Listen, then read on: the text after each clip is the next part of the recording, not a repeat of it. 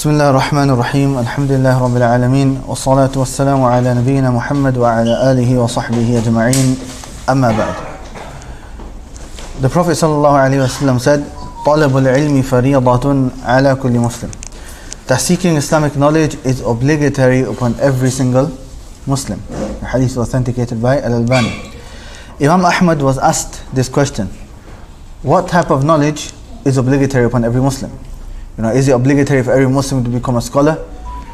Or is it obligatory upon every Muslim to know, what exactly does every Muslim have to know?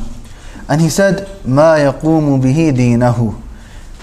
It's obligatory upon him to learn that knowledge which allows his religion to be upright. And then he gave examples, such as your Salah, such as your fasting, and other actions similar to that. So Imam Ahmad's answer was basically, those things which are obligatory upon you to do, it's obligatory upon you to learn. And that's something that Ibn al-Qayyim rahimahullah mentioned. That which is obligatory upon you to do, it's obligatory upon you to learn about. So those things that you need to do which are obligatory, such as your Salah, such as birrul walidain, be good to your parents, such as the rulings pertaining to your business, what is halal and haram in your business. You don't need to know all of Islamic finance, but at least that which is pertaining to your business, you have to know the rulings pertaining to that. And from the greatest of obligations is the Salah. We know that the Prophet ﷺ said that the first thing, أَوَّلُ مَا يُحَاسَبُ عَلَيْهِ الْعَبْدُ يَوْمَ الْقِيَامَةِ, the first thing that a person will be held to account for on the Day of Judgment, as-Salah, is regarding his Salah. And we pray 5 times a day minimum. And then we increase in the nawafil, in Ramadan we have Tarawih, and so on. So imagine we spend all that time praying, but then because we didn't take any time out to learn about the Salah, our Salah is not accepted. How much regret would a person have on the Day of Judgment to see that all that hard work he put in wasn't accepted by Allah subhanahu wa ta'ala. And we know for any action to be accepted, there are 2 conditions. Al-Ikhlas wal-Mutaba'a, sincerely for Allah, that is basically the science of Aqidah, Tawheed, that you do it only for Allah subhanahu wa ta'ala. And then the second is Mutaba'ah, following the Sunnah of the Prophet sallallahu alayhi wa sallam, and that's where we have Fiqh. That's where we have the science of Fiqh.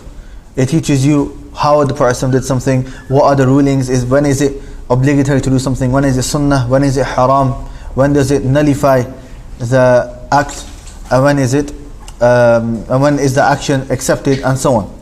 So all of this is studied in the science of Fiqh.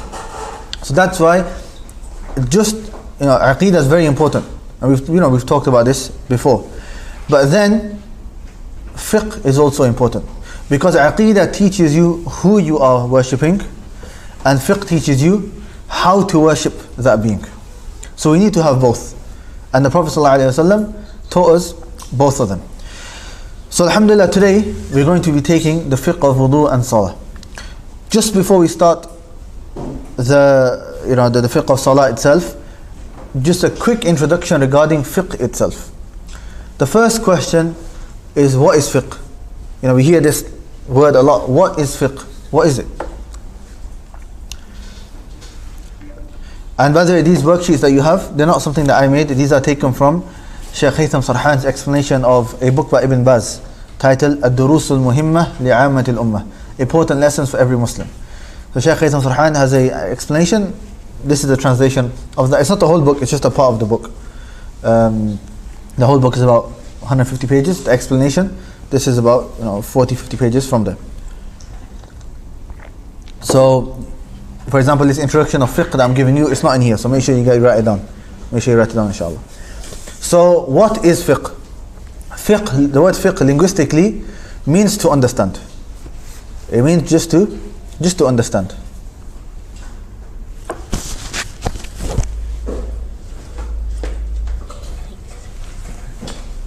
Is there another pen? Because that might be low on ink. Just take a pen from him. All the other pens, give them to me, so that I can, if I see anyone not writing, I can give it to them.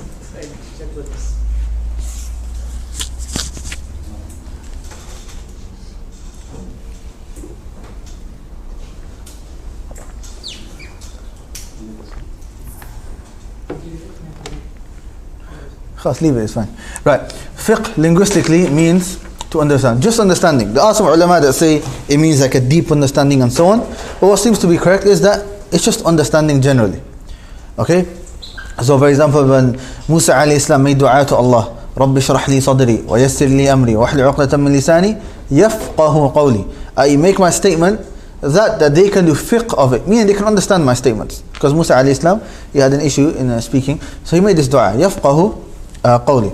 Likewise, the people of Shu'aib said to Shu'aib, Ya Shu'aib, ma nafqahu kathiran mimma taqul. O Shu'aib, we don't have fiqh of what you are saying, or a lot of what you are saying, i.e., we do not understand a lot of what you are saying. So what fiqh linguistically in Arabic language means just to understand. What does it mean Islamically? What's the Islamic definition that the ulama have given to fiqh? I'll mention a definition and then we'll explain it inshallah. So they say it is ma'rifatul ahkam ash-shar'iyya al-amaliyya, to know the practical Islamic rulings. It is the knowledge of the practical Islamic rulings. بِأَدِلَّتِهَا التَّفْصِيلِيَّةِ, with its detailed evidences. With its detailed evidences.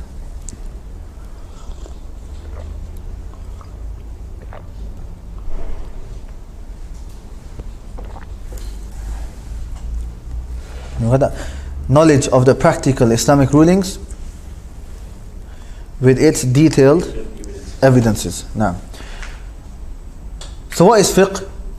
It's knowledge of, and this word practical is one of the most important words, the practical Islamic rulings. It's not any Islamic ruling, but those ones which have action in them. Because the opposite of practical is the knowledge-based rulings, and that's the science of Aqidah. Where is Allah regarding Asma or Sifat? This is all knowledge-based, right? And then, obviously, even in Iman, we say Iman, originally it's belief in the heart, but then it shows on the limbs. Okay, you want to show it on the limbs, you want to show that Iman, right? That's when fiqh comes in. You have the fear of Allah, you want to pray Salah, right? How do you pray? That's when fiqh comes in. So, the knowledge-based rulings are Aqidah, and the practical rulings is the science of fiqh. So, that includes, actually, we'll get to that inshallah, I'll mention that in a second. Practical Islamic rulings with its detailed evidences. Who remembers what this means? I've explained it before. What does it mean with its detailed evidences?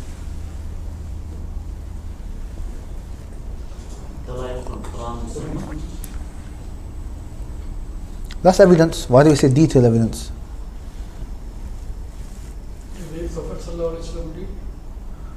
That's evidence again. Why the word detailed?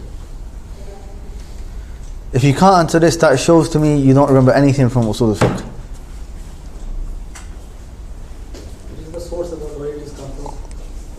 That's evidence. If I just said from its evidences, khalas, that's Quran and Sunnah. Why did I say detailed evidences? Like if we are paying zakat, we have to know the details, like on different categories. Good try, but that's not the answer. That's not what it's referring to. Practice by the Sahaba. All them evidences. Why detail? Why am I saying the word detailed? Right, okay. What's the opposite to detailed? General and detailed. Summarize, okay. Which science focuses on the general evidences? Not tafsir. La, not aqidah. I've mentioned the answers. Pondering on the Sunnah and Quran and finding out different detailing in that. That's not what it's referring to. Okay, look, we have detailed evidences and we have general evidences. General evidences is the science of Usūl al-Fiqh. If you remember, I'm not going to go into it right now, but quickly, if you remember, Usūl al-Fiqh is looking at the Quran generally. So we don't go into the detail of every single ayah, but generally, what the rulings of the Quran, can we use the qira'at, are they a dalil, qira'at shaza, are they a dalil, sunnah generally, qiyas generally, we'll study qiyas generally. What are the conditions of qiyas, what are the pillars of qiyas, what are the different types of qiyas and the conditions within them, ijma', what's the definition. These are general. When you say detailed, then what this means here is that every single ruling that we give in fiqh has its own specific dalil. So for example, I say Salah is obligatory, I have a dalil, wa aqimu Salah. I say you have to put your hands in a certain place in Salah, I have a hadith. I say you have to rafa' al-yadayn, there's a particular hadith. Every single issue has a individual specific proof for it. As for looking at the Quran generally, looking at Sunnah generally, looking at Qiyas generally, that is Usūl al-Fiqh. And we explain this in a lot more detail. If you don't understand it, no problem. But we took this in Usūl al-Fiqh. That is Usūl al-Fiqh. If you don't understand this, then I don't know how you understood the rest of the science of Usūl al-Fiqh. So make sure you guys revise over that. Ala kulli hal, this is the definition of fiqh. That we study the practical Islamic rulings with their detailed evidences. Now, don't worry, go back to your notes in Usūl al-Fiqh. How are the books of fiqh split? This is the next issue. How are the books of fiqh split? And if you understand these, the ways that they are split, then you'll understand the main issues which are studied in fiqh. The books of fiqh generally are split into four parts. The books of fiqh are split into 4 parts.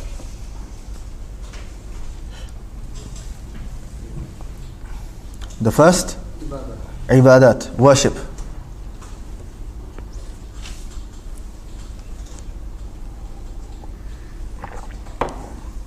The second, mu'amalat, transactions. The second, mu'amalat, transactions.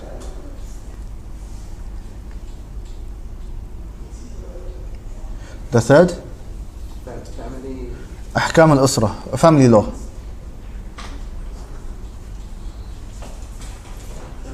Family law.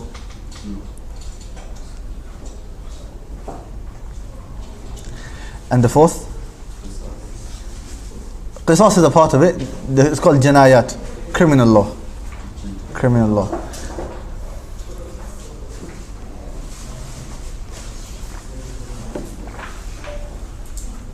Okay, so the books of fiqh are split into how many parts?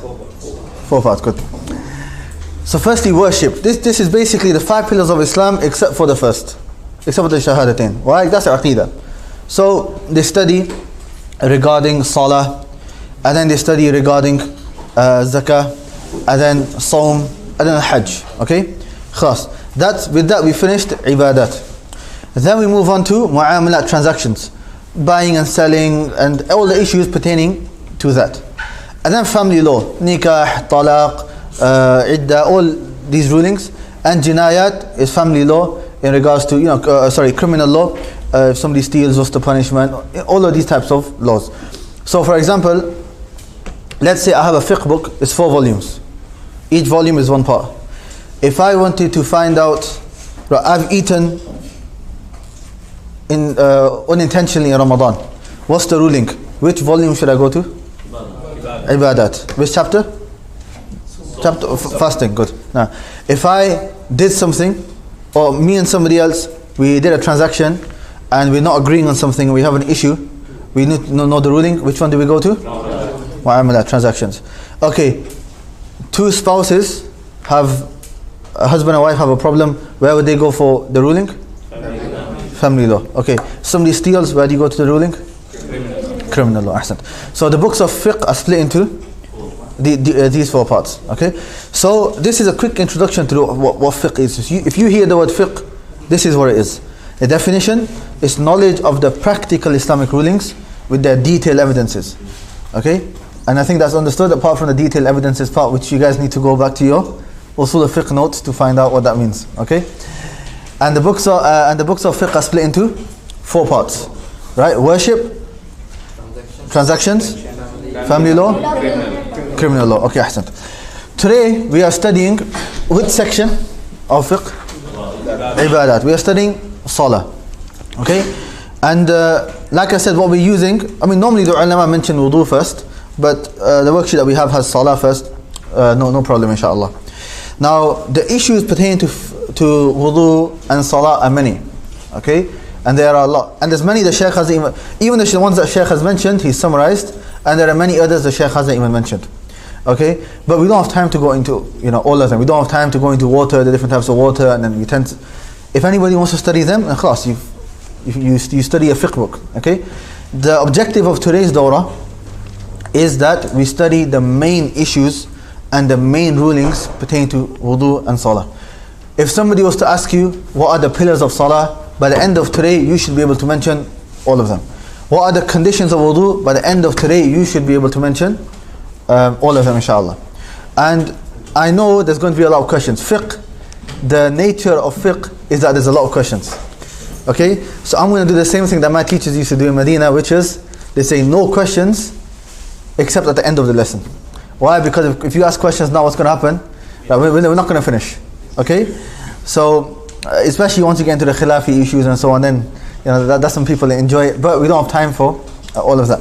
Right now, we need to know the basics. We need to know the basics. There's no point arguing about one issue where some ulama differ and then you don't know the other rulings. Okay? So, we're going to start off firstly with the shurut of salah. This is the first chapter that we have. We'll see if, what time is Adhan? Adhan is 4:50. Sorry? 4:45? No. 55. Khalas, okay. We'll try to take all the conditions, inshallah. We are studying first conditions of salah. We have two things. We have conditions, and later on we're going to come to something called pillars of salah. We have conditions of salah, and we have pillars of salah. What's the difference between pillars and conditions? We're going to mention two differences. So make sure you write this down. Two differences between a pillar and a condition. The first difference between a pillar and a condition is that the condition comes before the action. It comes before the action, and then it continues throughout the action.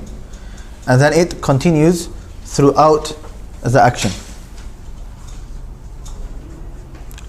As for a pillar, then that is within the action itself. That is within the action. So a condition is before the action, before and throughout the action, whereas a pillar is just within the action. So for example, one of the conditions of salah is to do wudu. When do you do wudu? During salah or before?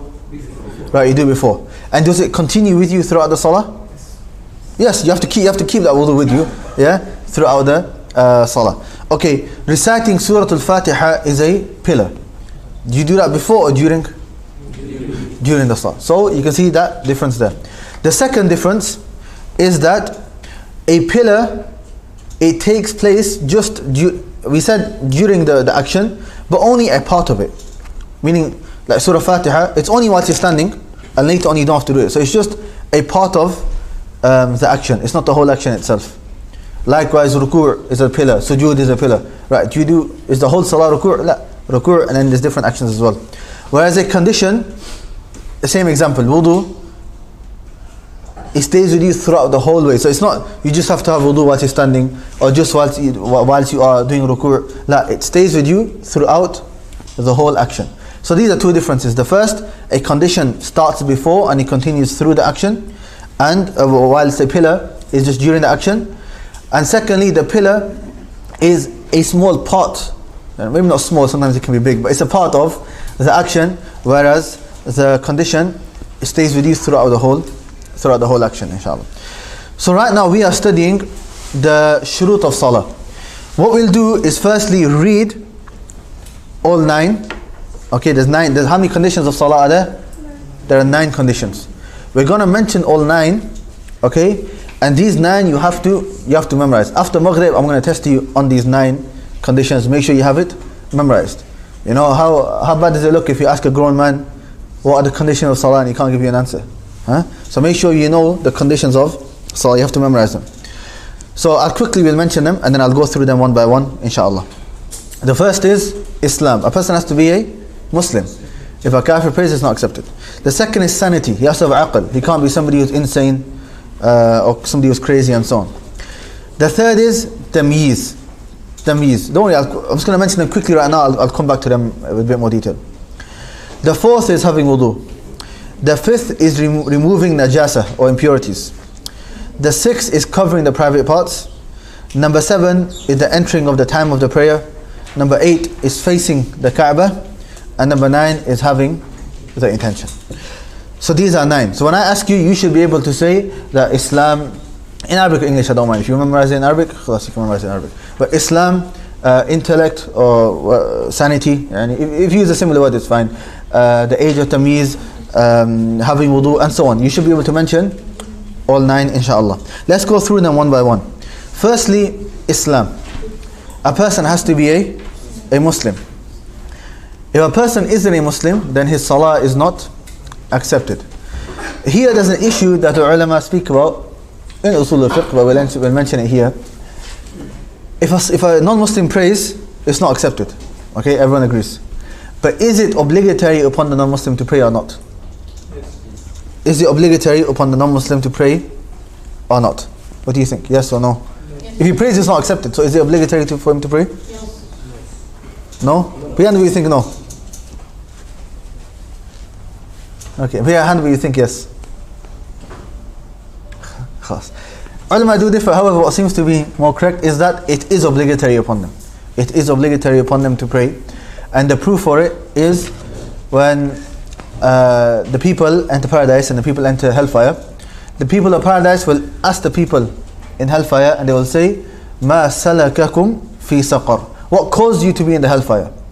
And they gave a number of reasons, and the first one was, "Qalu lam naku min al-musallin." We weren't from those who prayed. Okay? Now somebody could turn around and say, okay, but that could be a Muslim who didn't pray. But if you carry on, قالوا لم نكن من المصلين ولم نكن نطعم المسكين ولم كنا نخوض مع الخائضين وكنا نكذب بيوم الدين. We used to disbelieve in the last day. Anybody who disbelieves in the last day, is he a Muslim or a kafir? Yeah. He's a kafir. So it shows that those people that this ayah is referring to are the disbelievers, and one of the reasons they were in the hellfire is because they didn't pray. Okay? So it's obligatory upon the non-Muslims to pray. Somebody may ask, but it's not accepted, what's the point? What's the point of making it obligatory upon them if it's not accepted? And the ulama say, this is so that they can get punished even more. This is another obligation that they have left. Likewise, I mean the issue normally talks about salah, but the ruling can also take place for the other acts of worship. All you guys need to know, okay, what I'm going to test you on, is the first condition is that a person is a Muslim. The second is sanity, aql. Somebody has to be aqil, he has to have sanity, he has to have intellect, right? So he can't be insane. Likewise, can't be intoxicated. If a person's intoxicated, it's still obligatory for him to pray, but he can't pray in that state. Why? Because he doesn't know what he is saying, and so on. There is an issue people ask regarding people who are autistic. You know, do they come under this or not? And the answer is that autism has different levels, there's different types, right? Different, what do you call it, scale. And it depends on the person. There are some who's it's very light, and it's not really an issue. Maybe some things here and there he might do which a normal person might consider odd or something, but he attends school, he takes the exams, he does everything else, right? That person is obligatory. But then you have those on the other side of the spectrum that, you know, they may take the ruling of being insane, but this is something that you should go to a doctor and you should look at. So it all depends. There's not one black and white ruling. It depends on the person and it depends on his state. This is the second. The third is tamyiz. Now what the age of tamyiz? A lot of people think age of tamyiz means puberty. That's not what we are referring to here. The Sheikh, he says, it does not mean puberty. Right? It means, its meaning is differentiating between things. One knows the question and the answer. Meaning, when a child gets to an age where he's able to differentiate, you ask him a question, he can reply to you, and he understands what's going on. Okay? And it doesn't mean puberty. However, the difference between the two is that the age of tamyiz, and there's no number, so it's any age that a person, you know, that a child is able to differentiate, then he's considered mumayyiz. He's considered at the age where he can pray salah. However, the two, some ulama, they consider both of them conditions, but from a different angle. They say tamyiz is shartu, it's a condition that if a person prays, it's accepted. Right? So if a child has not reached the age of tamyiz, but he's able to differentiate, then it's not accepted. And if he is, then it'll be accepted. Whereas puberty is shartu wujubin, a condition of obligation. Meaning, when he reaches the age of puberty, then it's obligatory. Before that, it's not obligatory. Before that, if he prays, it's accepted, but it's not obligatory. But once they reach the age of puberty, then it is obligatory upon that person to pray. So we have to differentiate between the two. So when is Salah accepted? At the age of Tamyiz. When is it obligatory? At the age of puberty. Another question now which you need to write down is, when does a person reach the age of puberty? When does a person reach the age of puberty?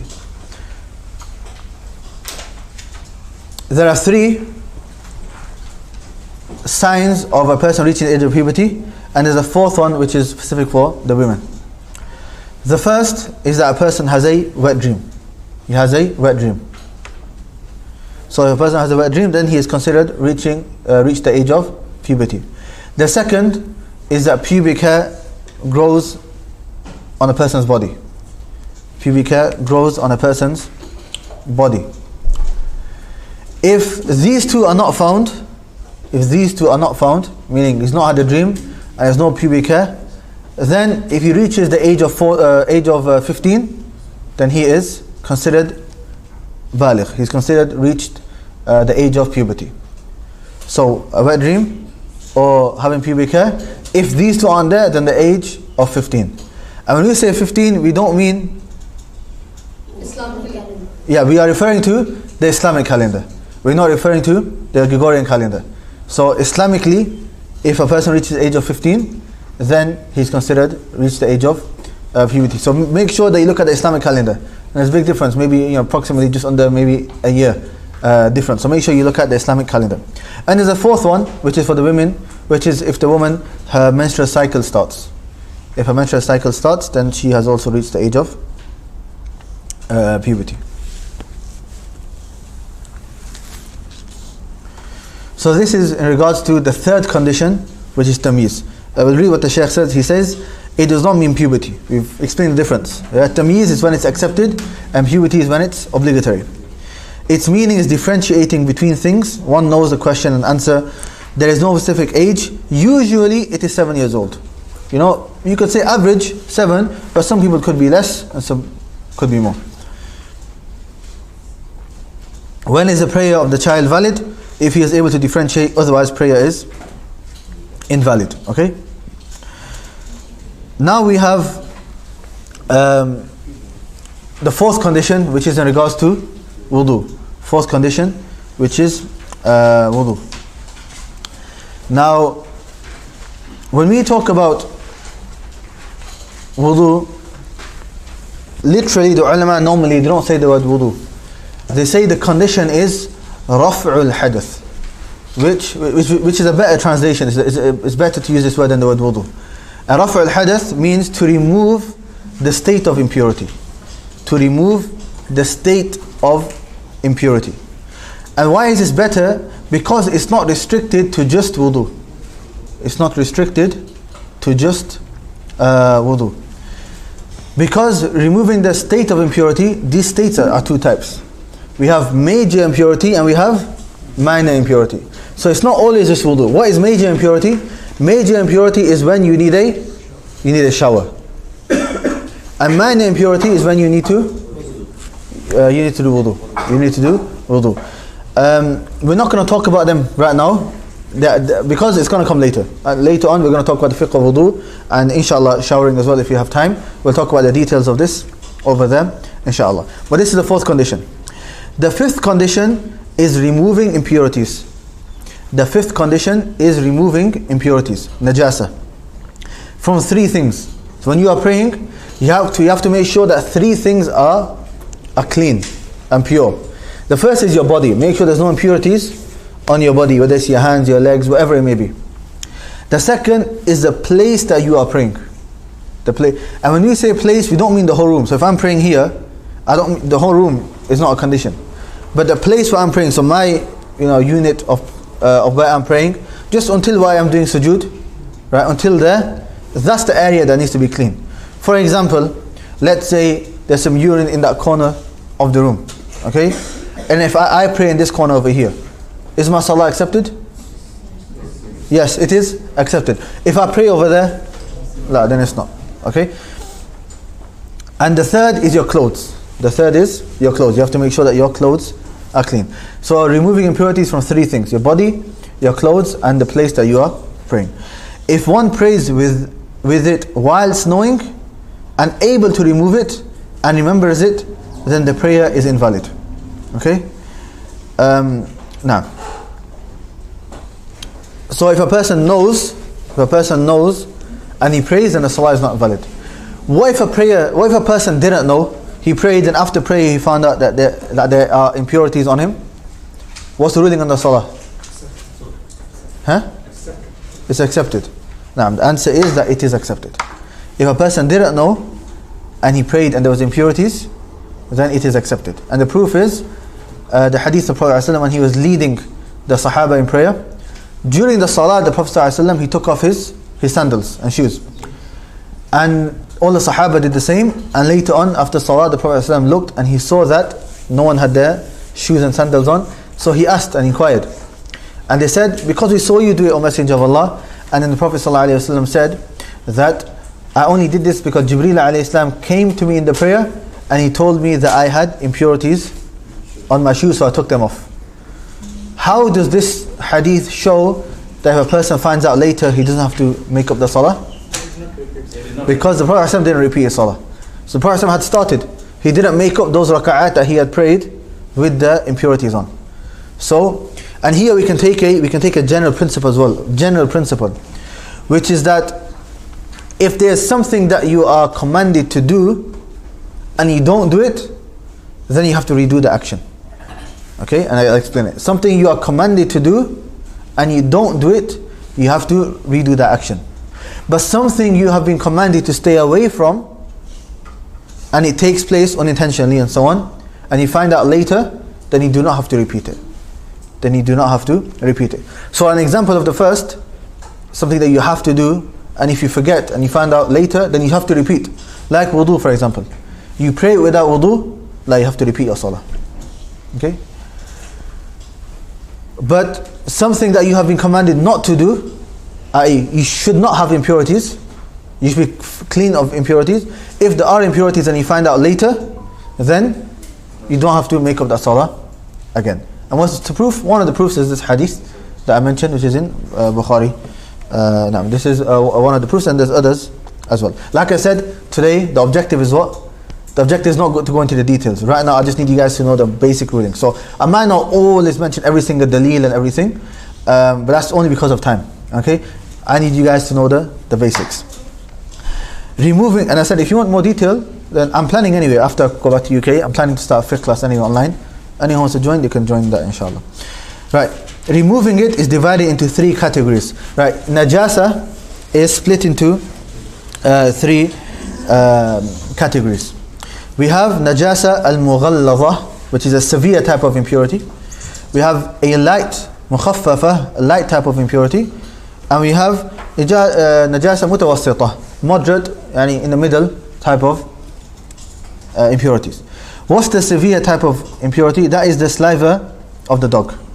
If the saliva of the dog goes on somebody's clothes or whatever it is, then you have to wash it 7 times. And one of those washes should be with soil or sand or any of the modern products, soap, fairy liquid, whatever it may be. That is all permissible. And if that could be the first one, then that should be the best. That is the best. So if dog saliva goes, so the whole dog is not najis. The whole dog is not najis. Just the saliva. Okay? The saliva, if that goes on your clothes, for example, you have to wash your clothes 7 times and try to make one of them, and the best being the first, either sand, soil, or fairy liquid, or whatever the case may be. That is a severe type, and that's mentioned in the hadith is awalagha fihi al-qalb until the end. Then we have a light type of najasa. You know, the severe one is called severe. Why? Because you have to do it 7 times.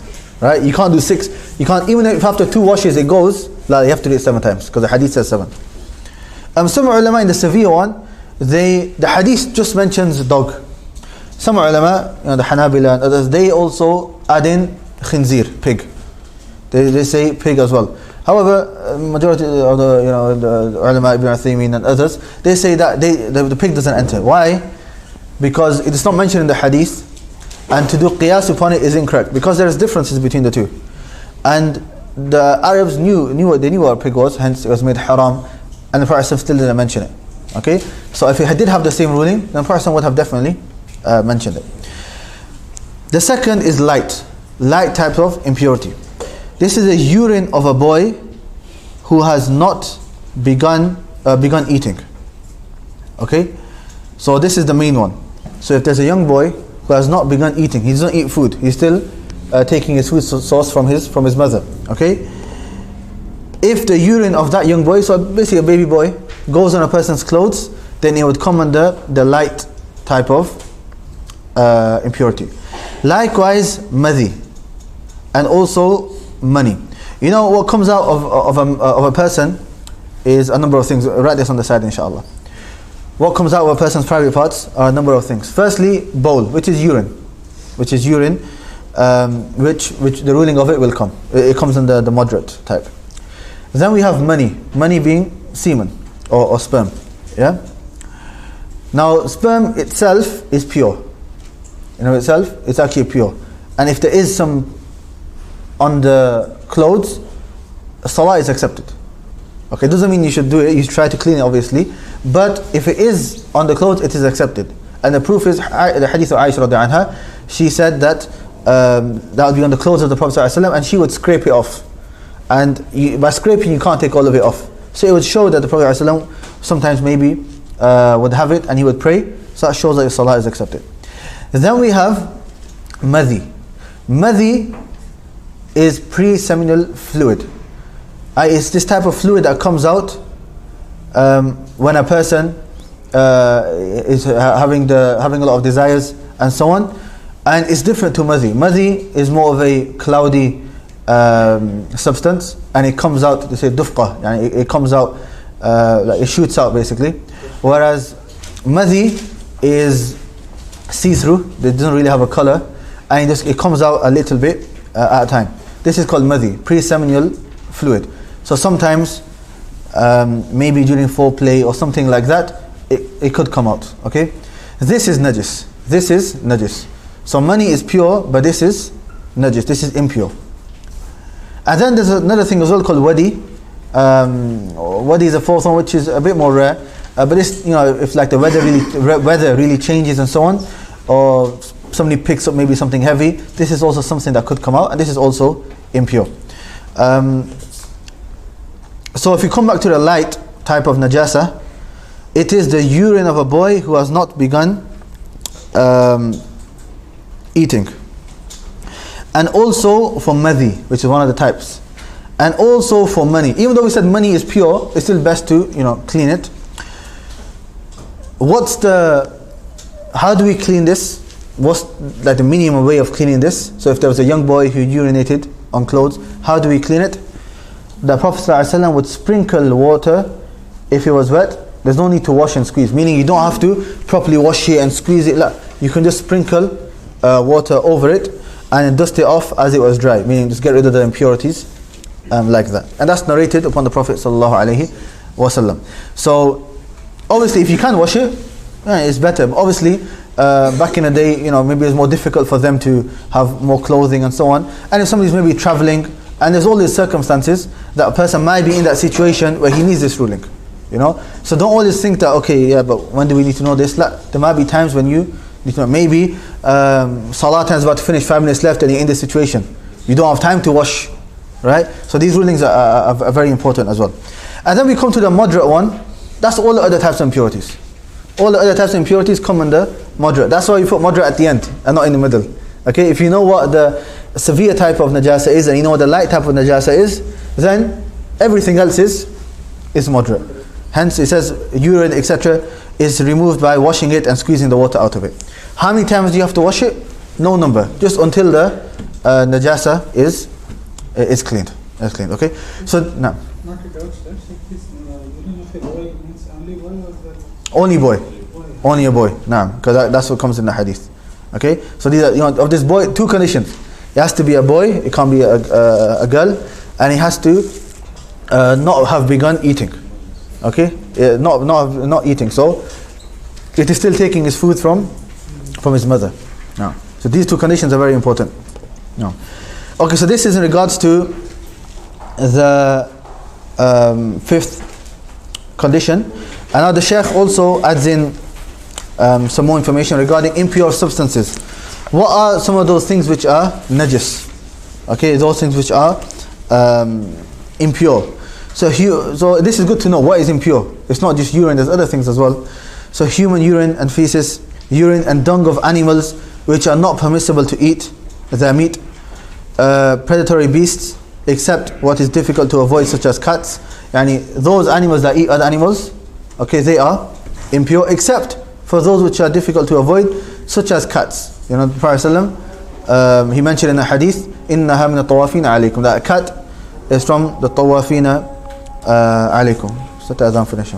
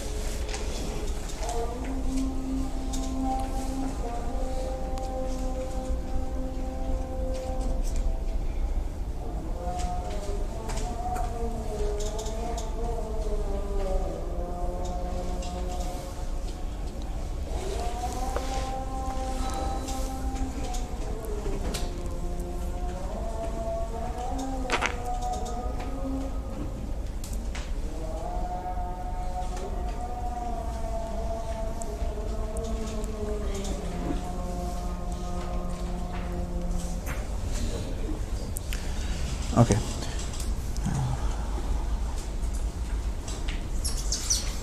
So such as cats, you know, comes in the hadith that cats tawafin, they do tawaf around you, they jump on you, they go here, they jump there and everywhere. Those that have cats, you know, no. That occurs mules and donkeys and so on. Moreover, the blood which flows from an animal after being slaughtered, the blood which comes out of the two organs, i.e. the front and back passage, the animals that die without being slaughtered except for those that have no flowing blood, the ones from the sea and locusts. These are different types of impurities. We're not going to go into detail just because of time.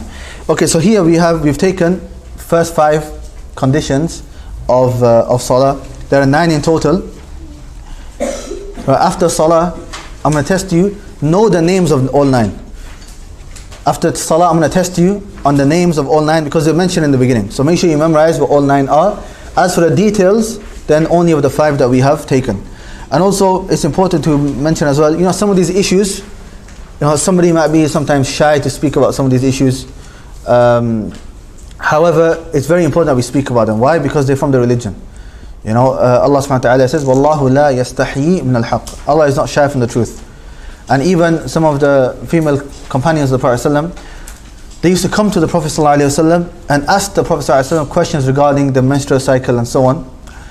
And even Aisha radiallahu anha, she praised these women and she said, نِعْمَ النِّسَاء نِسَاءُ الْأَنصَارِ. How great are the women of the Ansar. لَمْ يَكُنِ الْحَيَاء أَنْ يَمْنَعْنَهُنَّ أَنْ يَتَفَقَّهْنَ فِي الدِّينِ. That the shyness didn't prevent them from learning about the religion. So these issues we need to know. Right? If you're shy, you know, these are things that take place with every single person. Right? They can easily take place with every single person. And if you're shy and you don't know what to do, you could be, your salah could be not accepted. Some, you know, obligatory things which are obligatory upon you to do, you know, you could be gaining sin just because you were shy to not learn about them. So these are very important. And even sometimes some of the issues which sometimes might be pertaining to women, even then we should try to learn, especially as men, so that we can teach our women. instead of them going to a man and asking the question, we should learn it so that we can, they can ask us and we can tell them the answers, inshallah. So we'll stop here and we will continue after Salah, inshallah. After Salah, I'll give you 10 minutes to revise. After Salah, 10 minutes to memorize these 9 conditions, inshallah. Subhanakallah wa hamdika, ashhadu an la ilaha illa anta, astaghfiruka wa atubu ilayk.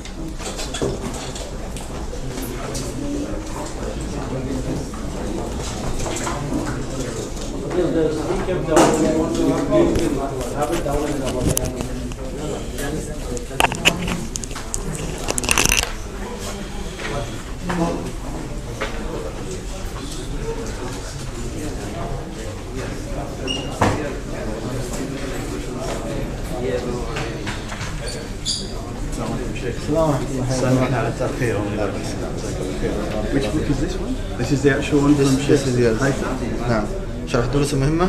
I heard he's in Kuwait. Yeah, he messaged me. He came yesterday. Was he one of your... He's on my meeting today.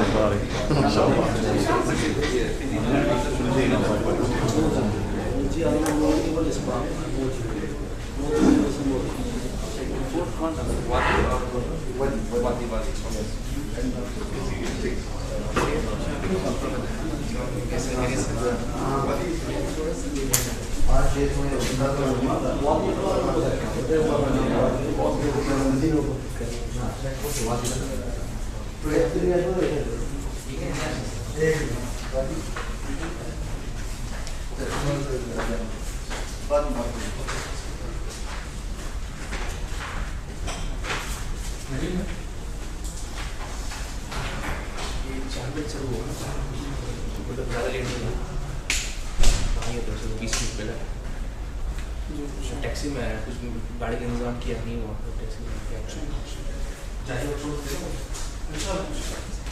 कुछ paper है ये सब कर दिया उधर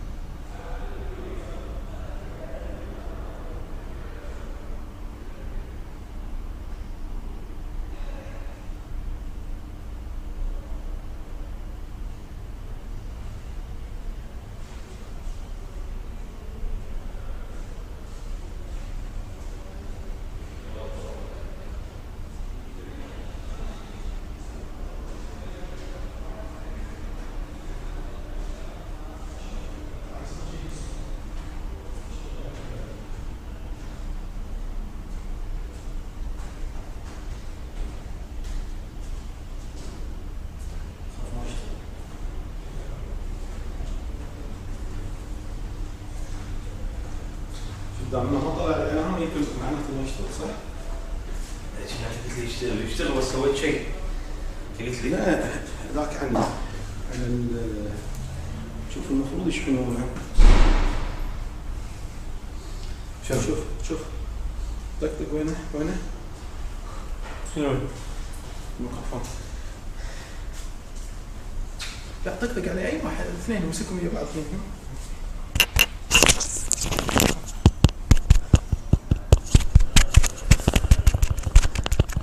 ها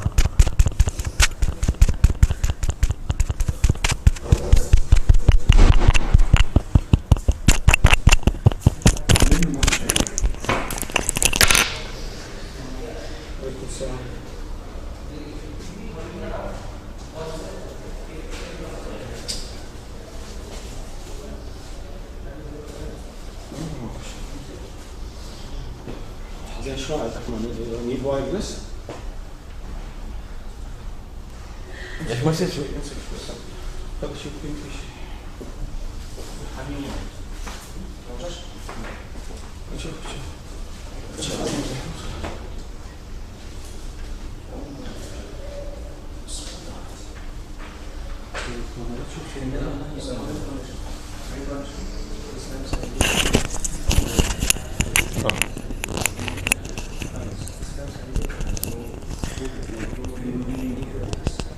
طيب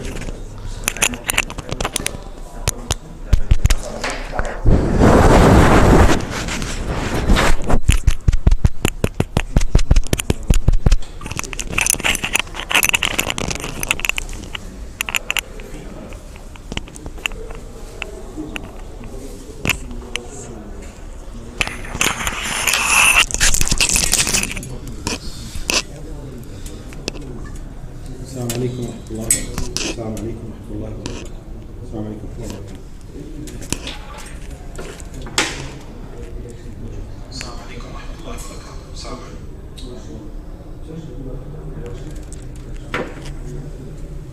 شوف عبد الرحمن الحين أنا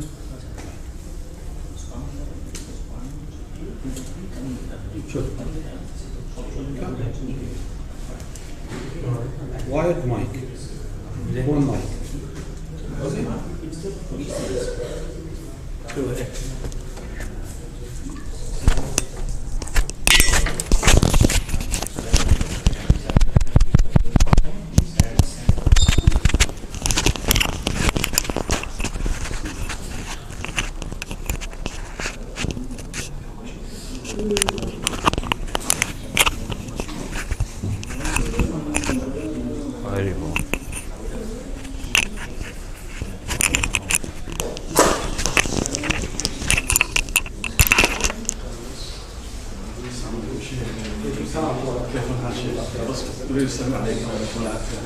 I wanted to come and I sent you a message on Instagram. I wanted to come and see what's the name of the Sheikh that came from the UK last night. Sahih. I wanted, but I got sick on the last 2 days, so I couldn't find him. Inshallah.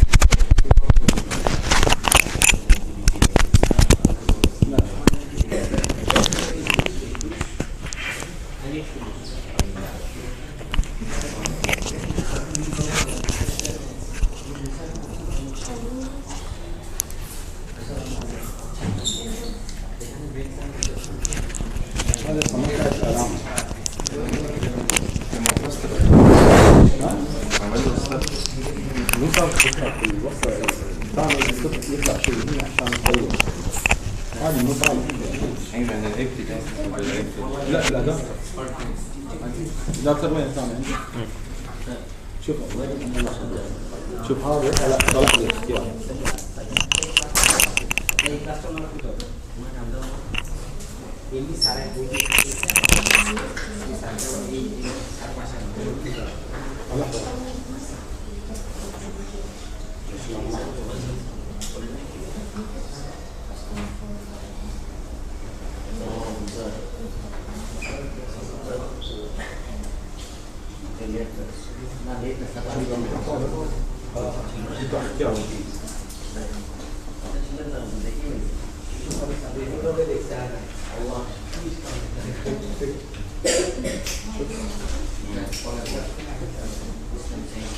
دي مش شغاله.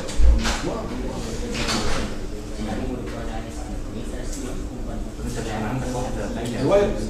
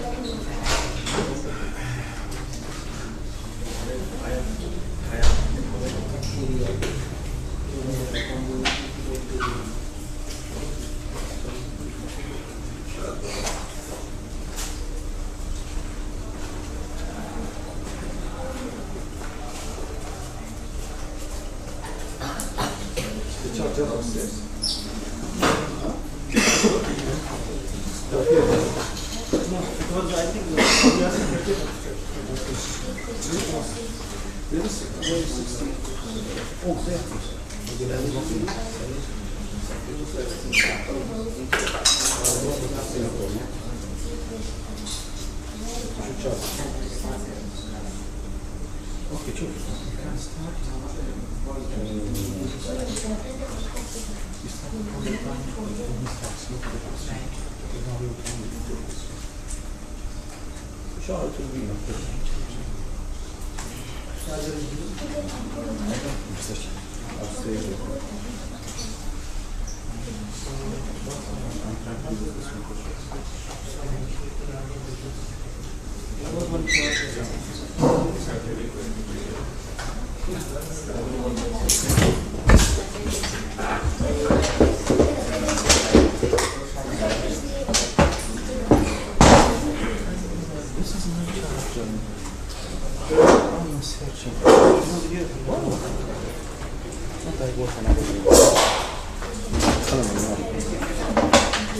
This is yours? Yes, yes. This also? Yes, it's all here.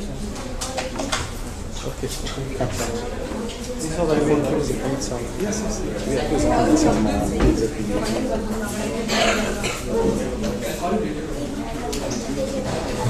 Why did you take my thing? That is very dangerous. It's very sensitive. It's too hard to get. My friend broke my glass.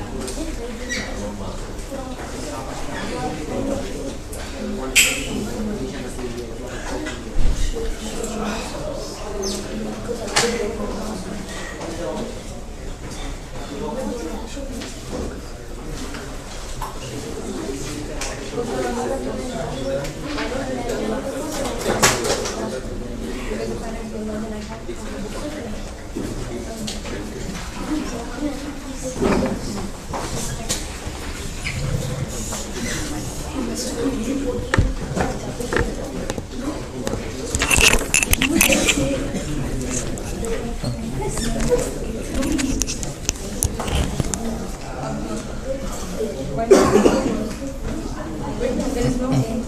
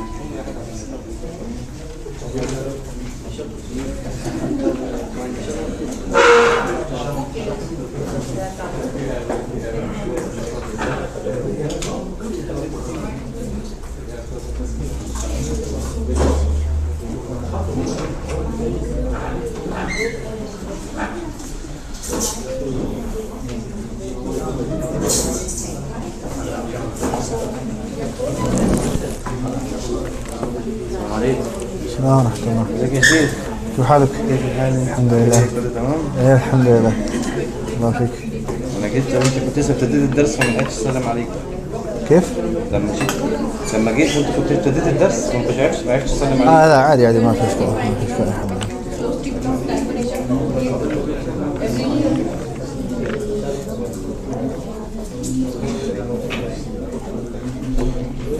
You subscribe to the Mr.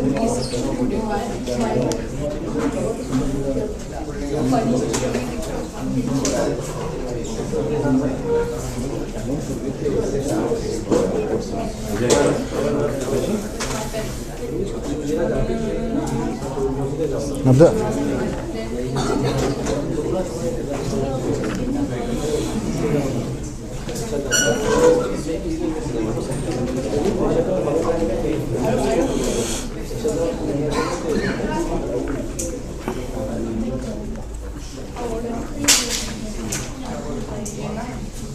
When I was in fourth standard, it was once I was going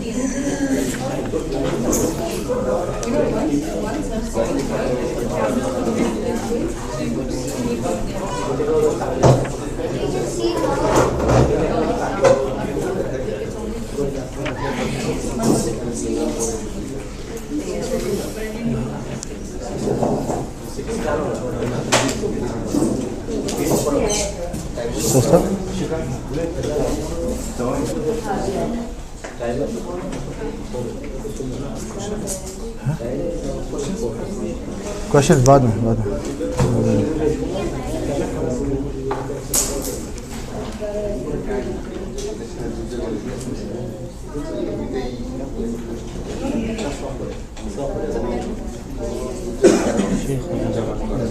There will be no break after Isha. Just actually Ibrahim नहीं है अभी, तो he just gave me few announcements. वो क्या बोलेंगे कि after Isha there will be no break. Okay, there will be break at 8 p.m. for the refreshments. Okay. ठीक है. ईशा नमाज की ब्रेक. ईशा नमाज का भी होगा. After they will come immediately. अच्छा. ईशा नमाज की ब्रेक, फिर उसके बाद 8 p.m. उसके बाद 8 p.m. ठीक है. और फिर उसके बाद end. ठीक है.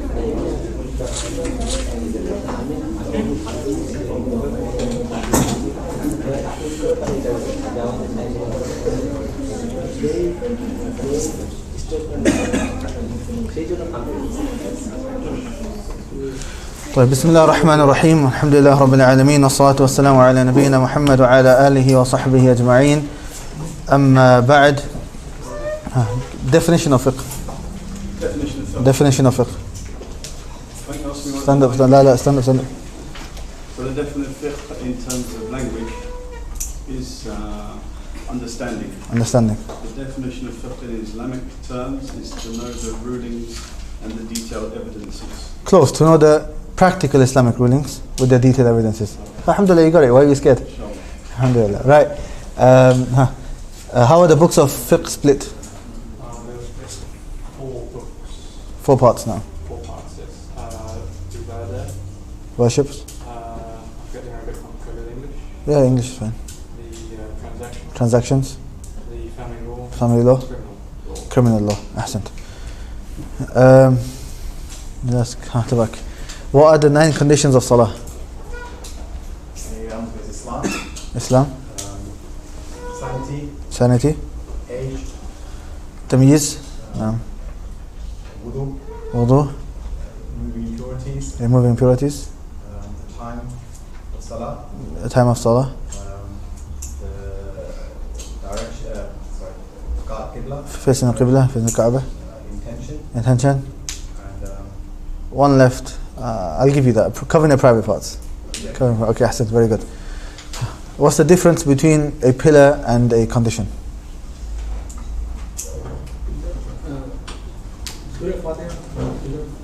Okay.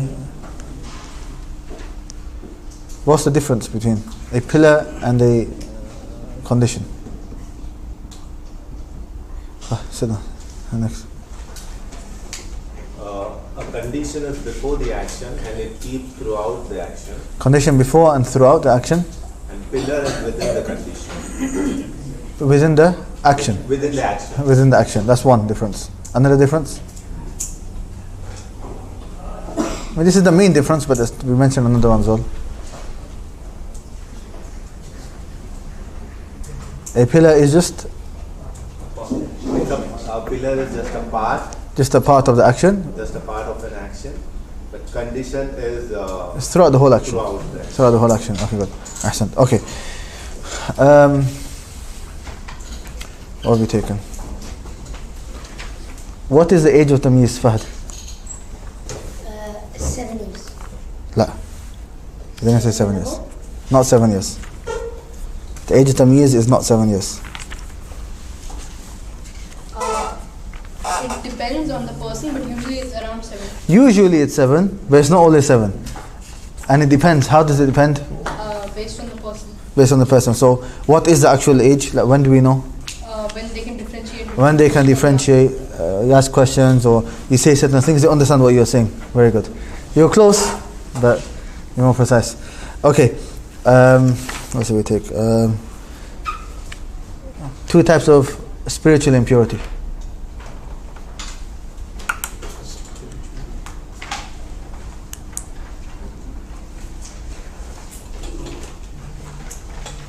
Spiritual impurity.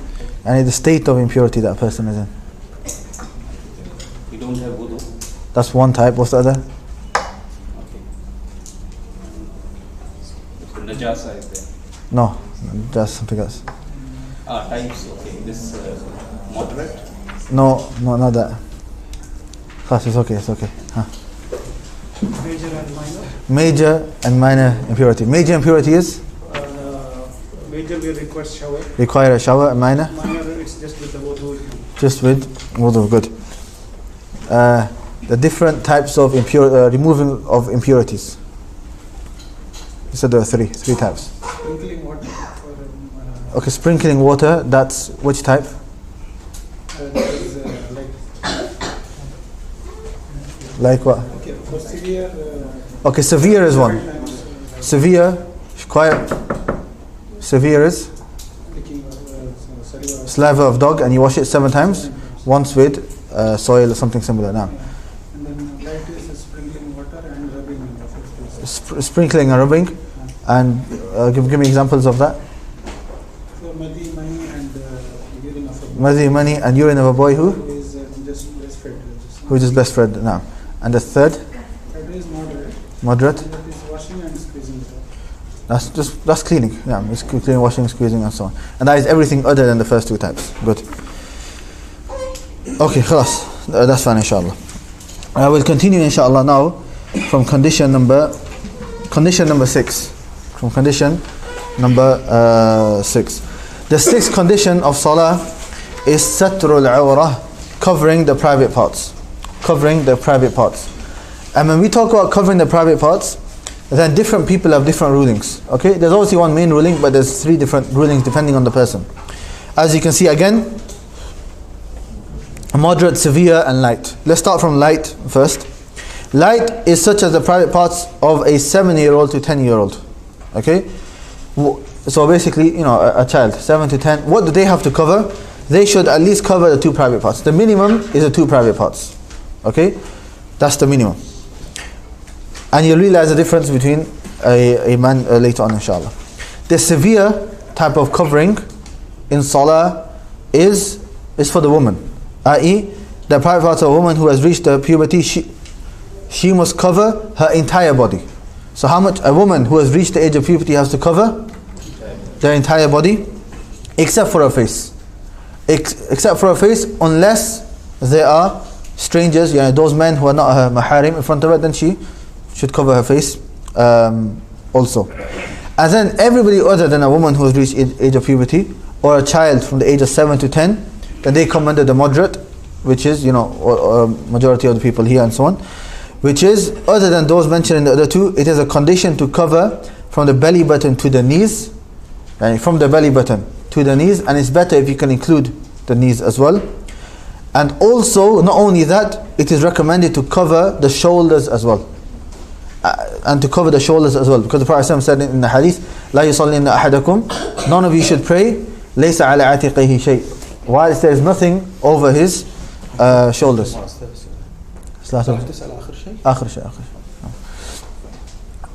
Prophet said that somebody shouldn't pray without covering his shoulders. So in salah we should cover our shoulders, and ideally a person should wear the best clothing that he has when praying salah. Sometimes we wear the best clothes when we go to work. When it comes to salah, that's when we wear pajamas, or I don't know, whatever it may be. We're not too worried about our salah. But the reality is, this is the most important meeting, which is with Allah subhanahu wa ta'ala. We should wear our best clothing. But we should minimum we should cover our from our navel, our belly button and including our knees, and also our shoulders. And it's important. So sometimes, especially youngsters, sometimes, I don't know about Kuwait, but especially in UK, they have sleeveless tops. Okay, so they have tops where they come up to here, and then the whole arm can be shown. That is not allowed in salah. That shouldn't be worn in salah. Why? Because the shoulders are showing. If it's a t-shirt that comes to here, that's fine. T-shirt that comes to here, that's fine, because that covers the shoulder. But if it comes to here, or like a vest, then that is not allowed to be worn. Okay, so that's the minimum. Obviously, you should wear the best clothes, but that is in terms of minimum. Well, some ulama say recommended, and some say they don't say invalid is a salah, but they say it's obligatory. And if a person doesn't do it, then he is sinning. Okay, I know the Sheikh has written here istihbab, but some ulama have said it's obligatory as well. So we should try our best to never show our shoulders. Now, so this is in regards to the sixth condition, which is, it's called satul al-awra, covering the private parts, but like we said, it differs depending on the person. Hand and feet. We're going to stick to the Sheikh al-Sadiyah. I said in the beginning, I'm not going to enter into Masail al-Khilaf. Okay? I mean, there's some that say the feet and stuff as well, but we'll stick to what the Sheikh says, which is that they should also cover the hand and feet as well. No. Number 7. The seventh condition is the prayer time, meaning a person he can only pray that Salah within the time of the Salah, except if he is traveling and is combining between two prayers, then the prayer time becomes more vast for him. So a person is traveling, then he can combine between Dhuhr and Asr, and he can pray either in Dhuhr time or he can pray in Asr time, but he can only pray in Asr if the intention is that he's going to delay it. Right? So you have to intend at Dhuhr time, right, I'm going to pray it later. I'm going to pray it later at Asr time. Okay? So it's not that person just forgets about it. At Dhuhr time, you should make the intention that he's going to combine at Asr time. Another important condition that ulama mentioned, like I said, we're not going to go into too much detail with everything because we don't have time, but I might mention just the most important conditions, the most important things that the ulama mentioned, is if you are combining your salah, then there's a condition, which is that you do not leave a gap between them. You do not leave a long gap between the two salahs. You do not leave a long gap between the salah. Meaning, if you're combining between Dhuhr and Asr, that doesn't mean you pray Dhuhr and then you go, okay, no, let's go now. And an hour later, it's still the time of Dhuhr. You say, okay, now I'll pray Asr because I'm allowed to combine. That's not allowed. It has to, you pray Dhuhr and then straight after you pray Asr. And if there's a few minutes, 5 minutes, somebody's spoken to you and then you pray Asr, that's fine. That's not a long gap, that's a short gap. But we are not allowed to have a long gap. So keep that in mind. Some people, they make that mistake. They pray, for example, Dhuhr, then they go out shopping and then they found some time, there's 20 minutes after Asr, let me pray now. Because we can combine during traveling. We can combine, that's not combining, that's just you praying before Asr time, you've not combined. Combined is where there's also only a short period of time between the two. If there's a long period of time, then that is not allowed. The 8th condition is facing the Qibla. Facing the Qibla. So you have to face the Kaaba.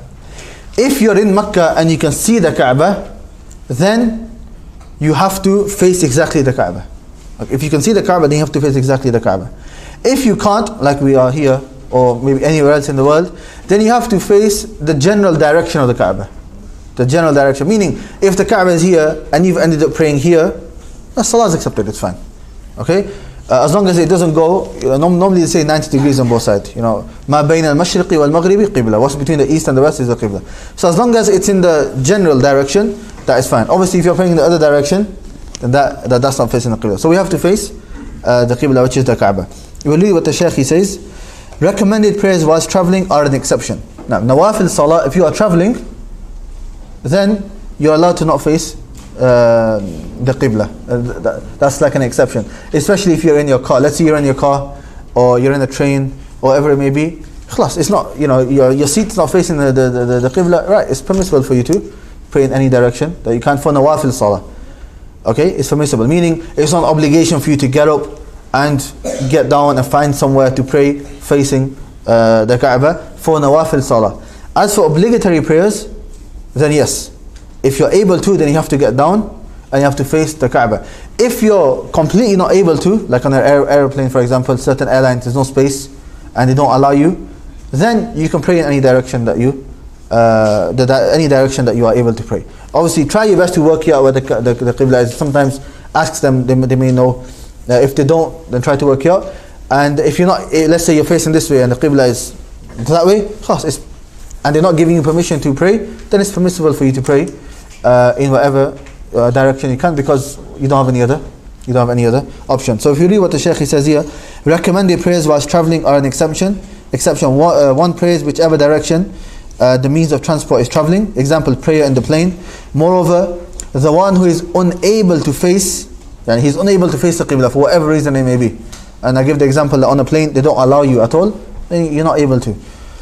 Or you fear an enemy, then he is excused. Yani in battle you're allowed, Salatul al-Khawf has its own rulings.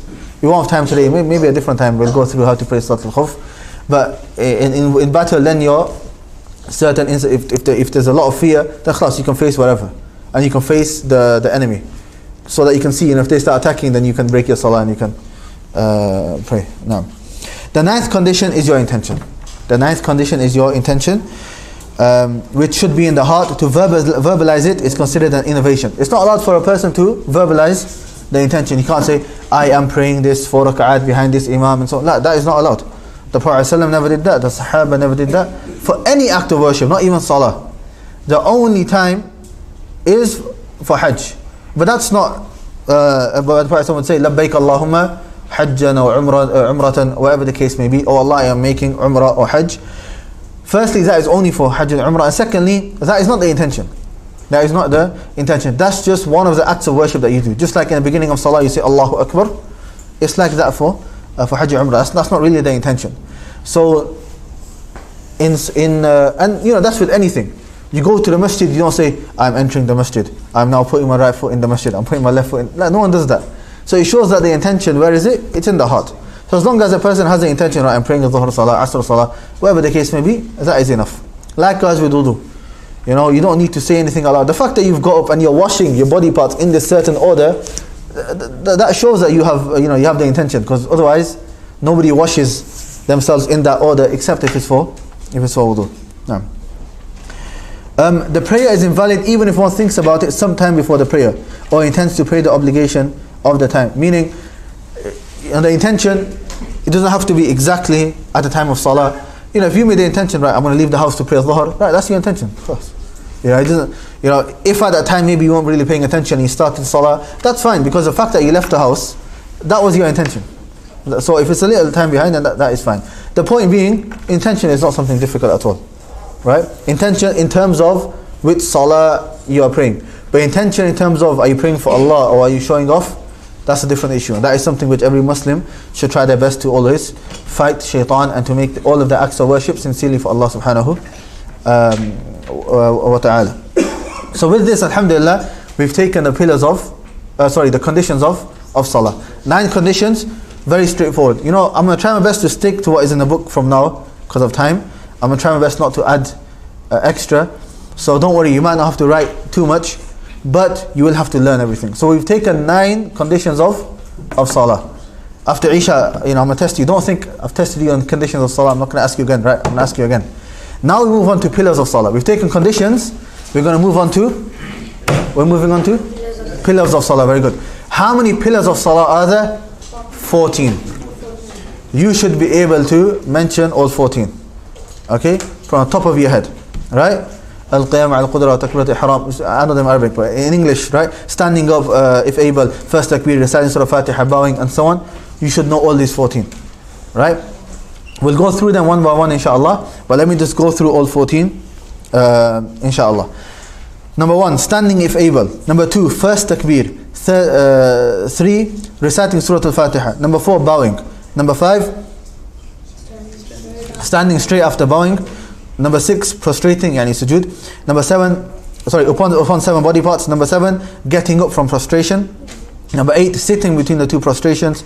Number 9, tranquility in all the positions. Number 10, the ordering of the pillars. Number 11, the final tashahhud. Number 12, the sitting for the final tashahhud. The 13, making dua for the Prophet ﷺ, yani say Allahumma salli ala till the end.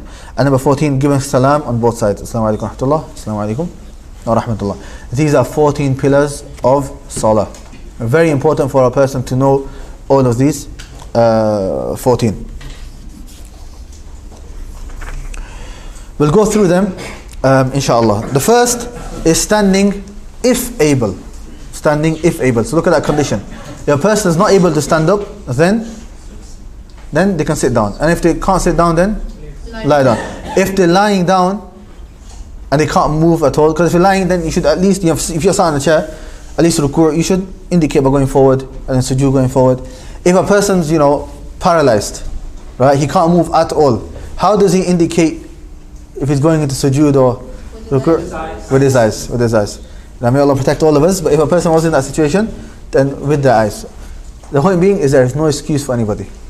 There is no excuse for anybody to miss the salah. Now standing, if able, this is a pillar, but only in the obligatory prayers.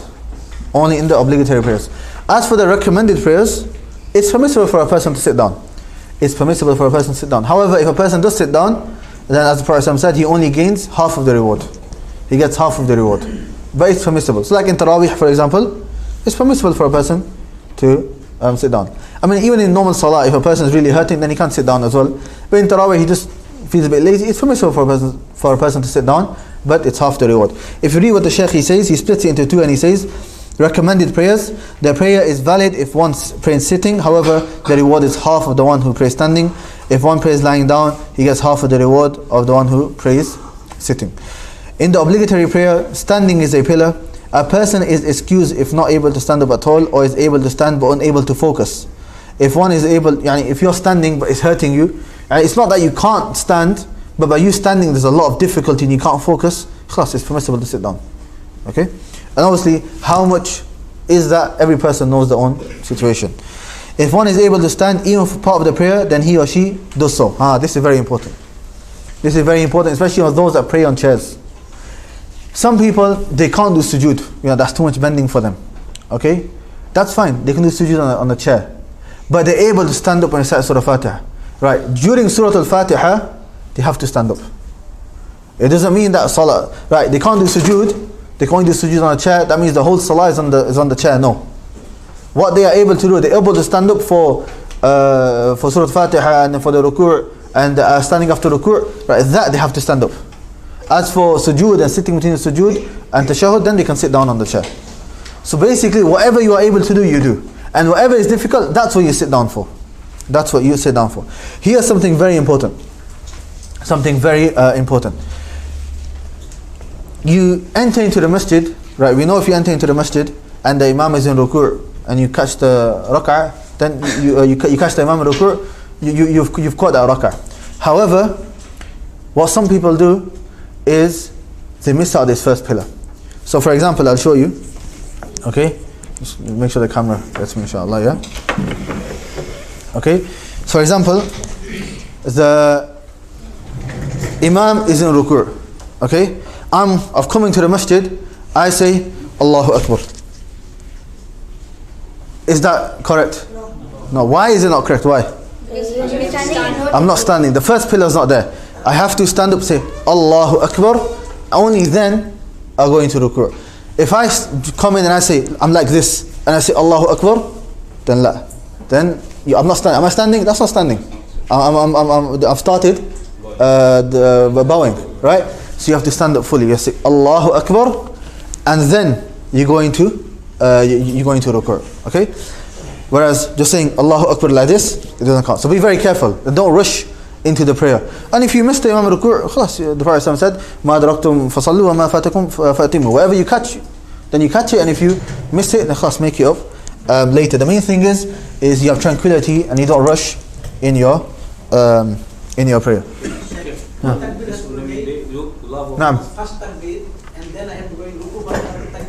Okay, so we're gonna come right now. This is the next issue. Look, I'll show you the next issue. No, right, it's just issue right now. Pillar 2. What's pillar number 2? First takbir, right. This is called takbiratul ihram. Takbiratul ihram, which is the first takbir, Allahu Akbar. Now notice we said first takbir, even though we say Allahu Akbar during the rest of the salah, those takbirat have a slightly different ruling, which we will get to shortly inshallah. The first takbir, which is saying Allahu Akbar, not moving your hands. Moving your hands is rafa' yadayn, that's something else which we'll get to, okay? Saying it, that is obligatory. And it's called ihram, what does it sound like? Haram, right? Because by you saying that Allahu Akbar, it's made eating, drinking, talking, all haram in salah. That's why it's called takbiratu al-ihram. Right, so in the same example of before, saying Allahu Akbar, first one, that is from the pillar. As for going in, if the imam's in ruku', You can say it. If you want to say Allahu Akbar again, you can. If you don't want to say Allahu Akbar and go straight into ruku', that's also fine as well. That's not a big issue. Does that make sense? Which one do you have to say? The first one. The first Allahu Akbar. Yeah. The main thing is you have to say it. As for the hands, that's if you notice, the takbir, saying the takbir, that's the pillar. As for the hand movements and so on, we're going to get to that from the sunan later on. So if a person doesn't do that, that's fine. But main thing, while standing, Allahu Akbar, that's the minimum you say. Obviously, if you can do the hands as well, that's obviously more better and so on. Right, that is the second pillar. Don't worry, the other pillar, the other takbirat and everything else, it'll come in due time, inshallah. Right, pillar number 3, reciting Surah Al-Fatiha. Now, notice, is there something we say before Surah Al-Fatiha? Yes. What do we say? Subhanaka Allahumma or Allahumma ba'id bayni. There's many du'as. The fact that it's not mentioned, we went straight to Surah Fatiha, shows that du'a is sunnah, is recommended. If a person does miss it out, his salah still accepted. Okay, but it's not complete. It is not complete. And this is that du'a in the beginning is known as du'a al-istiftah, the du'a of opening, the du'a of opening. So you recite Surah Al-Fatiha. That is pillar number 3. Now Surah Al-Fatiha is very important, especially us, because most of us are non-Arabs, and even some of the Arabs, that we learn how to recite Surah Al-Fatiha correctly. If you do not recite Surah Al-Fatiha correctly, your salah is not accepted, because you have not come with this pillar. Be very careful. And the ulama are very precise. Even the shadda, the W sign, Rabbil, make sure you do the shadda on the ba. Because if you don't do it, if I say Rabbil, so it's not accepted. Salah is not accepted. Why? Those that know a shadda is actually 2 letters. If you look at how the word Rab is, the word Rab is written, originally it's actually Ra, Ba and Ba. There's 2 Bas. But they put them together and they put a shadda. Any shadda, that's what it is. It's 2 letters. One has a sukoon and the other has a haraka on it. So if I say Rabil, for example, I've only mentioned 1 Ba. I've not said both Bas. So I've not recited a letter from Surah Al-Fatiha. So I've not recited Surah Al-Fatiha completely. Again, غَيْرِ الْمَغْضُوبِ عَلَيْهِمْ وَلَا الضَّالِّينَ. If I say leen, not correct. وَلَا الضَّالِّينَ. Stay on it for a little while. Show the shadda. وَلَا الضَّالِّينَ. You have to stay on it for a little while. If I say وَلَا الضَّالِّينَ, I've not brought that lam. So learning how to recite Surah Fatiha is very important. And even the letters, don't say, Surah غَيْرِ الْمَغْضُوبِ عَلَيْهِمْ وَلَا الضَّالِّينَ. We need, it's the Quran, speech of Allah subhanahu wa ta'ala. We need to learn how to pronounce. Yeah, especially if you're a bit older, it might be difficult, but it's not that difficult. It takes a bit of time in the beginning, but once you've got it, it's second nature. It's second nature reciting this, So we have to put a bit of effort in. It's not enough just to send our kids go learn tajweed and Quran, become hafiz. La, we should at least know how to recite Surah Al-Fatiha. Number 4, it says tranquility in all of the positions. Tuma'nina, meaning don't rush. And what it means by tranquility, it says tranquility is achieved by reciting each statement at least once. Meaning I'm in ruku' for that amount, that period of time where I can say Subhana Rabbiyal Azim. If I can say that, then khalas. Whereas some people, you look at them and honestly you can't even say Subhana Rabbiyal Azim and they're already up. Okay? If a person does that, then he doesn't have tranquility. Important point to remember, the pillars are within an act of worship. The prayer is not valid if any of the pillars are not performed intentionally, out of ignorance or forgetfully. Neither does the prostration of forgetfulness make up for it. One should repeat a recent prayer. Okay.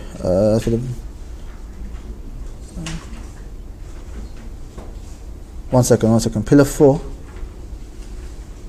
Where are the rest of the pillars? That point to remember should be at the end.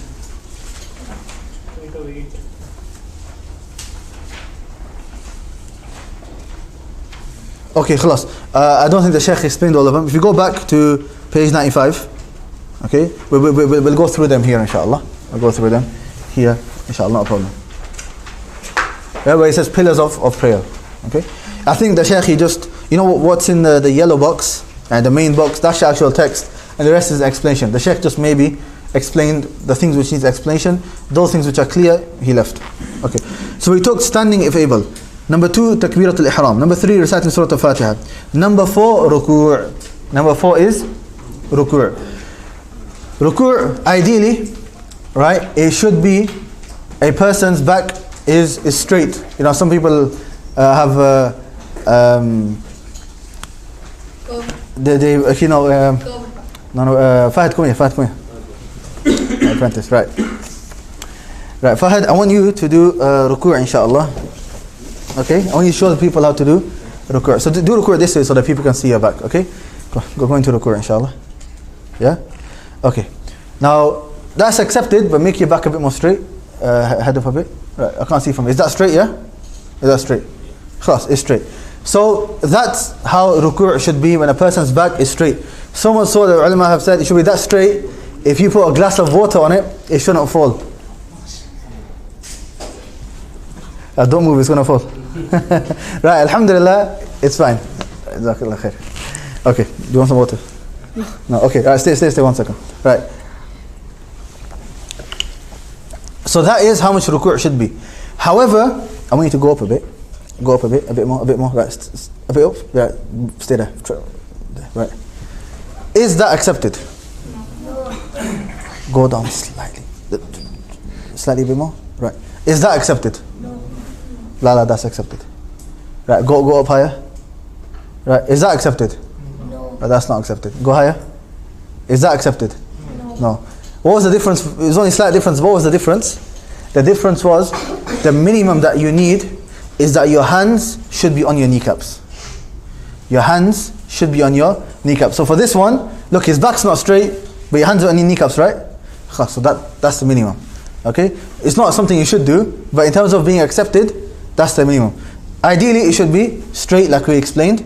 But if the hands are on the kneecaps, then that's like the minimum of what is accepted. Anything higher, go higher without touching it. Yeah, like that, then that is not accepted. Okay? Jazakallah khair, you can sit down.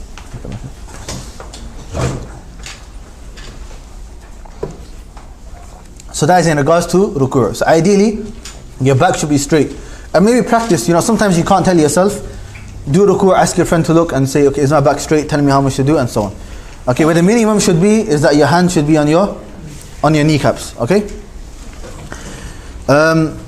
After it, standing after bowing. Standing after bowing. So after ruku', you have to stand up fully, right?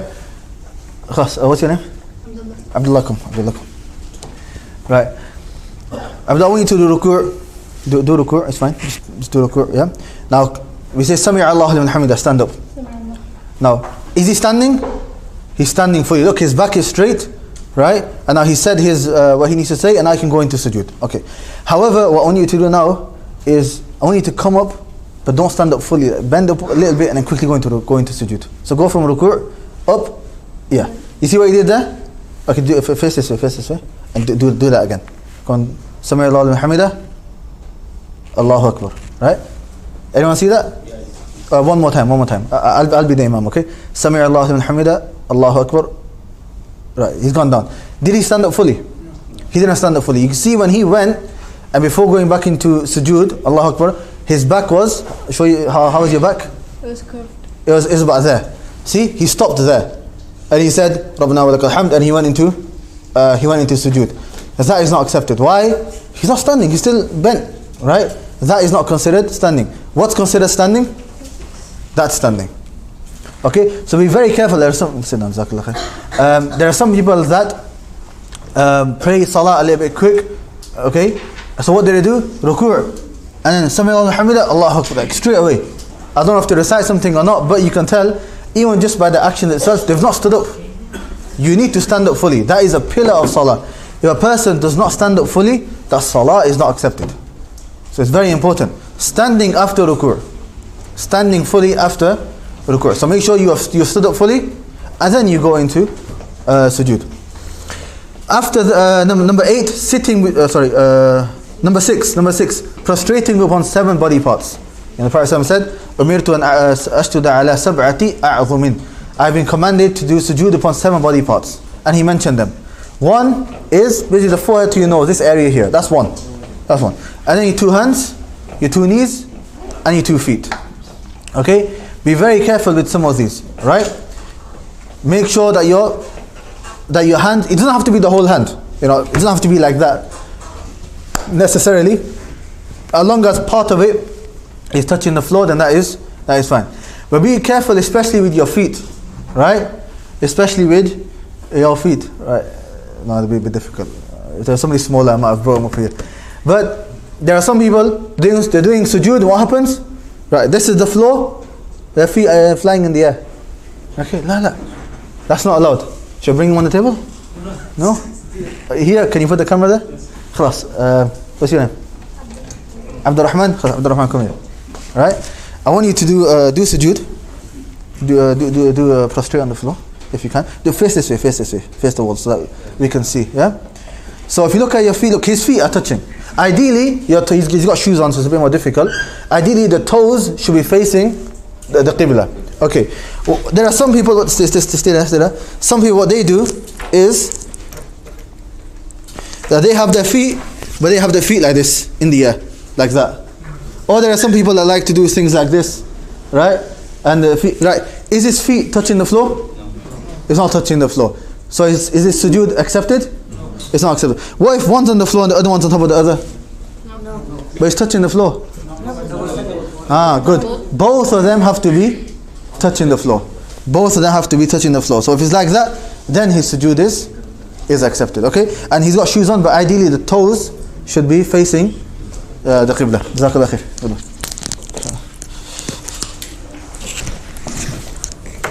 Inshallah, everyone who prays Salah correctly now, you get the reward for it, inshallah. Okay?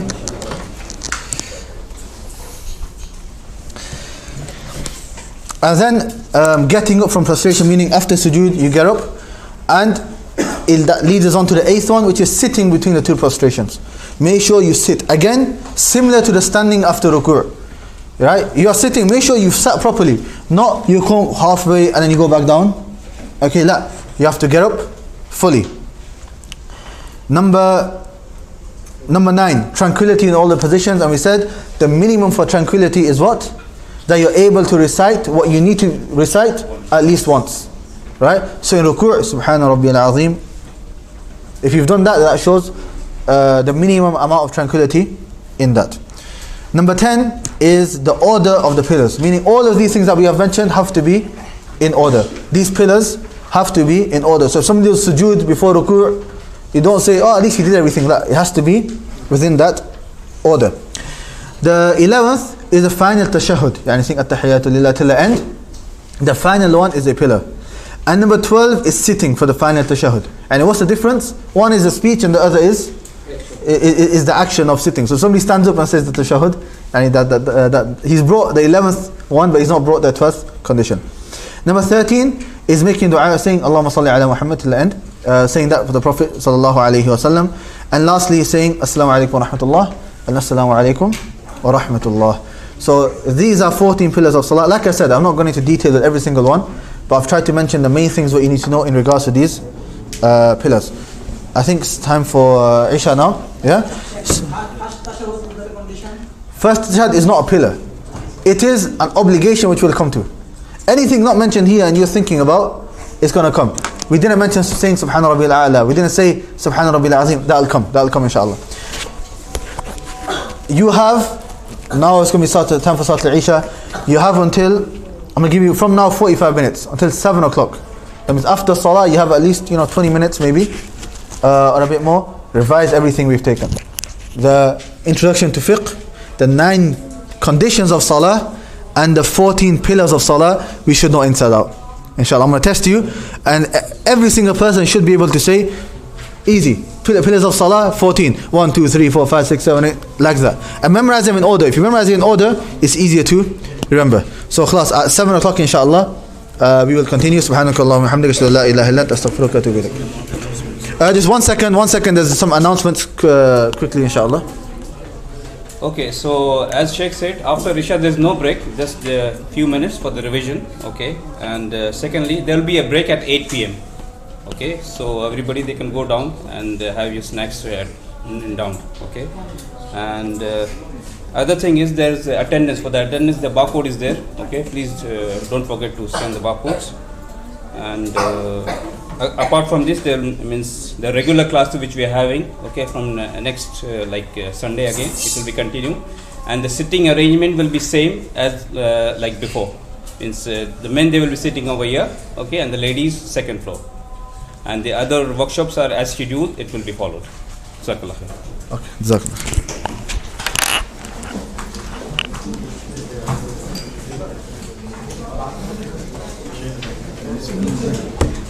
For those of us who prayed together, Isha Maghrib, I wanted to ask you because I spoke to another brother, this was a long time ago, so I forgot what he told me. But he said it's better if the Imam, whether you consider it wrong or whatever, you should pray with the Imam so you don't with the Imam. But that's what I did, but I'm not sure. Because today, Sheikh Abu Salāh, Sheikh Tahiri, he made an announcement. He said we don't pray join the prayers together. I'm not sure if he meant because it's Jum'ah or Jum'ah you don't join. Jum'ah you don't join. That's Jum'ah. Otherwise, if it's raining, it doesn't have to be heavy rain. It's not conditioned. Some people think it's heavy rain. Like even rain, which is like difficult for people, especially here, it never rains. You know, you're not to come. So class, the Imam did it. It's fine. One last question. You're always saying like memorize, which is amazing. But do you have like a method for remembering? I know that sounds like a stupid question. That is just like if a Sheikh in Madinah says I'm going to test you guys. Like man, it must be pretty heavy, you know, especially if it's a lot of talab. And how do you memorize and then stand up in front of them? What's your technique? Allah, it depends exactly what it is. If it's a text, you just sit down and just repeat. That just fall out of my head. No. You have to use imagery. No, but it's like a muscle. In the beginning you might have to. Later on you'll have to use less images. It becomes easier. Secondly, I would say try to test, like get a friend and test one another. And if you can understand what's being, look, pillars of Salah is in order. It's very simple, but you just have to remember it. Yeah, so if you can understand what's being said as well, it helps. Look, it's a muscle. If you're never used to memorizing, you're going to think, I need flashcards, I need this, I need that. The reality is, it's because you're not used to it. You're not used to it. It takes time. So in the beginning, when I started Hifz al-Quran, I used to memorize half a line, that's it.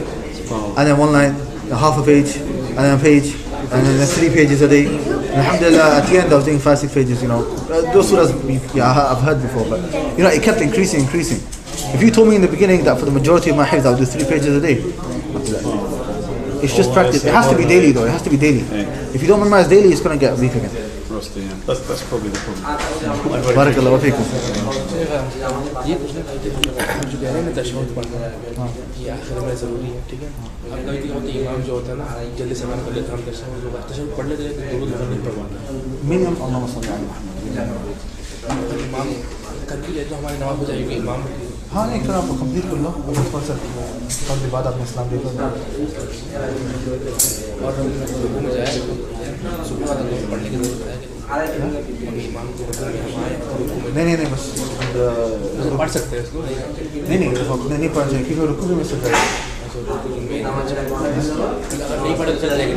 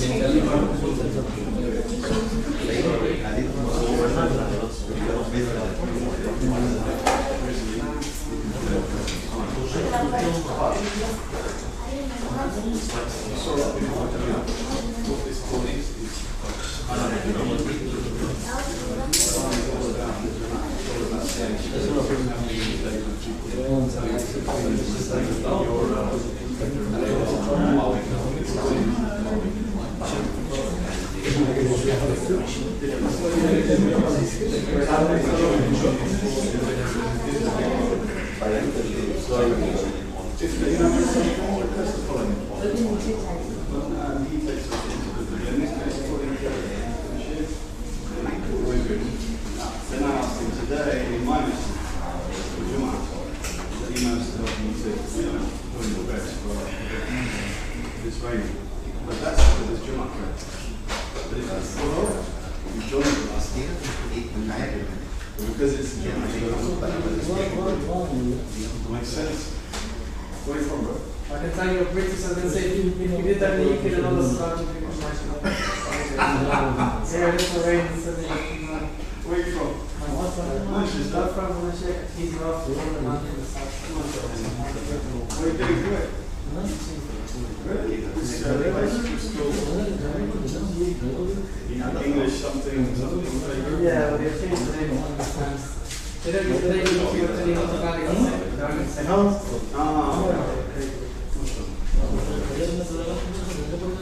yeah, they like their acronyms. English professional something or my kids are in PSK. Well,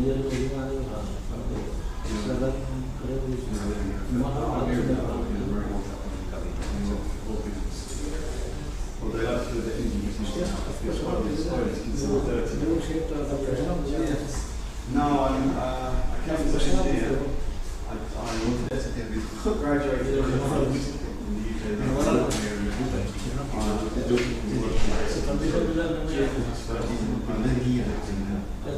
Now I'm in the office. When came to Korea in 2007. Spent 2 years, year and a half. So I'm not sure that. Like if you're foreign, this is great for something really good. Like for example, this in the morning, most mosques with let's say, for example, in my mosque, there's a sheikh called Sheikh, and he's constantly giving lectures, so that you can stay for that. And there's things like this. And then tomorrow there's 2 more lectures in the house. Then Sheikh, there's a sheikh who's doing he's reading a book of this sheikh, his name,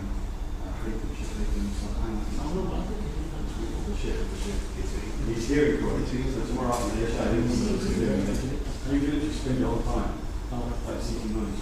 There's one goes here for learning Arabic, for non-Arab speakers. It's in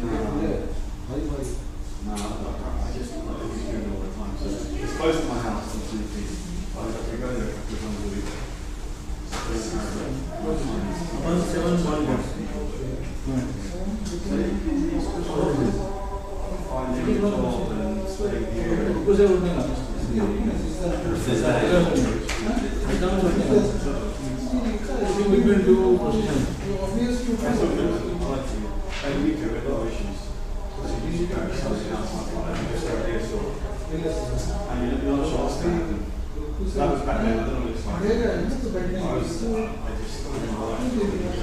क्योंकि कैसा है कोई रुकू से उठ के खड़े भी हो सकता है ना बिना बैठे, इसीलिए वो बैठ हाँ सीधे से कोई डायरेक्टली खड़ा भी हो सकता है सीधे से डायरेक्ट कोई खड़ा भी हो सकता है, तो बैठना भी एक बेटा इसीलिए सेपरेटली लिखना दूसरे के बीच में बैठना पीला करना है तो खड़े नहीं हो, खड़े होने में कोई नहीं है वो बाद में है ना I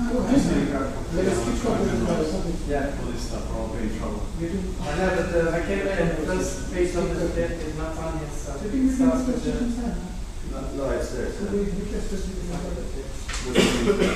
is talking about the 4 types.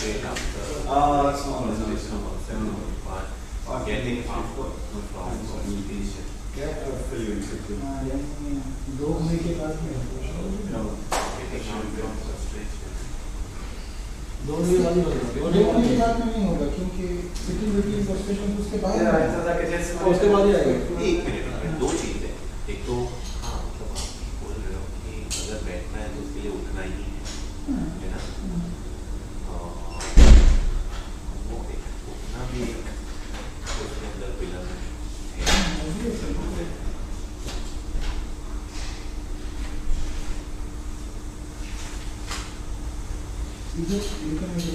Seven आ जाता है 6 के बाद में फ्रस्ट्रेशन, उसके बाद में 7 आ जाता है लेकिन फ्रस्ट्रेशन ये मीनिंग होता है फिर खड़े हो गए सेकंड होता है।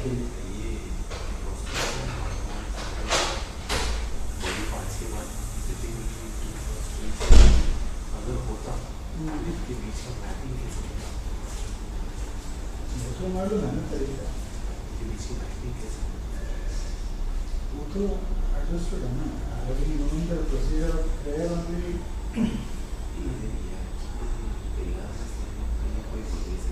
कोई रहेगा वही होगा, इसका भी तो रहेगा ना। हम कह रहे हैं बोलेंगे गलत हो जाएगा, सही और सही नहीं है।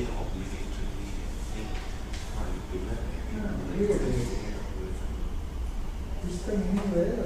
हो सकता है कि ये मेंशन करके मुझे बिना उठे भी कुछ समझने में ही इसके लिए आप पहले तो क्वेश्चन पूछेंगे तो आंसर देंगे, उसके बाद आप क्वेश्चन पूछ सकते हैं। आप पूछ सकते हैं जैसे यहाँ फाइनल तशद्दुद, सेकंड और फाइनल तशद्दुद दो चीज़ें, एक में रीडिंग करना है,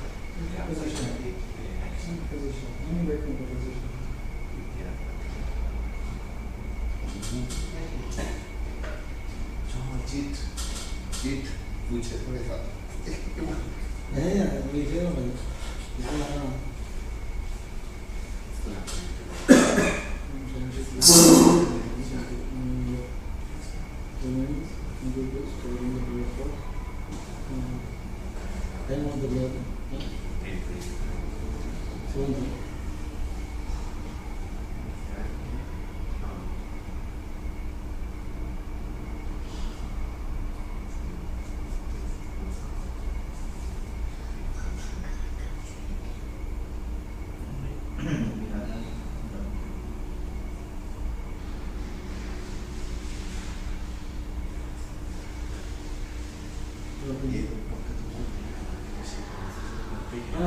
असल वो जो आया वो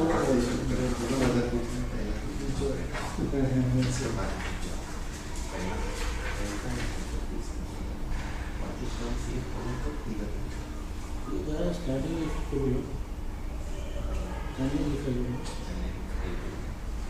नंबर 2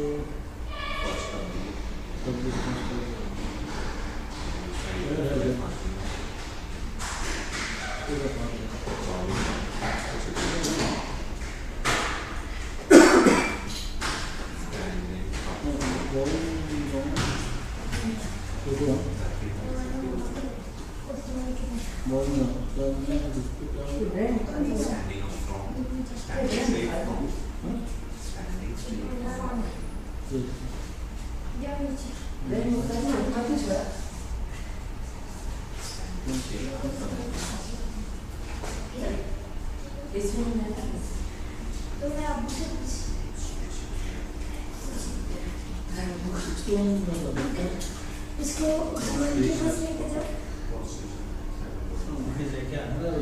नीचे जाना है आएगा वापस नीचे जाने की कुछ नहीं है।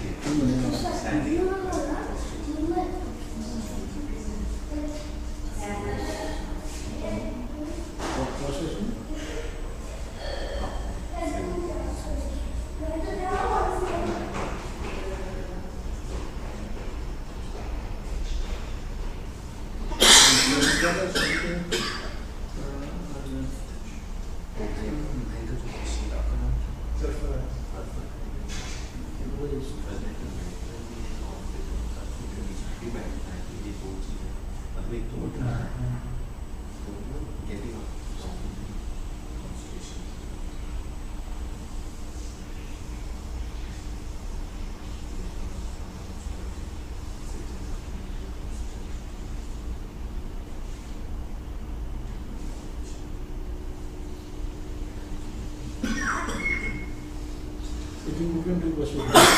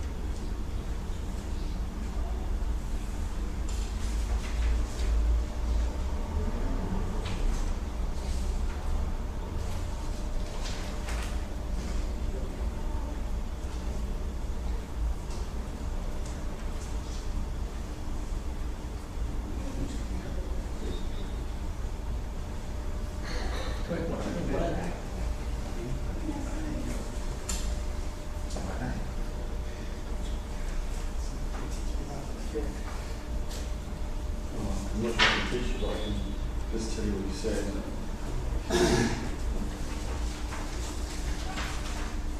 So, the meaning of Sheikh is now.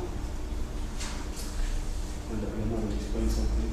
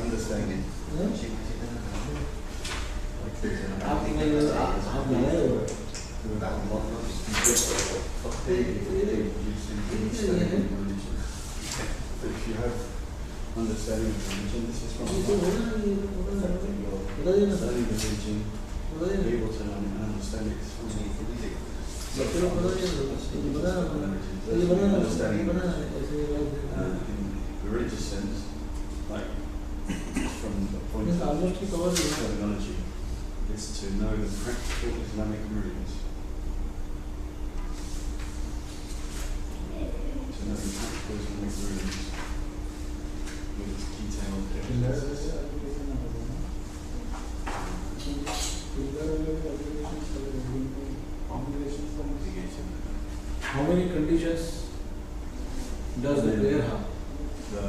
If you What There's kind of, you've got two things there. Usūl and Fiqh. But this science. Counting Islam as a completion of your prayer is a mistake since no one What are the rulings?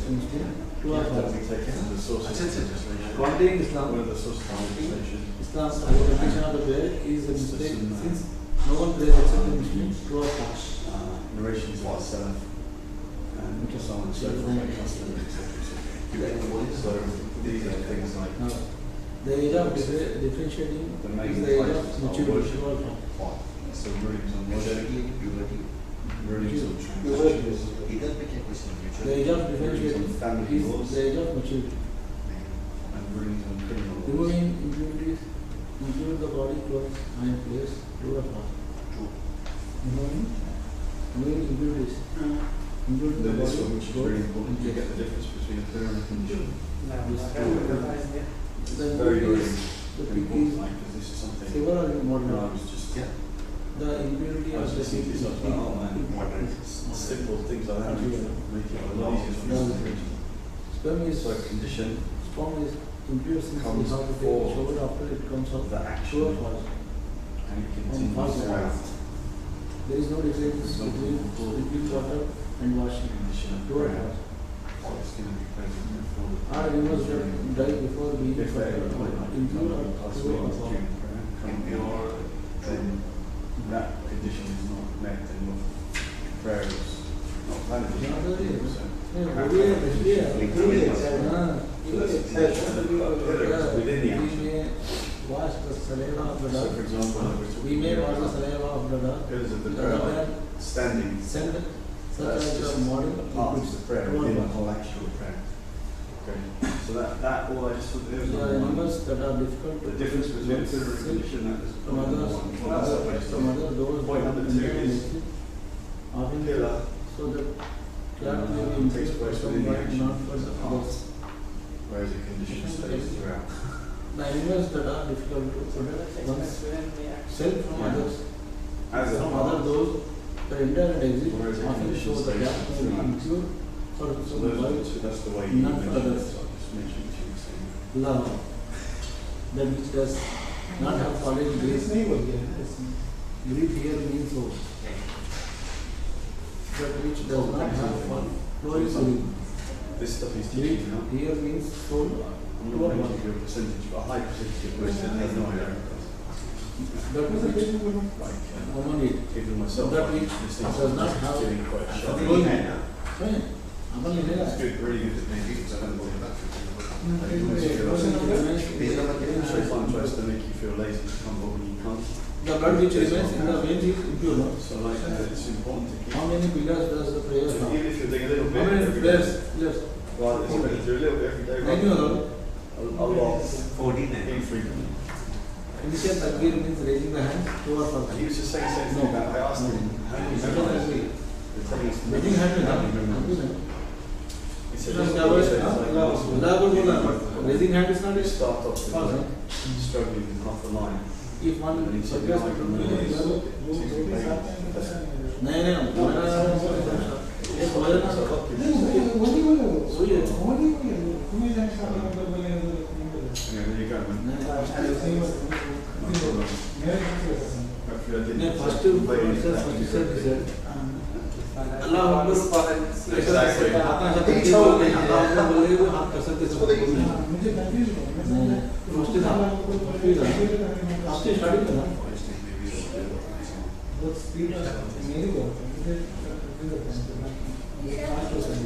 If one say perfect and holy, the Lord of the angels and the soul intention, while knowing that there is a so the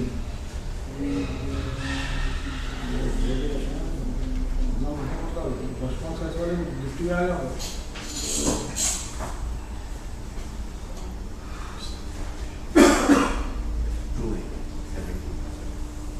the prayer of the one who insults a religion. Okay.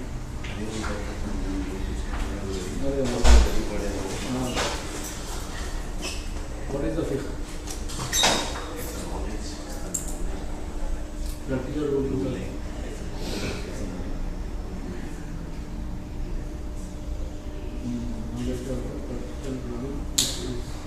The book Fiqh, general 4 parts. The books of Fiqh, general 1 part. What are you? Mamla, Ibadah, Muamalat, Ahkam, Janaya. Ibadah, Muamalat, Ahkam, Janaya. What are the pillars and pillars? Pillars of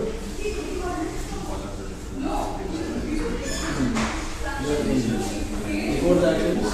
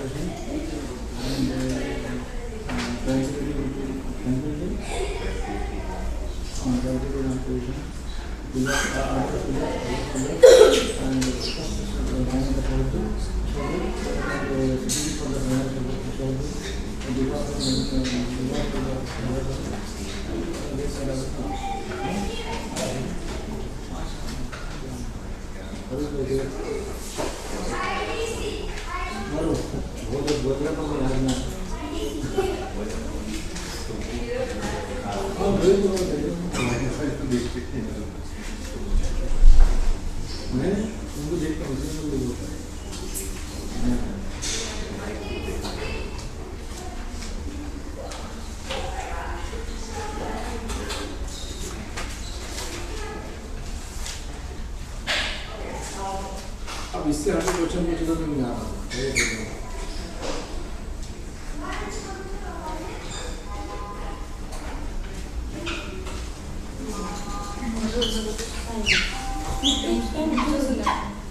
शाम 7:30 से रात 9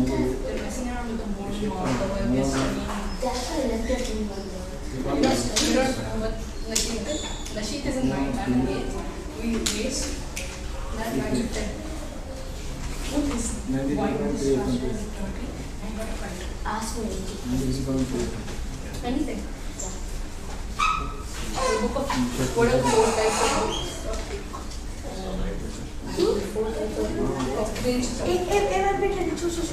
No. Answer. Yeah, it's Ibadah, constitution, foundation of human law, and no, I want to ask you one thing because books are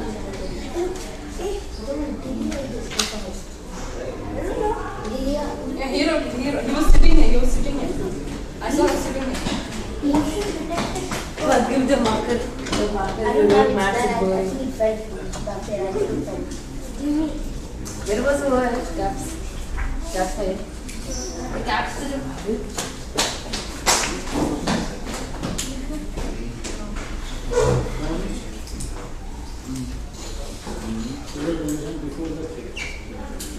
cotton 4K. I'm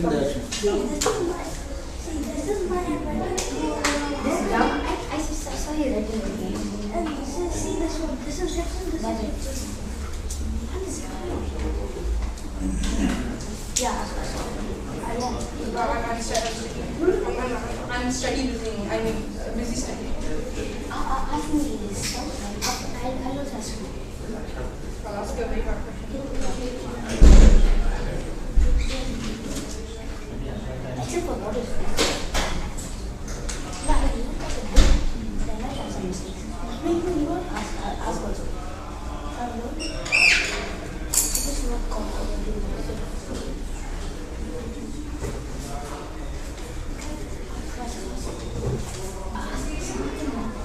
Yeah, ask.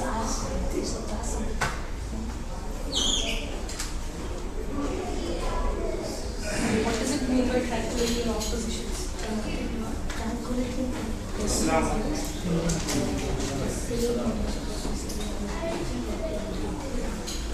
You have to say the thing once. Yeah, each once. You didn't know that. No, I have to say it and all consider.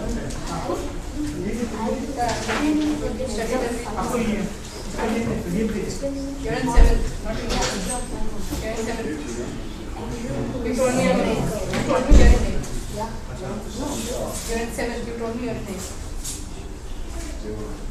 She put cut. What do we have to do? Everything. From conditions of play to No. Yeah, from the start. Conditions till the play. till Salah on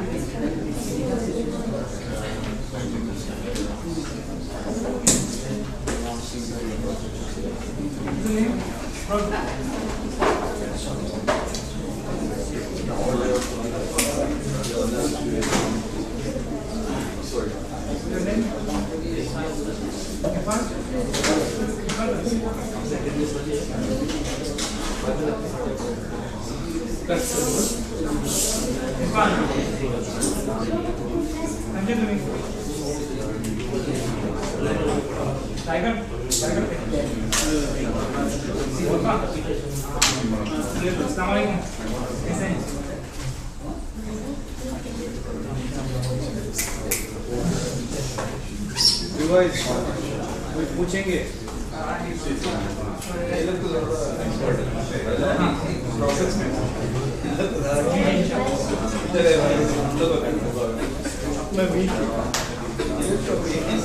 वो लोग एक बार पढ़ते ही साथ में बैठ जाते हमको ज़्यादा ना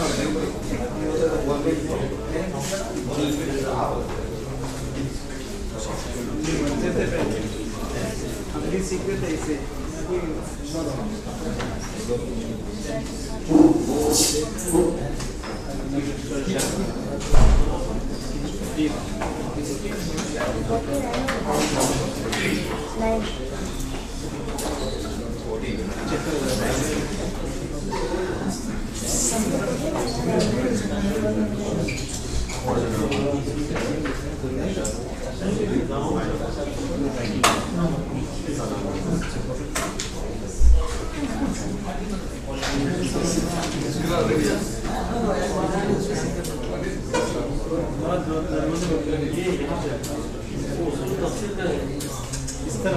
आपको अटेंडेंस है ना दूसरा वर्क होता है मैं आपको इस तरह ये अभी set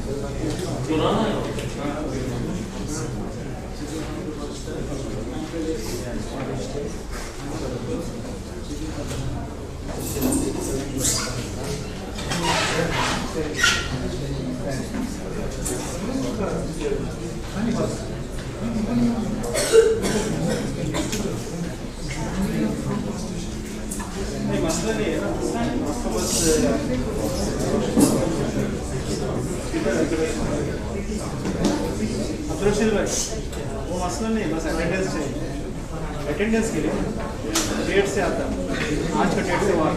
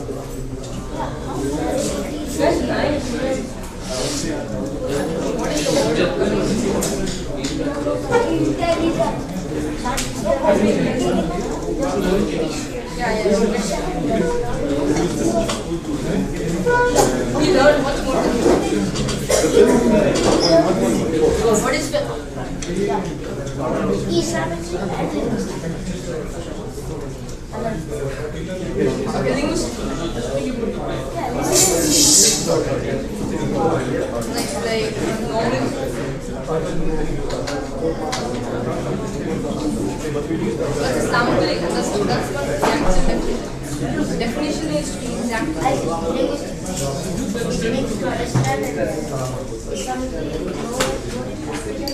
the knowledge of the practical actions. Practical Islamic rulings.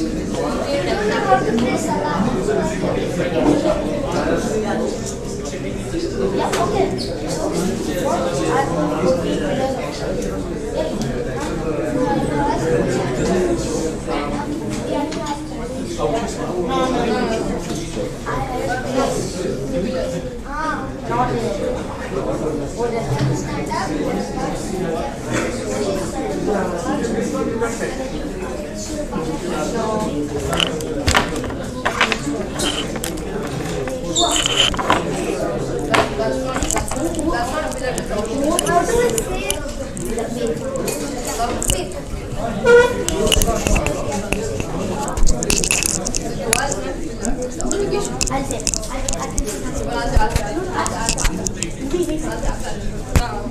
Standing table,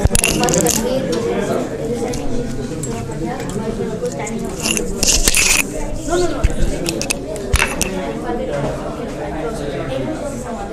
Standing up. No, it's tranquility. Yeah, tranquility and order.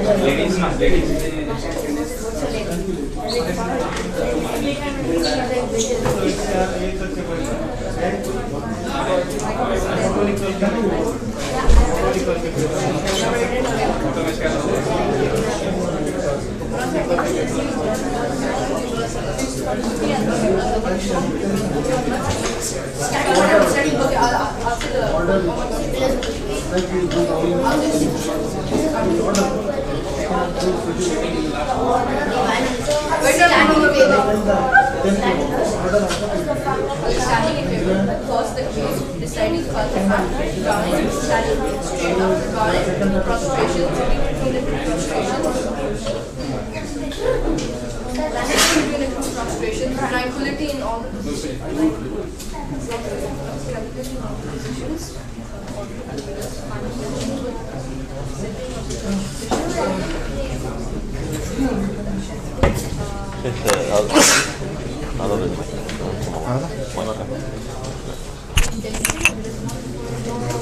هنا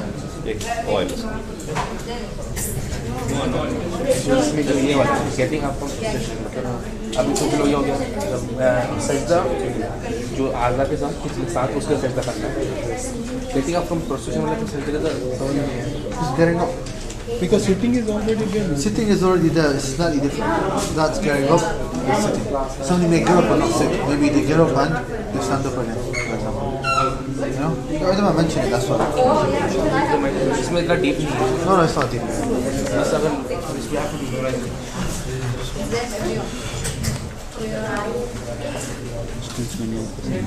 Yeah. number वही है. Send you the question from lady side. Check कर. 3 questions. जो दा अच्छा ठीक है. एक और सेट कर.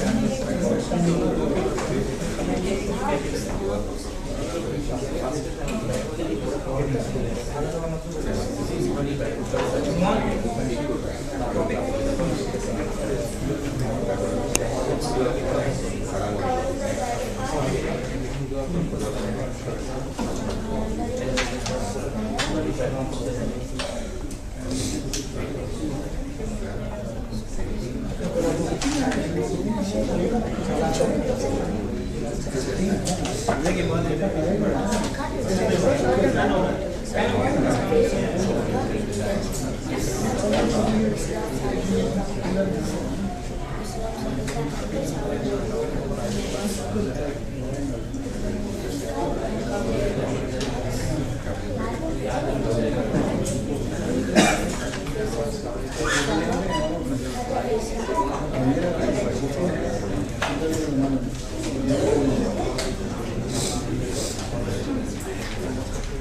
You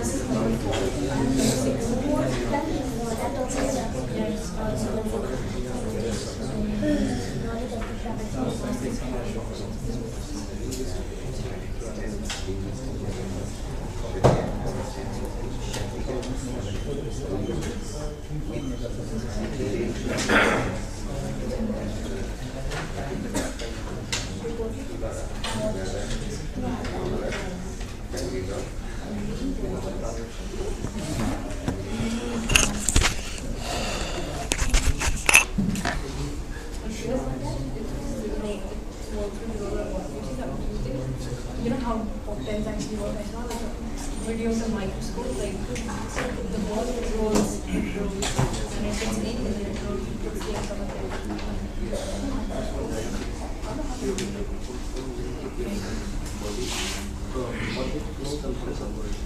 and that ball goes in, when it goes in the movie.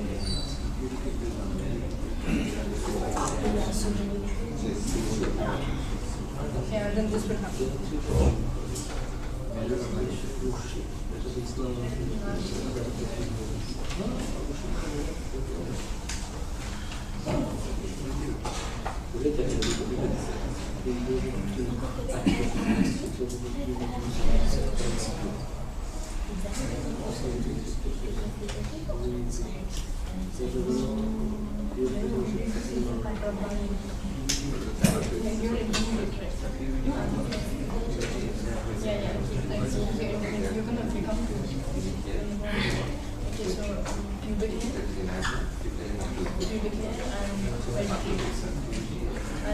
But if we don't get any of these things, like after the age, like when you become Islamic and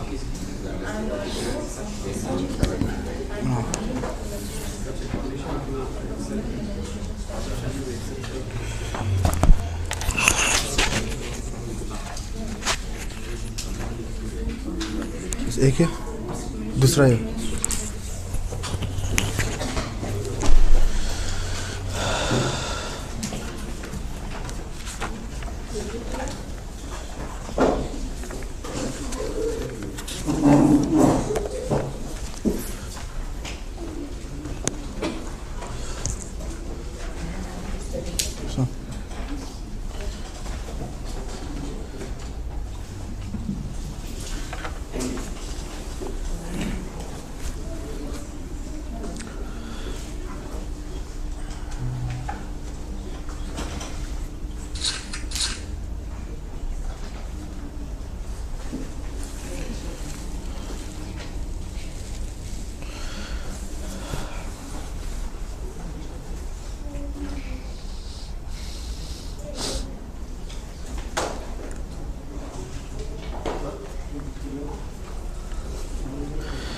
بسم الله الرحمن الرحيم الحمد لله رب العالمين والصلاة والسلام على نبينا محمد وعلى آله وصحبه أجمعين أما بعد. In terms of questions, look, I know there's a lot of questions. What we'll do inshallah is I advise everyone, if you do have a question, write it down inshallah. Write it down and then write it down so you don't forget, otherwise you might forget. And then at the end inshallah, once all the questions are written down, I'll go through them. But make sure you write it down, okay? If you don't write it down, I'm not going to answer. So write it down on a piece of paper, or you can WhatsApp it, the brothers, or whatever it may be, and then I'll answer it at the end, inshallah. Some sisters did ask some questions. One question was, on page 93 it says she must cover the entire body except for the face. What about the palms? I think the brother asked something similar as well. Yeah, most of the time I want to stick to what's in the book, okay? However, since two people have asked now, I'll quickly answer this question. So, what is best without a doubt is for a woman to cover everything apart from the face. The feet, the majority of the ulama say that she has to cover the feet as well due to the hadith of Salama. As for the hands, it's better without a doubt for her to cover the hands as well. But ulama like Ibn Baz, he says no problem if they don't cover the hands as well. But you should try your best to always cover the hands. Make it that you always cover the hands. If you're in some situation where you have nothing to cover, then khalas, pray without it. But the ulama do differ. There are some ulama that say it's obligatory, and there are others like Ibn Baz and others who have said it's fine. But there is a lot of khilaf, and like I said, we don't have time to go into who said this, who said that, what are their proofs and so on. Today we don't have time to go into that. Another question is, can I pray while standing and sit during ruku' and sujood? Yeah, that's fine. If you find the bending of the ruku' and the sujood to be difficult, then khalas, for those actions you can sit down, and for the rest you stand up. Like I said, it all depends on how much you are able to do. So if you can stand up during Surah Fatiha, then khalas, you have to stand up. And if you can't stand up and do ruku', then you sit down. And if you can do ruku' standing and not sujood, then you have to stand doing ruku' and sit down for sujood. So it all depends on the person and what they find difficult. Anyways, right.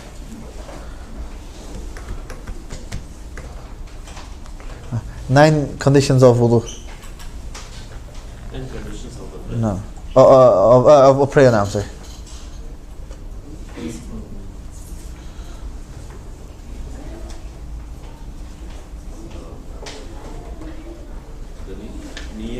Intention and facing the qibla.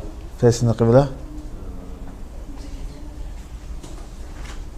Khas, it happens when you stand up, you forget everything, huh? Sit down. Go.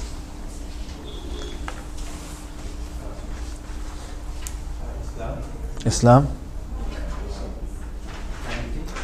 Sanity. Tamyiz.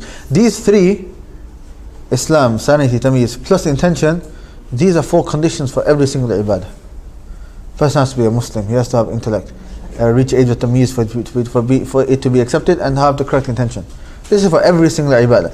So when you give an answer, if I ask you conditions for something, these 4 should be rolling off your tongue. Okay? Now.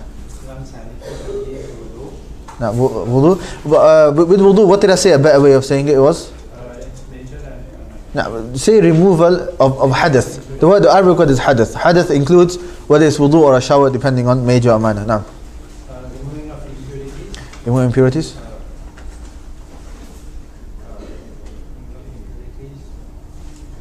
Covering the private parts. Cover the private parts. The time for Salah. The time. Intention.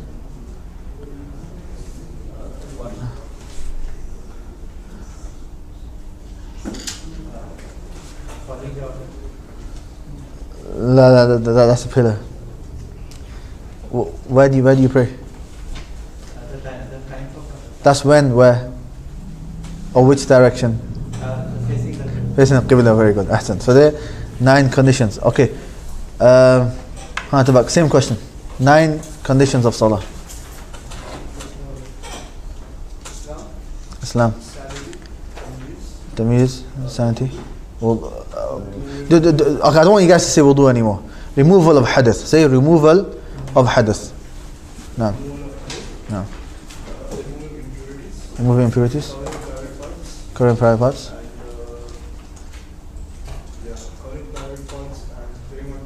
Praying on time.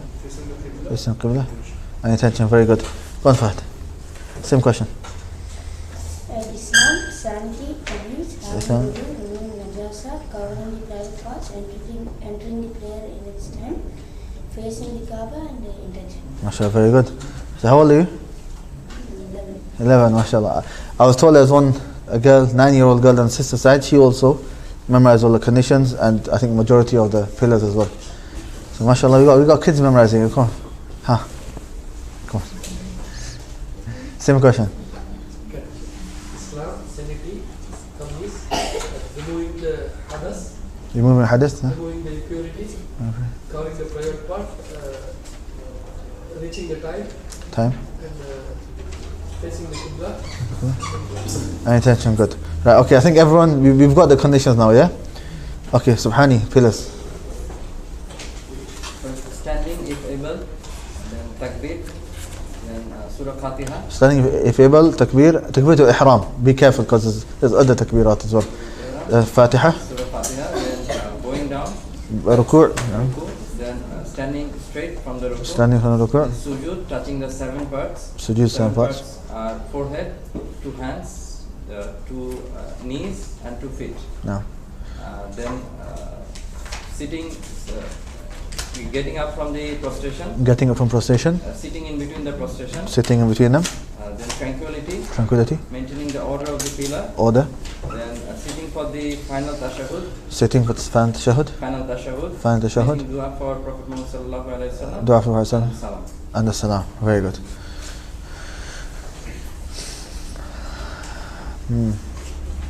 Right. That's the same question to. That's the same question to you. Go on.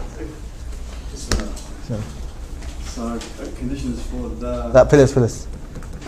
Yeah. Okay. How many first? 14. 14. Good. So standing. Standing. Takbirat al-ihram. Takbirat al-ihram. Surah al-Fatiha. Fatiha. Making ruku'. Standing from ruku'. Ruku'. Standing from Going ruku'. into sujood. Sujood. On the 7 body parts. 7 parts. Getting up from sujood. Getting up. Sitting between the sujood. Sitting.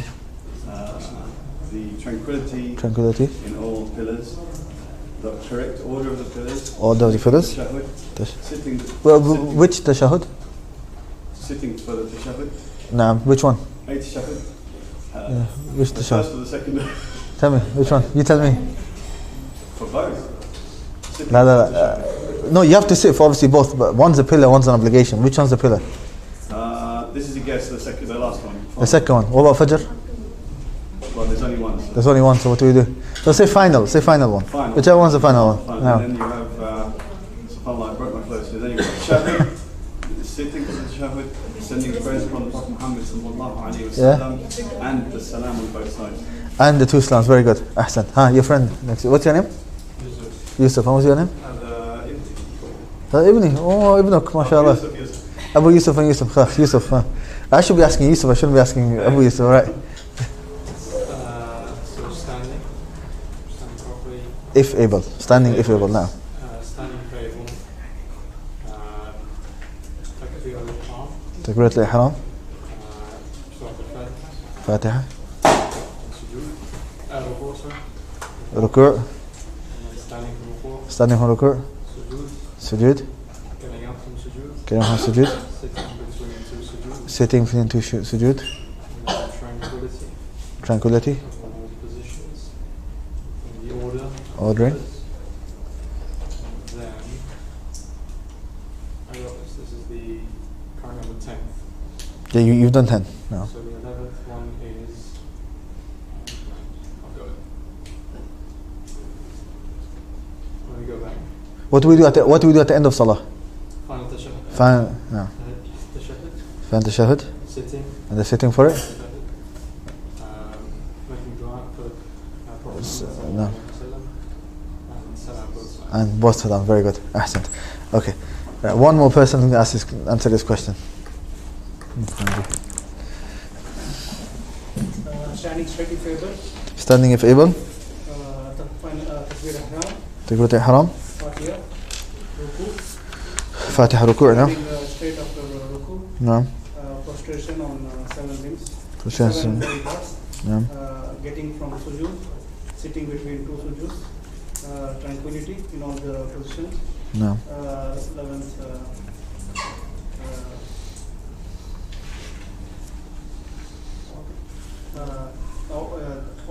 Order in all the two pillars. Final tashahhud, sitting between tashahhud, dua for Muhammad and the salam on both sides. And 2 salams, very good. Ahsant.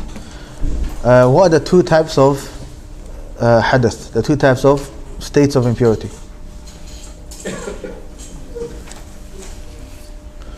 Of the spiritual state of impurity. Which requires to wash, Yeah. complete wash and Yeah, so one requires a shower, a ghusl, and the other requires wudu. What are they called? What's the name? Major impurity and minor? Minor impurity, good, ahsan.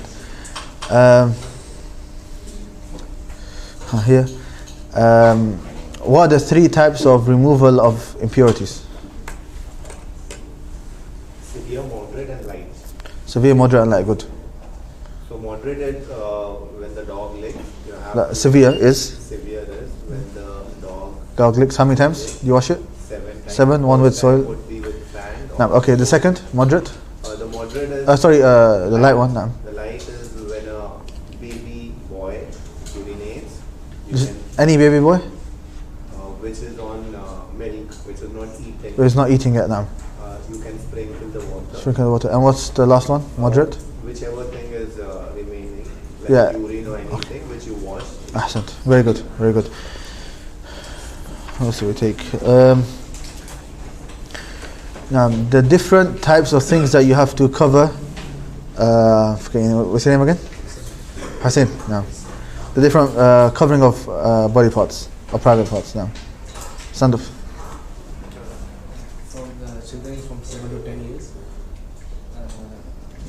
covering all the body parts except hands, face.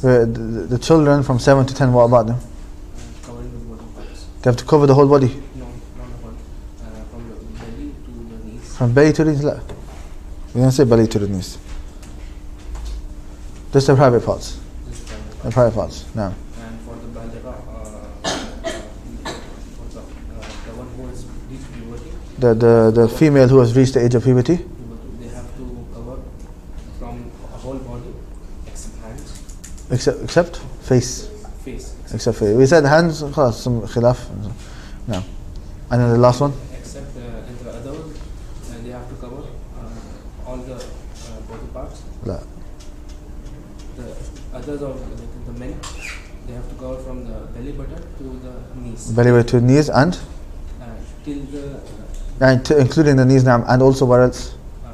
Private parts. That's included. And one more part. No, so we mentioned some ulama says recommended, some say obligatory, but we should always try. Good. Shoulders. Ahsant. Okay. Right. I'm asking you a question. The Qibla is over here. The Qibla is over here.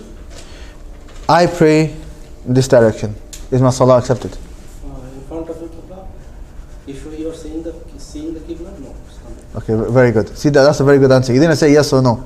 He explained. He said, if you can see the Kaaba, then no, you have to face the Kaaba. Okay, if I can't see the Kaaba, then it's okay. Then it's okay. Okay, very good.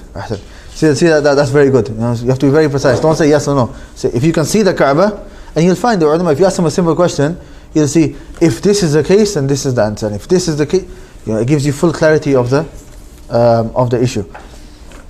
Right, Fahd, can I sit down and pray Salah? No, you stand up. You stand up though. If you cannot stand up, yes. Okay, what if I can't stand up? No. Never. Stand up. I have the ability to stand up. I'm never allowed to sit down. Sit down. What do you think? For the recommended prayers, it's okay if you sit down, but it will be half the reward. For the obligatory prayers, you have to stand unless you cannot focus on Salah or you're physically unable. Fahad, do you agree? Yes. Or do you stick by what you said? I agree too. You agree too? Okay, very good. If it's obligatory prayer and you can't stand up, then you have to stand up. If it's recommended, nawafil salah, then you're allowed to sit down, but you get half the reward. Let's move on, inshallah, to the next part. Right, now we have obligations of the prayer. Notice there's a slight difference between the previous one. The previous one was pillars of the prayer, arkan as-salah. Now we have wajibat as-salah, obligations of the prayer. We have pillars and we have obligations. Let me see, does the Sheikh explain it later or no? Okay, the Sheikh doesn't explain it. I'll explain it now then. So this is page, it should say page number 97. 97, lesson 8. I know it says lesson 8 is taken from a bigger book. Yeah, it's taken from a bigger book. That's why it says 8. But for us, it's what, lesson 3 or something now. Right. Now. Right. So what is the difference between a pillar and an obligation? The pillar and obligation, in one ruling they have the same ruling, in another ruling they differ. So one thing they're the same and the other they differ. The same ruling is if intentionally a person leaves out a pillar or an obligation, his salah is not accepted. If intentionally a person leaves out an obligation or a pillar, Salah is not accepted. Intentionally a person does not recite Surah Al-Fatiha, it's not accepted. Or if he doesn't do any of the obligations which we will mention, Salah is not accepted. So if somebody leaves out them intentionally, it's not accepted. Now where they differ in ruling is if you miss it out unintentionally, and out of forgetfulness.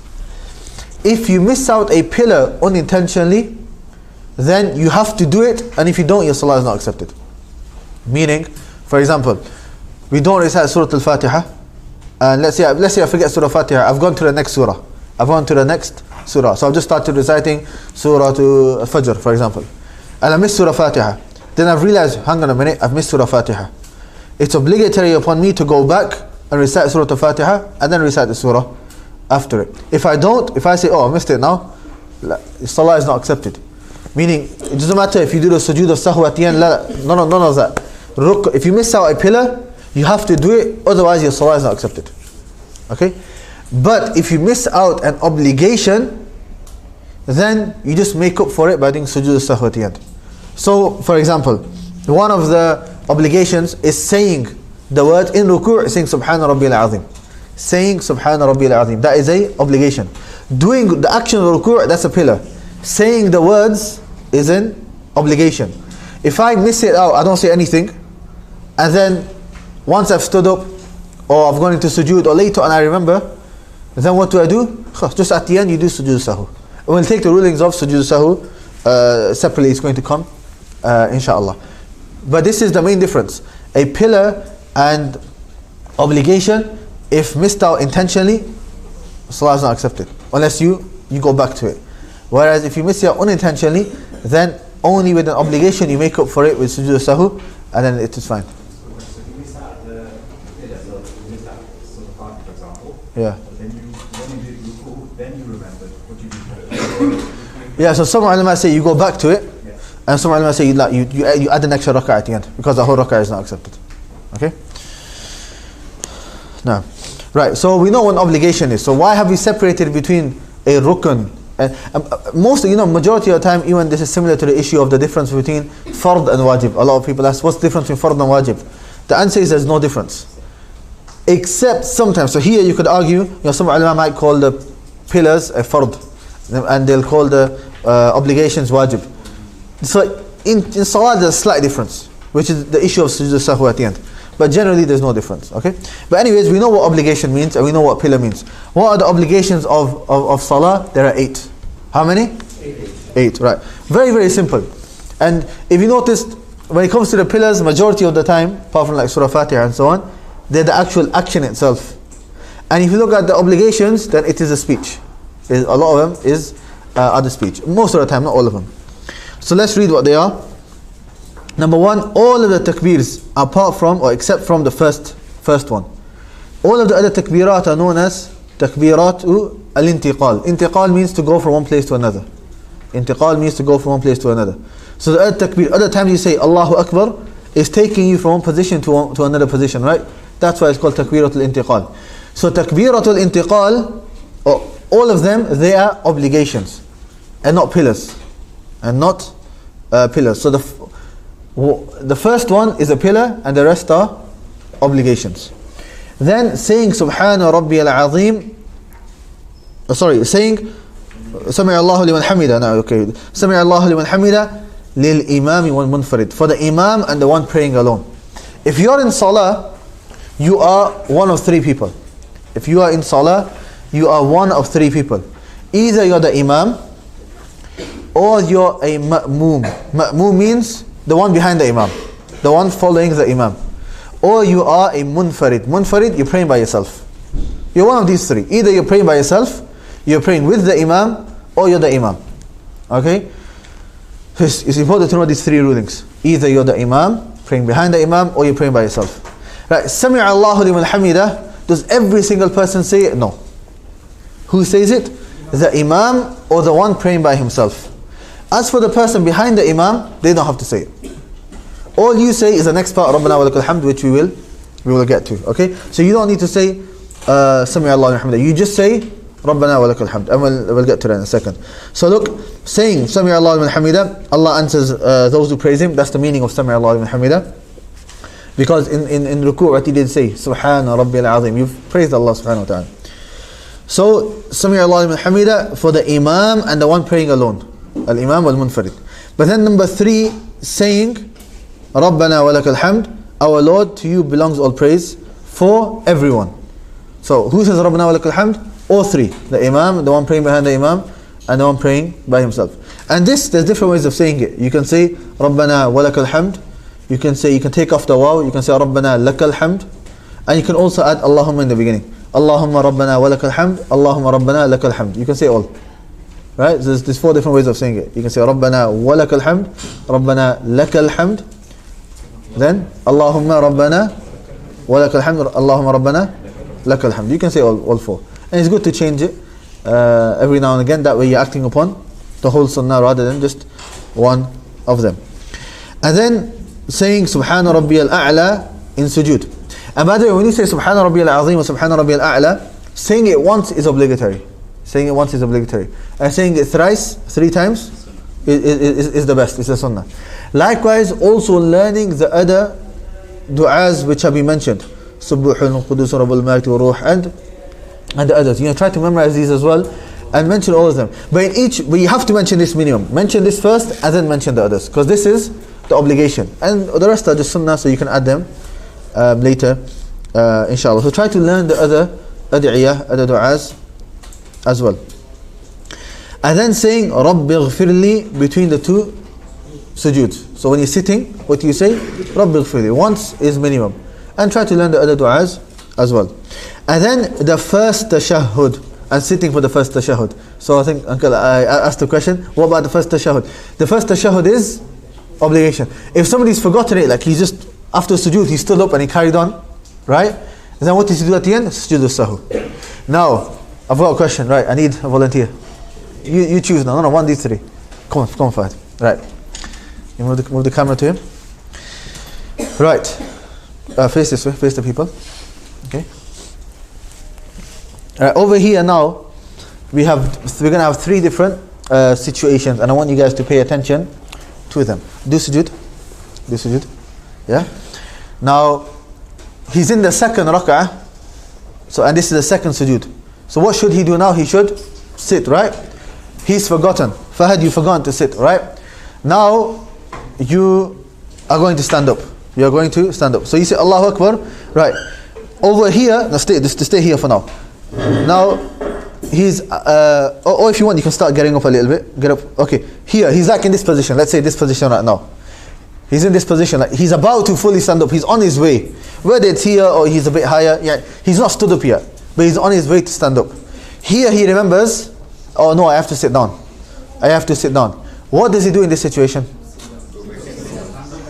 No. It's obligatory to sit down. So then you sit down. And there's no sujood sahu, he carries on. Because he's not started the next pillar, the next action, which is the standing. Okay? Right, this is the first scenario where he's on his way to get up. Right, but he's not stood up yet. If that is the case, it's obligatory upon him to stay sitting or to sit back down and to continue.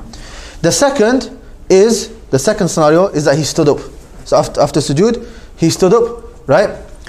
But he's not started reciting Surah Al-Fatiha. He stood up, and now do your hands. And he's remembered, oh, I should be sitting down.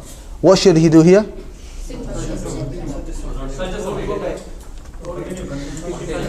Okay, with this, it is makruh for him to sit back down. Why? Because he stood up now fully.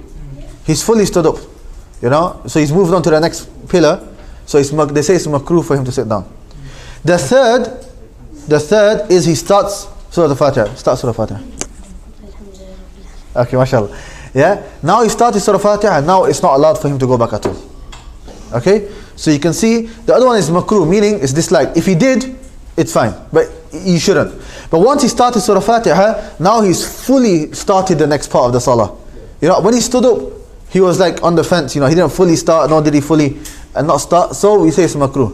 But now because he stood up fully and he started Surah Al-Fatiha, right? It's not allowed for him to sit back down. He carries on, and what do you do at the end? What do you do at the end? Do extra sajda. 1 or 2? 2. Sujood sahu, which we'll talk about at the end. Jazakallah khair. Okay? So these are 3. If you still remember, if you're not stood up fully, you stay sitting down.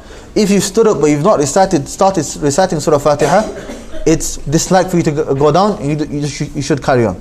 And the third is that you start Surah Fatiha, then it's not allowed for you to sit back down. Okay. So this is in regards to the pillars of Salah. Very easy. Okay. Now we need to hurry up because we still need to finish Salah and we still got Wudhū as well.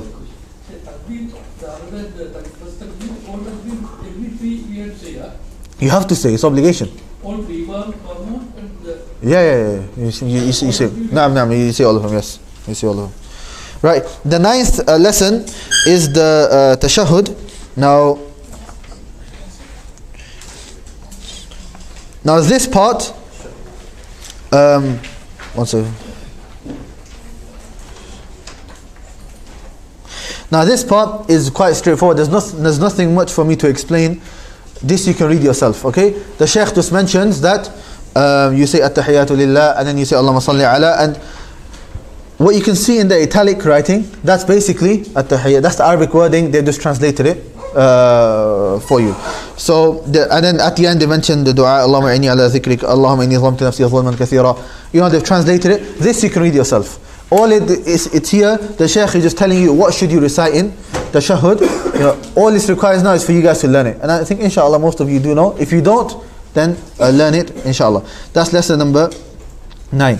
Now we move on to lesson number 10. Lesson number 10 here is we've taken the conditions, we've taken the pillars, we've taken the obligations, we're now taking the recommended actions, the sunnah, the sunnah actions. Now the sunnah actions are many. You know, there's 16 mentioned here, right?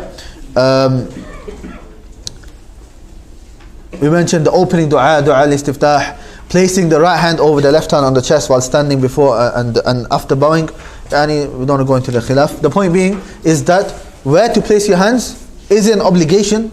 Is it a condition? Is it sunnah? It is sunnah. Meaning if somebody places it elsewhere, or if somebody doesn't, the salah is still accepted. Has he followed the sunnah? That's a different issue.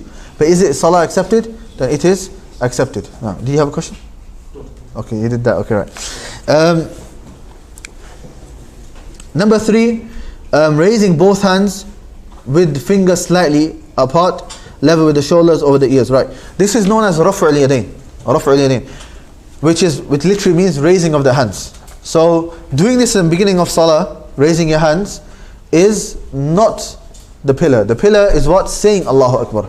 As for moving your hands, that is sunnah. If a person doesn't do it, salah is accepted, but it's not complete salah obviously. So somebody, you shouldn't miss it out. Where should they do it? He says level with the shoulders. Firstly, the fingers.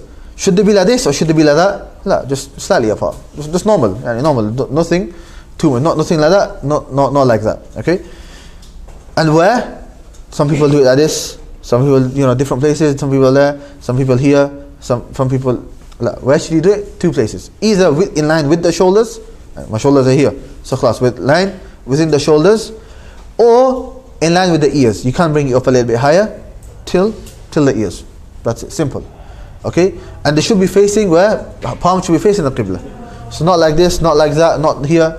Either like this or like that. Whichever one you find easier. When do you do this? You do this in the beginning of salah. Okay. By the way, this is by ijma'. All of the ulama say it in the beginning. Okay. Obviously, then there's other people that disagree in the other ones, which is going into ruku' and coming up from ruku'. And then there's also another one, which is that some ulama also mentioned. It's coming in some hadith. Standing after second rak'ah, after sitting and getting up from the second rak'ah. Some ulama add it and some don't. It's not a big issue. The 4th is saying the statements more than once. So saying Subhana Rabbiyal Azim, Subhana Rabbiyal A'la once is obligatory. Saying it more than once is sunnah. Saying Rabbi Ghfirli after rising,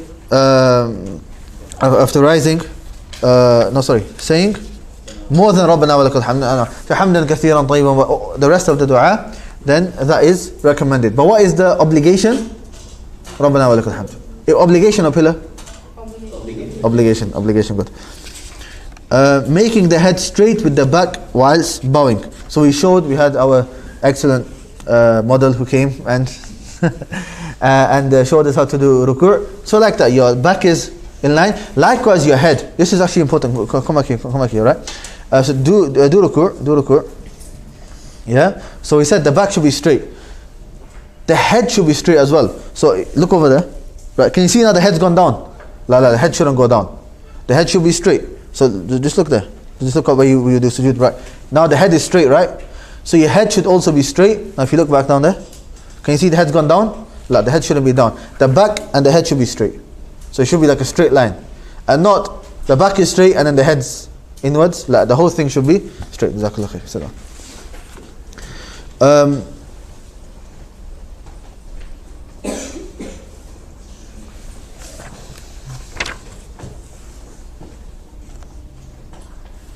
Now, keeping the elbows away from the sides, from the belly and the thighs. Now, so this is talking about when you're doing sujood, that your hand should be far away. They shouldn't be inwards, or you shouldn't be resting your elbows on your thighs or anything like that. Rather, your hands and arms should be far away. Obviously, this is if you have space. If you don't have space and you're going to harm the person next to you, then don't do it. It's not allowed for you to harm others in salah. So be very careful. Sometimes if you're with somebody and there's tight space, don't think, sunnah. If you're harming somebody, then you don't do it. Right? Likewise, similar to this is, at the end when we sit in tawarruk, when you sit on your, when you sit down on the floor, sometimes, there are people sitting on the person next to them and they're harming that person. You shouldn't do that. If there's no space, then just sit the normal way. Right? It's better, because that is also something permissible, and it's haram for you to harm other Muslims.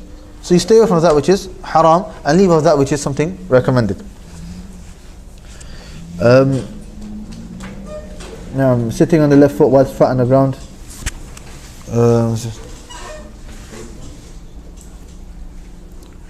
Now I'm just going to mention maybe the more important ones. Okay, number 9 and number 10. Number 9 and number 10 are talking about two ways of sitting. One is called At-Tawarruk, the other is called, who knows?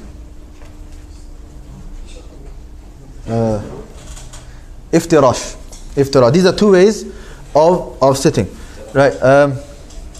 I need somebody who's willing to take off their socks, just to make it easier. Yeah, come on. Your shoes, sorry. You can keep your socks on, yeah. Did you mention the names in Arabic? At-Tawarruk and Iftirash. No, just your shoes.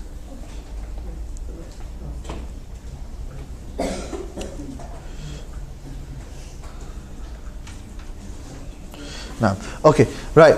So if you sit in tashahhud position, face this way. Okay? Right. Okay.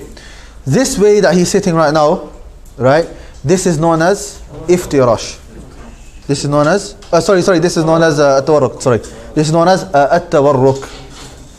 Okay? So as you can see, he's sitting. Where is he sitting? He's not sitting on his feet. If you want to look, you can come and look. He's sitting on the ground, right? He's sitting on the ground. He's not sitting. Face that way.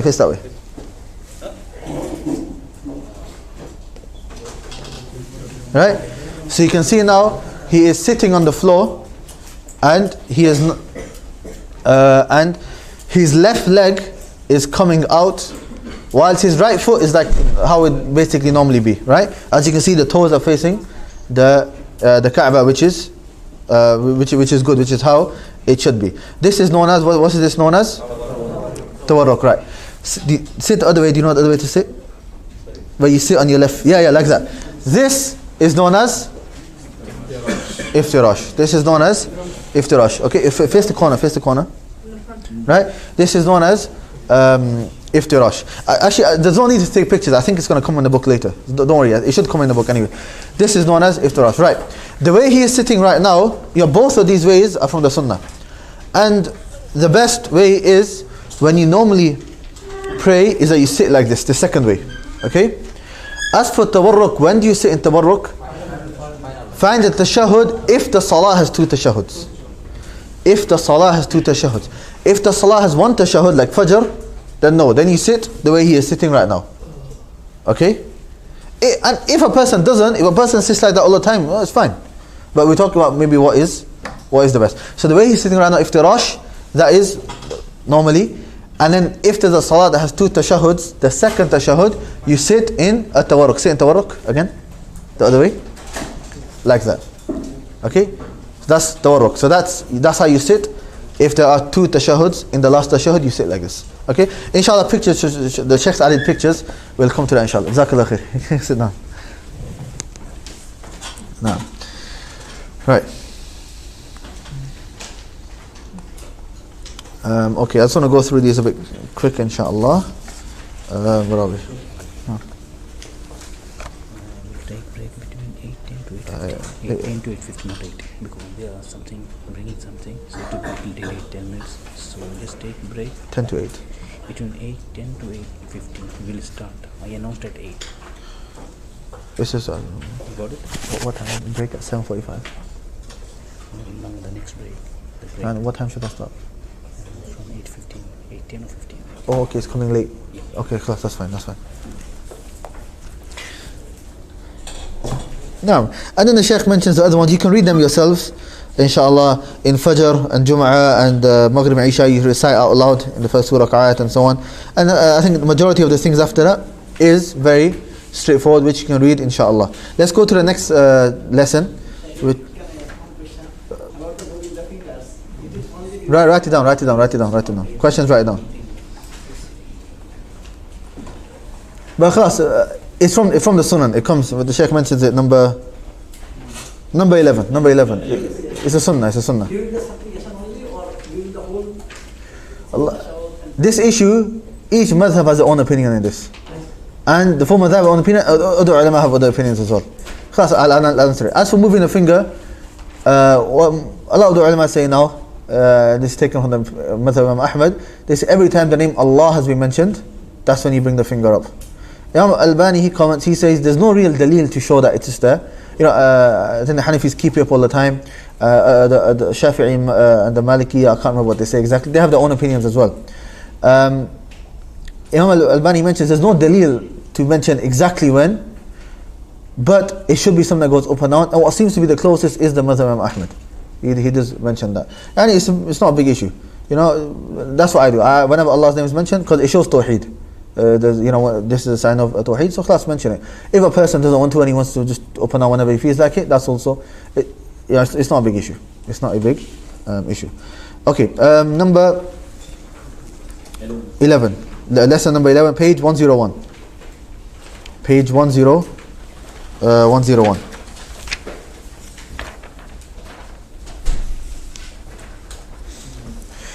Right. The nullifiers of the prayer. Right, so you've got a lot of things to remember. The sunan of Salah, right now you don't have to memorize them. Sunan of Salah, you don't have to memorize them. You just have to memorize conditions of Salah, pillars of Salah, obligations, and now the nullifiers of Salah. As for the sunan, sunan, I think it's quite easy. Anything other than what we mentioned is basically sunan, and because there's quite a lot, I think the Sheikh mentioned 16. I don't understand, it's a bit difficult. It is quite a bit to memorize. But inshallah, the nullifiers you have to memorize them. What are the things that break wudu? The first is intentionally speaking whilst remembering and knowing. Right? So speaking to somebody, somebody praying Salah, gets a phone call, give me 2 minutes, I'm in Salah. that breaks your Salah. You're not allowed to, okay? If you say something out of forgetfulness, then that is fine. Right? So if accidentally you said something you realize, I'm not allowed, that's fine. That's overlooked. It goes back to that ruling that we said. Something you're not meant to do, if you do it out of forgetfulness, it's overlooked. Yeah. Number 2, laughing. Laughing is not allowed in Salah. Eating is not allowed. Drinking is not allowed. Number 5, exposing the private parts, obviously is not allowed. Deviating a lot from the Qibla is not allowed. So if you start the Salah here, and if you go a bit here, that's fine. But if you've ended up not facing the Qibla anymore, even if you started, then that's not allowed. Then that is not. The only exception is when you're traveling. And especially if you're on back in the day, they used to be on a camel, and you start facing the Qibla, and then the camel itself goes a different direction. That was an exception that the ulama mentioned. But generally, we pray in the masjid most of the time, so we just stick facing the Qibla. Number 7, we'll come back to number 7. Number 8, breaking wudu. All of them are fine, right? I think all of them are straightforward. Number 7 is the one that we want to focus on, which is continuous unnecessary movements whilst praying. So this one requires a bit of detail, and what Sheikh Haytham has put in here at the bottom, can you see it's split into 5 parts? This is very important. And he took this from Sheikh Ibn Uthaymeen, but he summarized it and put it into this nice small little graph, which tells you the different rulings of moving in Salah. If somebody says to you, what's the ruling of moving in Salah? If you say it's not allowed, the answer is wrong. If you say it's allowed, the answer is wrong. If somebody says you shouldn't, answer is wrong. There are different rulings depending on the different type of movement. Okay? And he takes all 5 rulings. You know, haram, not being allowed. Makruh, being disliked. Being permissible. Recommended. There are some which are recommended. Sometimes recommended to move. And sometimes it is obligatory to move. Okay? So we need to know all 5 rulings. When is the ruling applied on which scenario? So we'll start from the left. We'll just go to the right. Prohibited movements. Okay, when is it prohibited? And when is it haram? When it's many unnecessary consecutive movements, such as eating. If you're moving a lot and it's consecutive, then that is something which is haram. Okay, and when do we know it's a lot? Yani whatever the people consider to be a lot. When somebody looks at you, somebody can't even tell if you're in Salah or not. That's a lot. So if it's a lot. Like for 2 minutes straight, you're just doing this and praying with the shimar, and you're doing this and then doing that, and then pulling up your socks. And if it's a lot, then that is something which is haram, and it would break the prayer. Prohibited. When is it prohibited? Disliked. When is it disliked? When it's slight unnecessary movements. So it's not a lot, but it's slight. So maybe a little bit, okay, I'm playing on my shimar now, I've done this. Okay? That's a little bit. Doesn't break my salah, but it's something which is disliked. There's no need for me to do that. Okay? Obviously, we'll come to the next one, permissible. When is it permissible? When you have a movement, but it's necessary. And there's a need for you to do it. So let's say I was praying outside, and the wind's coming, and the wind is going in my face like this. Of course, it's permissible for me to just maybe throw it behind me, just quickly, then it'll be permissible.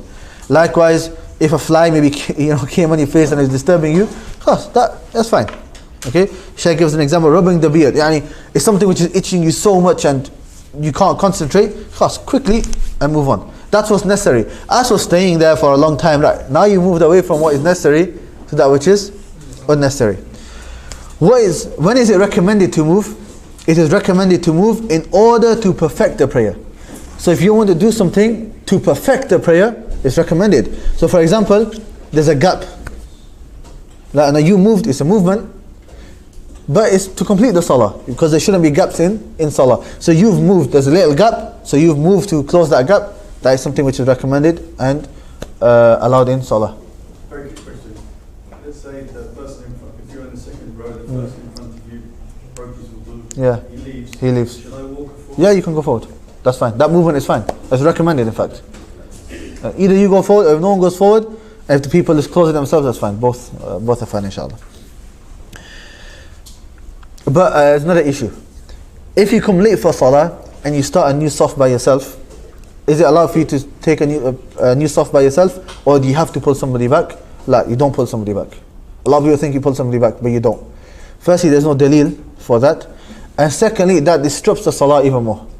The person is confused, he doesn't know what to do. Then there's a gap over there in that salah. People don't know. It causes more issues than actually is what's up. If you can make space and find space, then you go. Okay? But if there's no space whatsoever and you have to pray by yourself, then class you pray by yourself. I saw a couple of times in here in Kuwait, actually, people will go up and they'll tap people on the shoulder to squeeze in the first side. Yeah, with squeezing in, you have to look at the situation. If by you squeezing in it's going to harm people and make difficult for them, then no, you don't do it. You don't harm people. We know in Jum'ah, for example, even space in front, if you have to jump over someone, right, it's not allowed. Clearly said it.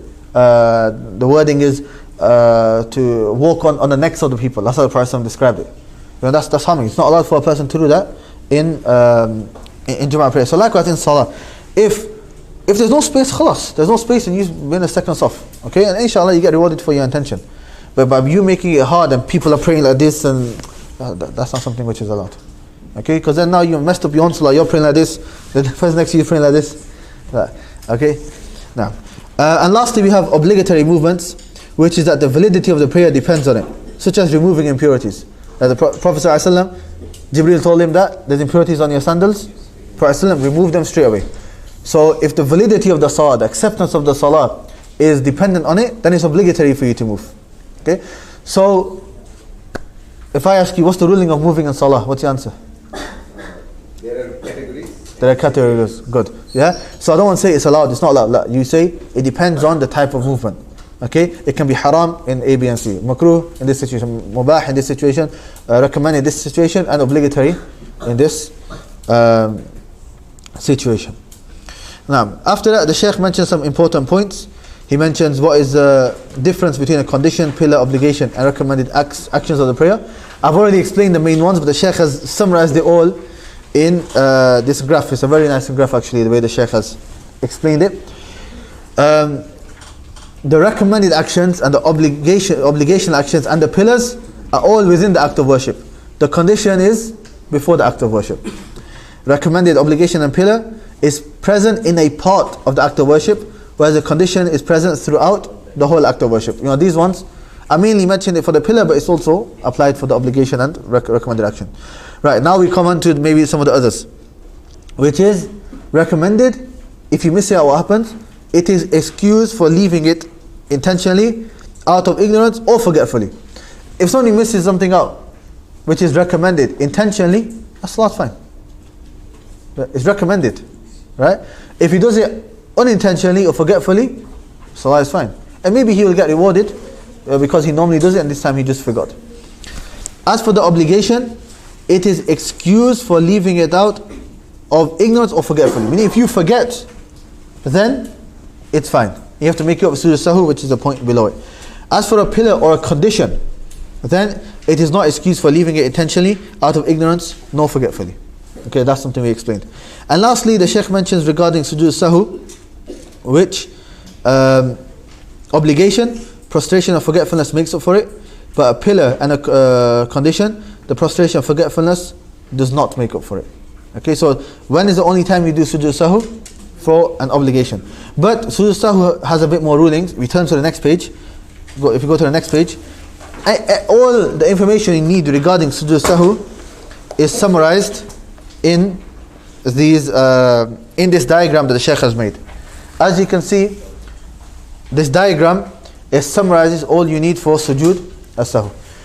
If somebody asks you, when sujood sahu meaning the two prostrations of the sujood for forgetfulness. Okay, it's normally called forgetfulness, but it's a bit more than that. Even though majority of the time it is forgetfulness. When do you do sujood sahu? For three reasons. Okay, either you've got a doubt, either you've added something in Salah, or either you've left something out in Salah. You've added, decreased, or you have a doubt. You don't know if you did it or you don't know if you didn't do it. So three reasons: either you've added something, you've subtracted something, or you have a doubt. Okay, what are the rulings pertaining to these? Increasing, if you increase something in Salah, you do an extra bowing, prostration, standing or sitting. Yani instead of 2 sujood, you did 3. By accident. Then you do sujood sahu at the end. Decreasing, for example, not doing an obligation from an obligation. This decreasing is only for an obligation, not for the pillars. The pillar you have to come with. We explained this. The pillar you have to come with. But if you miss out an obligation, for example, the first tashahhud, then you just do sujood sahu at the end. Second sujood is obligation. Second? It's obligation. Second sujood. Second sujood, la. What do we say regarding sujood? All sujood are pillars. Pillars. All sujood are pillars. Okay? A good question actually. That's a good question. Because the 2 sujood, is the first one a pillar, the second one obligation? La, both are pillars. La, questions at the end. Questions at the end. Write it down. Write it down. If I open the door, then everyone's going to ask questions. Huh? Okay. Right. Increasing and decreasing is quite straightforward. Increasing and decreasing, quite straightforward. Right? You do sujood sahu. What about if you have a doubt? For example, one doubts whether they are on the 3rd unit of prayer or the 4th. You can't remember, am I on the 3rd rak'ah or am I on the 4th rak'ah? What's the ruling? It is of 2 types. It is of 2 types. If you don't know, then it is of 2 types. It's a bit more detail. If it's within the act of worship, meaning within the Salah, you don't know. Like within the Salah, you're thinking, am I on the 3rd or the 4th? Then you stick to the lowest number, which is what you said. Okay? So if you don't know 3rd or 4th, then you stick to the 3rd. And this is a general principle in the Sharia. It's from the science of Qawaid Fiqhiyah. Who knows what the principle is? It's a big principle in the Sharia. A legal maxim from Qaid Fiqh. Easier one. Sorry? Easier one. No, not easier one. No, not easier one. Easier would be fourth one. Fourth one you finish. You always go with the least doubt. You go with the least doubt. Yeah, it's on the right lines, but who knows what the actual name is? I'll say the Arabic. Al-yaqinu la yazulu bi-shak. You heard this before? Okay, this is a legal maxim. It's used across all of the chapters of fiqh. Okay, inshallah. But I wanted to teach Qaid Fiqh this time, but we don't have time in the schedule. Maybe next time we'll do. It's similar to Usūl fiqh. Anyways, this principle is certainty is not removed by doubt. Certainty is not removed by doubt. This is a principle, right? Make sure everyone you write this down. Right? Certainty is not removed by doubt. This is a big principle in the Sharia. It's used across the board. Meaning, if you are certain of something, you don't go away from that certainty unless with another certainty. Meaning, if you have a doubt, you don't go to the doubt. You stick to that which is certain. 3, are you in the third rak'ah or the fourth? You are certain that it's the third. The doubt is in the fourth, the extra one. Right? So you stick to the third. That's what we say, we stick to the lower one. Because that is that which you are certain. In tawaf, you do 7 times. Are you on the 6th or the 7th? You've done you're on the 6th one. That's without, there's no doubt in that. You're certain. The doubt is in the 7th one. Have you started the 7th or not? So what you stick with the 6th. And it's not just with numbers. That's why the principle try to stick to the wording. Certainty is not removed by doubt. In numbers you can say stick to the lowest. But for example, this is a hadith of Prophet ﷺ, and this is where this principle is taken from. لا ينصرف أحدكم حتى يسمع صوتا أو يجد ريحة. In Salah, shaitan comes and he whispers to all of us, right? Sometimes shaitan makes you think that you have released gust or wind, okay? The Prophet ﷺ said, and if you have a doubt, did I break my wudu in Salah or did I not? What does the Prophet ﷺ say? Don't go until you hear a sound or you smell something, okay? Why? Because that's when you have doubt. That's when you have certainty. In this case, in Salah, you have certainty you have wudu. You just did wudu. That's certainty you've got wudu, right? Certainty you got wudu. Now you have a doubt. Did I break my wudu or not? If you have this doubt, you don't look at this doubt. Okay? If you smell something or hear something, then you know. Right? So then you say your wudu is broken. But if you just think, then no. You carry on praying Salah, it's fine. Okay? Likewise, you're walking outside. You see a pond of water or a little, a bit of water. You see a dog near the water. If the dog licks the water, it's najis, right? But you've not seen the dog lick it. Right? What's the ruling on that water? It's pure. Why? We stick to that which is certain. Rainwater is pure. So we know it's pure. We have a doubt. Did the dog lick it or not? That's the doubt. We don't look at the doubt. Unless somebody tells us that, no, the dog licked it, then obviously we have certainty. Al-yaqinu la yazulu bi-shak. Al-yaqinu la yazulu bi-shak. What's the principle? Certainty doesn't defeat doubt. Certainty doesn't defeat doubt. Certainty is not removed by doubt. Now, so anyways, so we come back to this within the act of worship. This is if a doubt. When you say doubt, we mean 50-50, and you're not sure. The Sheikh here, he writes, if a person often doubts, it should be not considered. Very important. Some people have wiswas, right? Every salah they have doubt. Every salah they have doubt. What do these people do? Right, they ignore it. If every salah, or nearly every second salah he's having a doubt, this person should ignore. Why? Because this is whispers of shaitan. This is shaitan playing with this person, and he should ignore it. He should just carry on. Okay? And there's no sin upon that person, because this person has an issue. You find some people, they do wudu. I don't know if I did it properly. They do wudu again. Actually, maybe now I missed this out. Do wudu again. 1 hour they're in the bathroom doing wudu. This person, every time he's doing wudu, he's having doubts. This person should ignore it. Okay? But a normal person that rarely gets these doubts, and maybe just here and there he gets a doubt, then if he's most likely, like 90% sure that I've done this, or the ruling is this, then khalas, he sticks to it. But if there's a doubt, then like we said, you stick to that which you are certain. And in terms of salah, how many raka'at is the lowest number. Okay. What about if a person gets doubt after salah? He's done the salah, and afterwards he's left the masjid, half an hour later, did I pray 3 or did I pray 4? The Sheikh says, this should not be paid attention to unless it's 100% certain. If you have a doubt after the salah, you don't pay attention to it, unless 100% certain, you've made a mistake. Then, you repeat your salah. Okay? I've got another question. What if, and in Arabic it's quite funny, إِذَا سَهَا عَنِ السَّهُ. If a person, he's meant to do sujood sahu at the end, but he forgets to do sujood sahu. He should do sujood sahu, time for sujood sahu comes, and he forgets. Okay? What should he do in that case? You should do it when he remembers. Right. He's still in the Depends on how long he remembers. Good, yeah. If he remembers straight after salah, then khalas, he should do it. If he's left the masjid, and he's got up and he's left, then it's fine. Right? So if he's straight away, then he should do it. And he's still there, it's been like 10, 20, 1 minute, he's still there, then he should do it. If he's left and it's been a long time, then khalas, then it's fine. Okay? How does a person pray sujood sahu? Easy. Just 2 sujood like normal, subhana rabbil a'la, subhana rabbil a'la, and you're fine. Do you do it before or after salah? Both have been narrated from the Prophet ﷺ.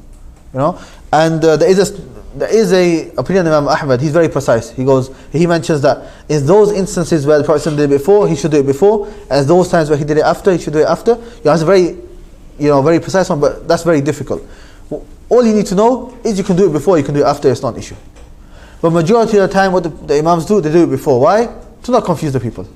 The majority of the Imams do it before to not confuse the people. If somebody does it before, somebody does it after, people are going to get confused. So if you just stick to doing it before, so that fitna isn't occurring and so on, that is completely fine. But if a person does it after, it has been narrated upon the Prophet sallallahu alaihi wasallam. Now if you see, after this, the Sheikh, we finished with the technical rulings of Salah. When you study fiqh of Salah and Wudhū and so on, the way the ulama normally explain it, there's 2 ways of explaining it. Firstly, they tell you the technical rulings. This is obligatory, this is a nullifier, this is a condition and so on. And then after that, they have a chapter called Sifatu Salah, the description of the Salah. And they tell you how to pray from beginning till end. So here, the Sheikh will just tell you how to pray Salah from the beginning to end. He won't tell you the rulings on each individual one. So he won't say, firstly, you should say Allahu Akbar, Takbiratul Ihram. Or first you should stand up, and that is a pillar. And then you do Takbiratul Ihram, which is a pillar. He won't mention the technical rulings. We've taken the technical rulings. Now what the Sheikh will do is that he will mention how to pray Salah from the beginning till end with the complete way of praying it. The complete way of praying it from beginning till end. And this is quite long. I don't want to read the whole thing, but you can see, and the Sheikh's got pictures as well. If you go to page 106, page 106.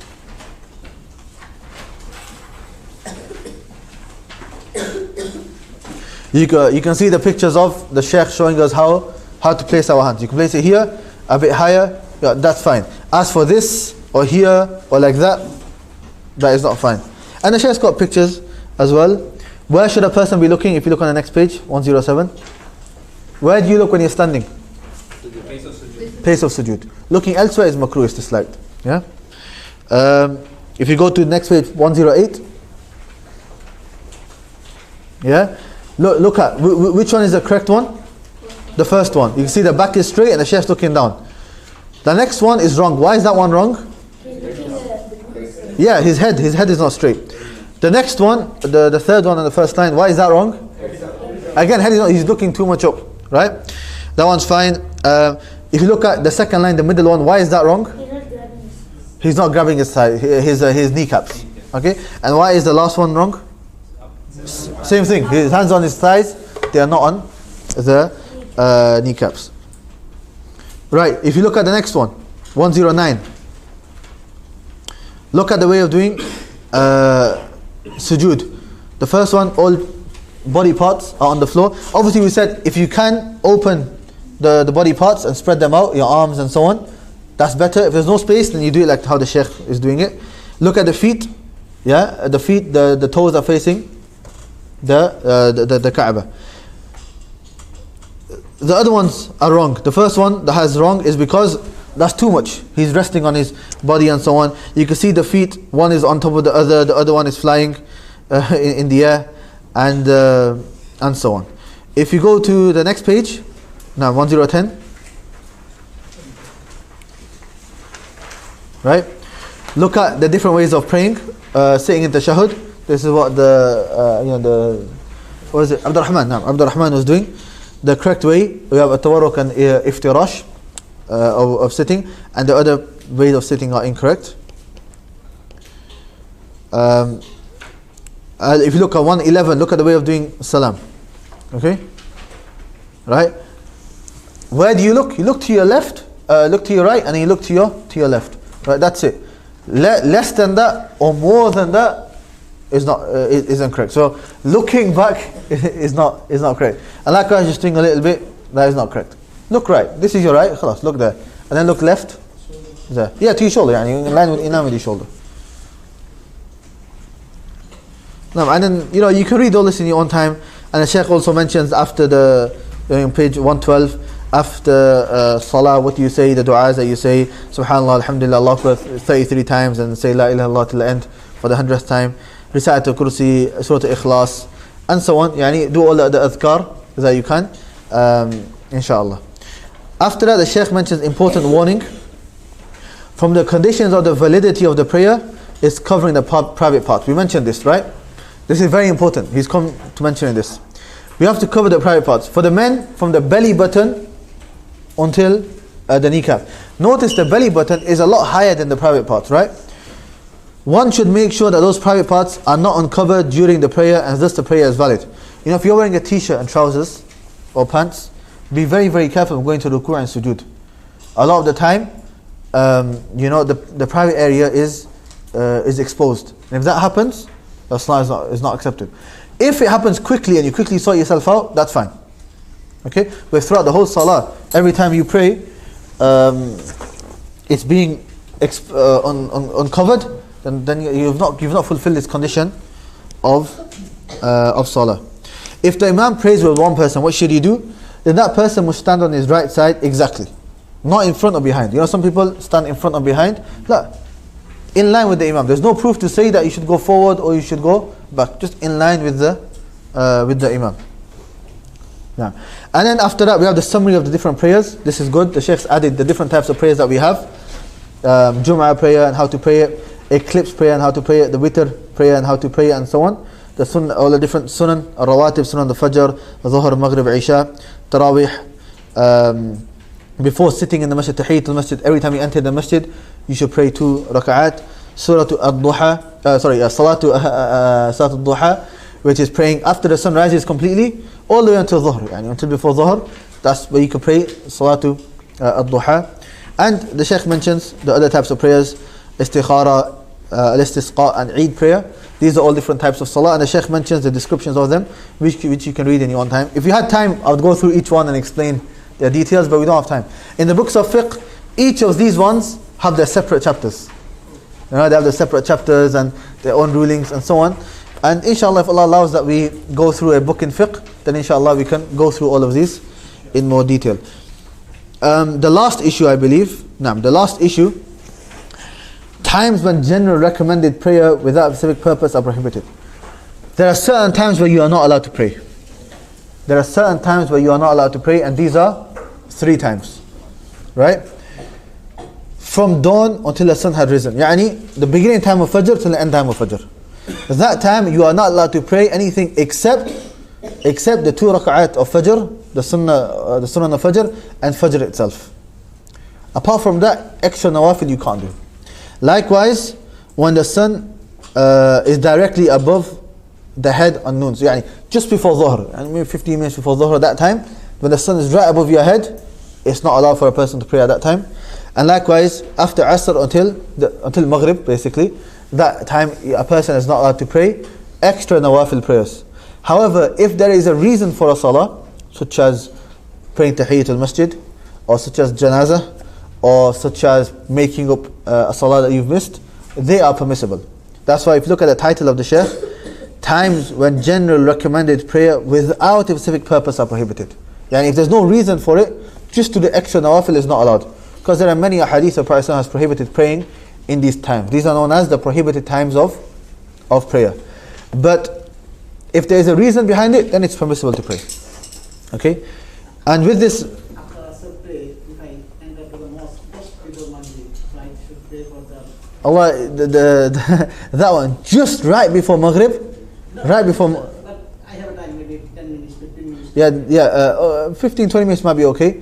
But the time just before Maghrib, last 5-10 minutes, that one, the ulama are they're a bit more strict and say you shouldn't pray. That some ulama split the 3 times into 5. And they say that 5-10 minutes before Maghrib, that some say you shouldn't pray at that time. As for after Asr generally, that is fine. As for that last 5-10 minutes, there's a bit more of a khilaf, which some ulama say it's fine, it comes under this ruling, and some ulama say it's not. Some ulama are very, very strict on that time, because that is a time where as for after Asr, this doesn't take place, but that is the exact time where the Majus are worshipping the sun and so on. So they say exactly at that time you shouldn't be praying the same time as them. Okay? As for after Asr, they're not praying at that time, so it's fine. So just 5 minutes before Maghrib, some ulama are a bit more stricter on that, and some ulama say no, it's fine. If there's a reason, they still say it's fine. They stick to this ruling. Anyways, with this we finished the fiqh of Salah. We still have fiqh of wudu left. Inshallah, wudu is a lot easier. Inshallah, we'll try to go through that quicker, inshallah. I know, especially the ending, I went through a bit quicker. Don't worry. The ending, the parts where I went through quicker, I'm not going to test you on it. What you guys need to know, okay? What you guys need to know now, when I test you, is the conditions of Salah, the pillars of Salah, the obligations of Salah, and the nullifiers of Salah. Okay? And also sujood sahu, rulings of sujood sahu, and also rulings of moving in Salah. That comes under the nullifiers. Okay? That's what you should. That's what I'm going to test you on. The extra things you should know, because I know it's not enough time, so I'm not going to test you on all of that, inshallah. We're going to take a break now until 5 to. You want to make...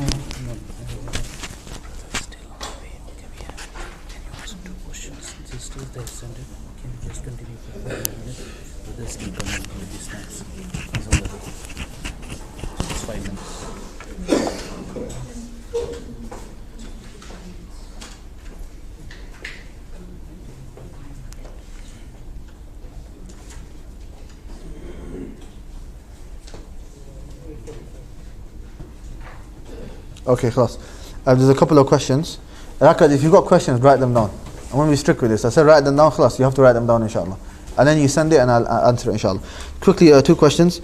Some people keep moving away from when we try to move closer to them in order to fill the space, leaving at least a feet distance between. What do we do then?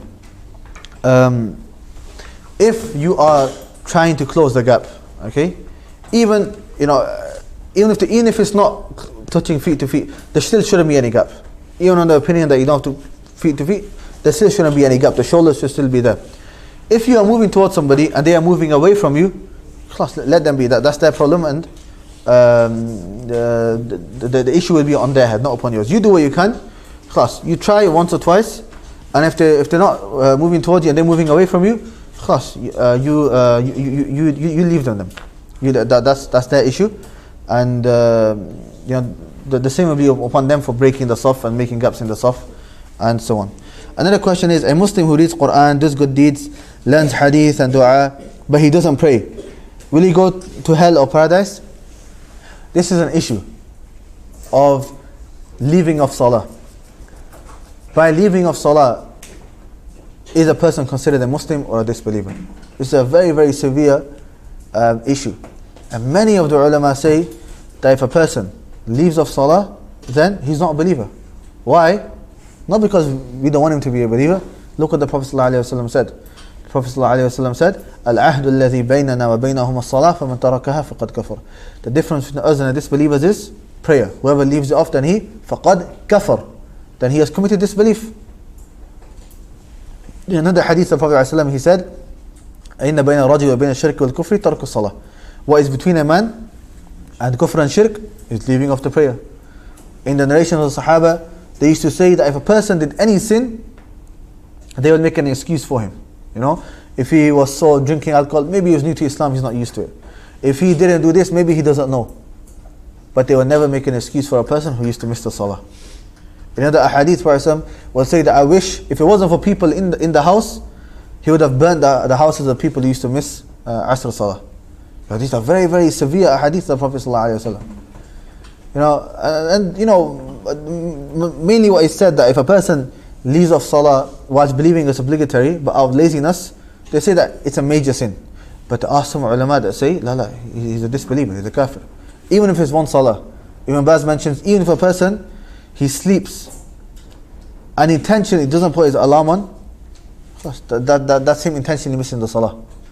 And he's considered a disbeliever. Obviously, it's not for us to say who's a disbeliever or not, but it's for each person to think about. It's not something, missing Salah is not something which is you know, something light. So will they go to paradise or hellfire? Well, it depends on the issue. You know, if you know, it's very, very dangerous. It's on the borderline of basically being in Islam and being out of Islam. So missing the Salah is something very, very dangerous, and a person should never ever miss the Salah. Now, class, we're going to take a break now, inshallah. The food is not here, but class, it's going to be here in 5 minutes, inshallah. The break I'll give you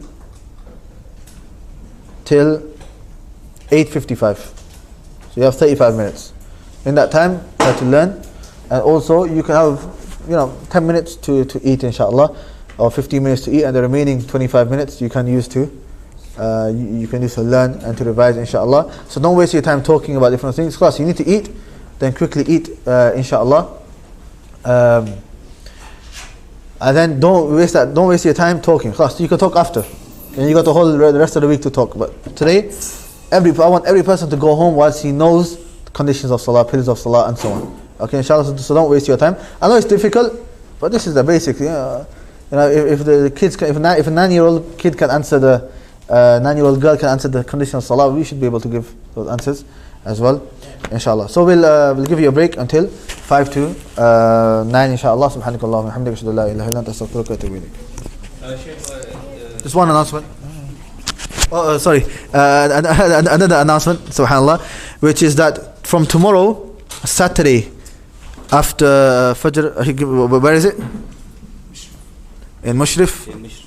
In Mushrif? Where the Saturday halqa is. Where Sheikh Ahmed has his Saturday lessons. Yes. Instead of Sheikh Ahmed's lessons for the next 3 weeks, I'll have a lesson there, inshallah. Same time, we will be going through the book, is summary of Ta'zeem al-Ilm.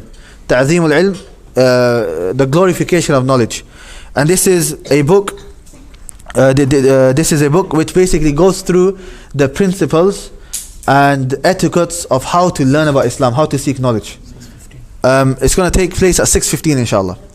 6:15. So I think that's enough time. If you pray Fajr locally and straight away come, you'll have time to reach there, inshallah. And the PDFs it's been sent into the group. You do not have permission to share the PDF. The brother, one of my friends who translated the books, he only gave permission for those who are attending. So don't share the PDF with others, okay? Try to print it off yourselves. The copies that we have in the masjid are very, very limited, and they'll be given to the people that are there first. So if you come late, if you've not printed the book yourself, you won't have a copy. Okay, so make sure you're there early to get a copy, or you print it out yourself, inshallah. So this is tomorrow, and we'll try to finish it in 3 lessons, inshallah. We'll try to finish it in 3 lessons, inshallah. Anything else? Brothers, as announced, one brother is bringing the snacks. Okay, and he's on the way, like within 5 minutes he'll be reaching. So you can go down, okay, and have your snacks down. Don't bring up, okay, anything. Have your food down, and then you can come back. And this rest announcement, as I made it before, the weekdays lectures will continue as scheduled. Okay, Jazakallah khair.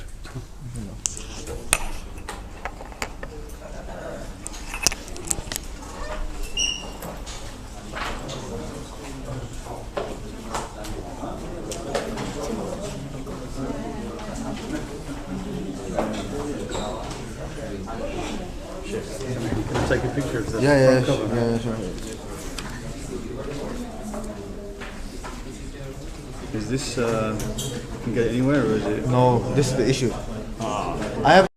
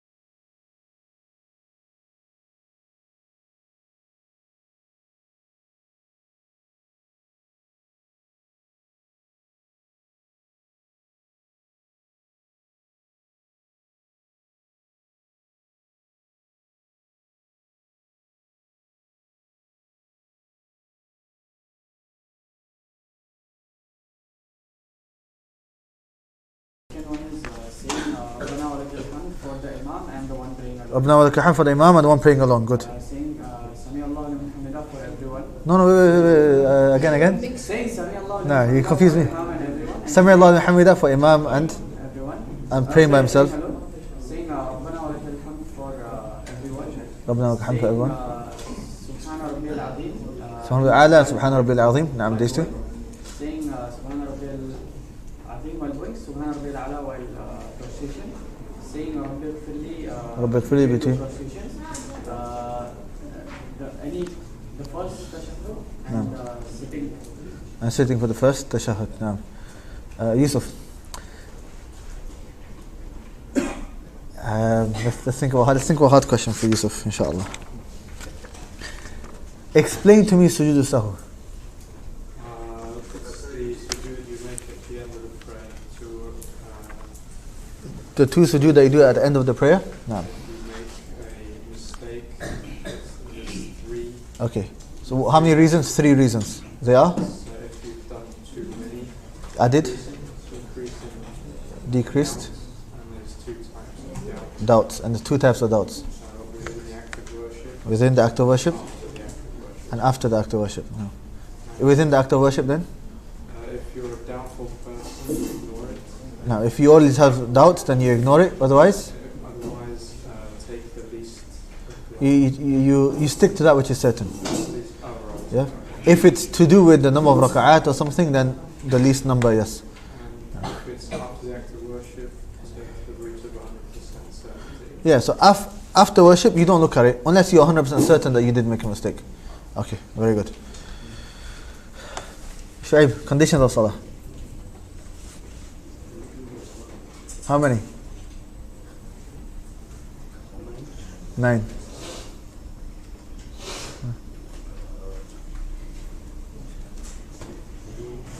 Wudhū.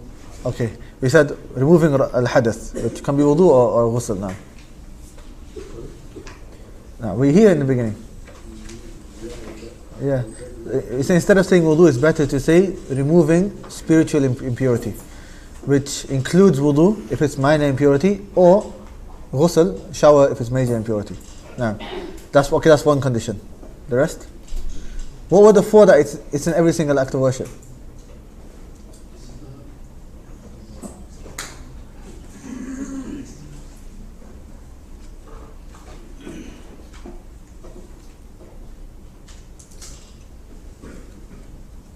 It happens when you stand up, you forget everything. It's okay.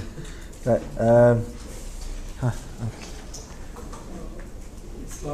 Islam. Sanity. Tamyiz. Yeah. Then having removal of impurities. Removal of impurities. Before that, hadath. Removing hadath. Hadath now. Removing hadath. Hadith is just, instead of explaining the whole thing, is one word. It's easy to say it now. Then covering the aura. Cover the aura. Facing the qibla. Facing the qibla. Intention. Directions of time of prayer. Time of prayer. Now, Ahsan, very good. Right. Tom, it's a question for you. Just give me the numbers. How many conditions of the prayer? How many pillars of the prayer? How many obligations? And how many nullifiers? Just give me the numbers. 9 conditions, 14 pillars, 9, obligations, 14. Very good. Ahsan. So 9 conditions, 14 pillars, 8 obligations, and 8 nullifiers. Okay, khalas. After this, you can see, we'll carry on inshallah. You can see that there's a small little test. Yeah? This test, inshallah, do yourselves later. And see if you can answer. Anything you don't know, make a note of it, and you can ask me later and I'll tell you the answer.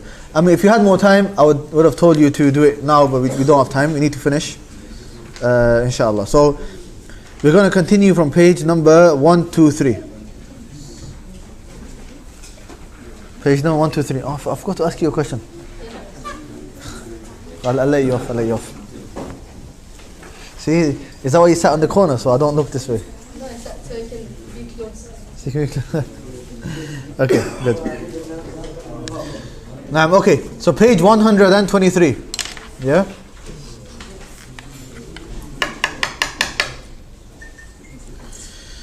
Right, we finished from the rulings of Salah.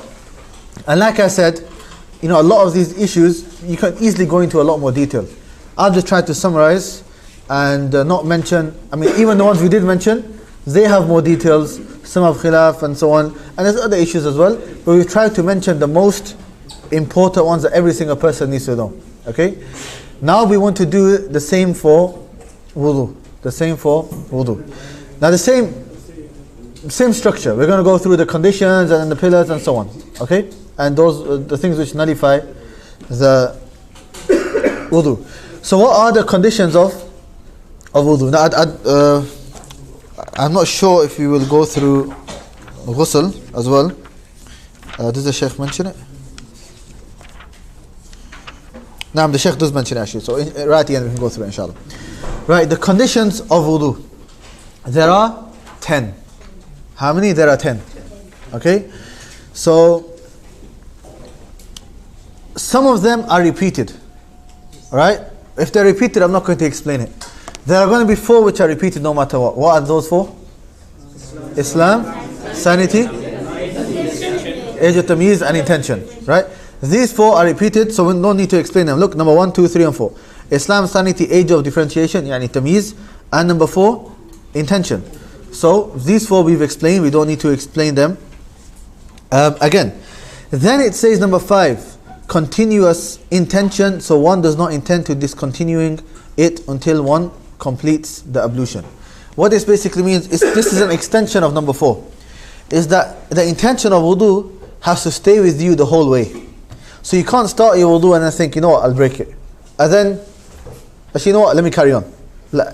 You have to have wudu, the intention of wudu from the beginning till the end. That you are doing wudu the whole way. You can't have the intention that I'm going to break it, or I'm going to do it, okay, you know, Salah's in 1 hour, I'll do the fresh wudu then, right now I'm feeling hot, I'll just make myself cold, or whatever the case may be. You have to have the full intention the whole way. Number 6, the ceasing of the actions that nullify the ablution. Meaning, any of the things which nullify wudu, right, which we're going to come to inshallah, that has to completely stop. Right? So for example, you can't be like doing wudu and releasing wind at the same time, for example. Right? Anything which nullifies your wudu, you have to completely finish it before doing the wudu. Right? If you start doing wudu and then you fall into one that nullifies the wudu, then you have to start again. Okay? Number 7 is clean the private parts after using the washroom with water or clean dry objects. This is only if you need to use the bathroom, then only then. Right? So you go and you do istinja, meaning you clean yourself with water, or you do istijmar. Istijmar literally means cleaning yourself with rocks, or nowadays with tissue as well. Okay? Now, with this, does the Sheikh explain it later? If he doesn't, I'll explain it now. If he does explain it later, we'll mention it later. One second. Okay, the Sheikh mentions it right at the end. Quick look.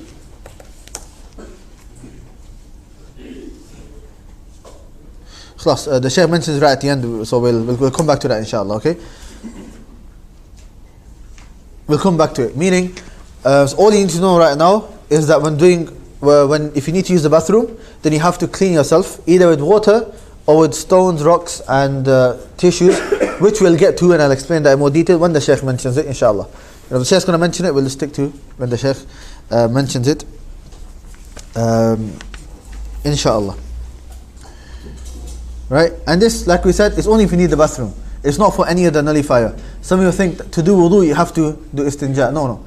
Only if you need to use the bathroom, then you clean stuff. Otherwise, then there's no need. The next one, which one are we? Number 8? Number 8. The water must be clean and permissible to use. Meaning, we can't have water which has impurities in it. It can't be water where a tea bag's gone into it. That's no longer water. And so it has to be clean, pure water. And it has to be permissible. Permissible meaning it's not stolen, for example. Right? You can't be doing an act of worship with something which is stolen. Somebody asked me a question yesterday as well. Can I steal some money and give that in charity? Like, you can't just to do something good, you can't do something haram to achieve that, okay? So just because the ending is good doesn't mean that the way you got to that is something which is correct. Number 9, removing from the skin anything which may prevent the water from reaching it. Again, something very important. On the skin, you have to make sure that the water reaches everywhere in the skin.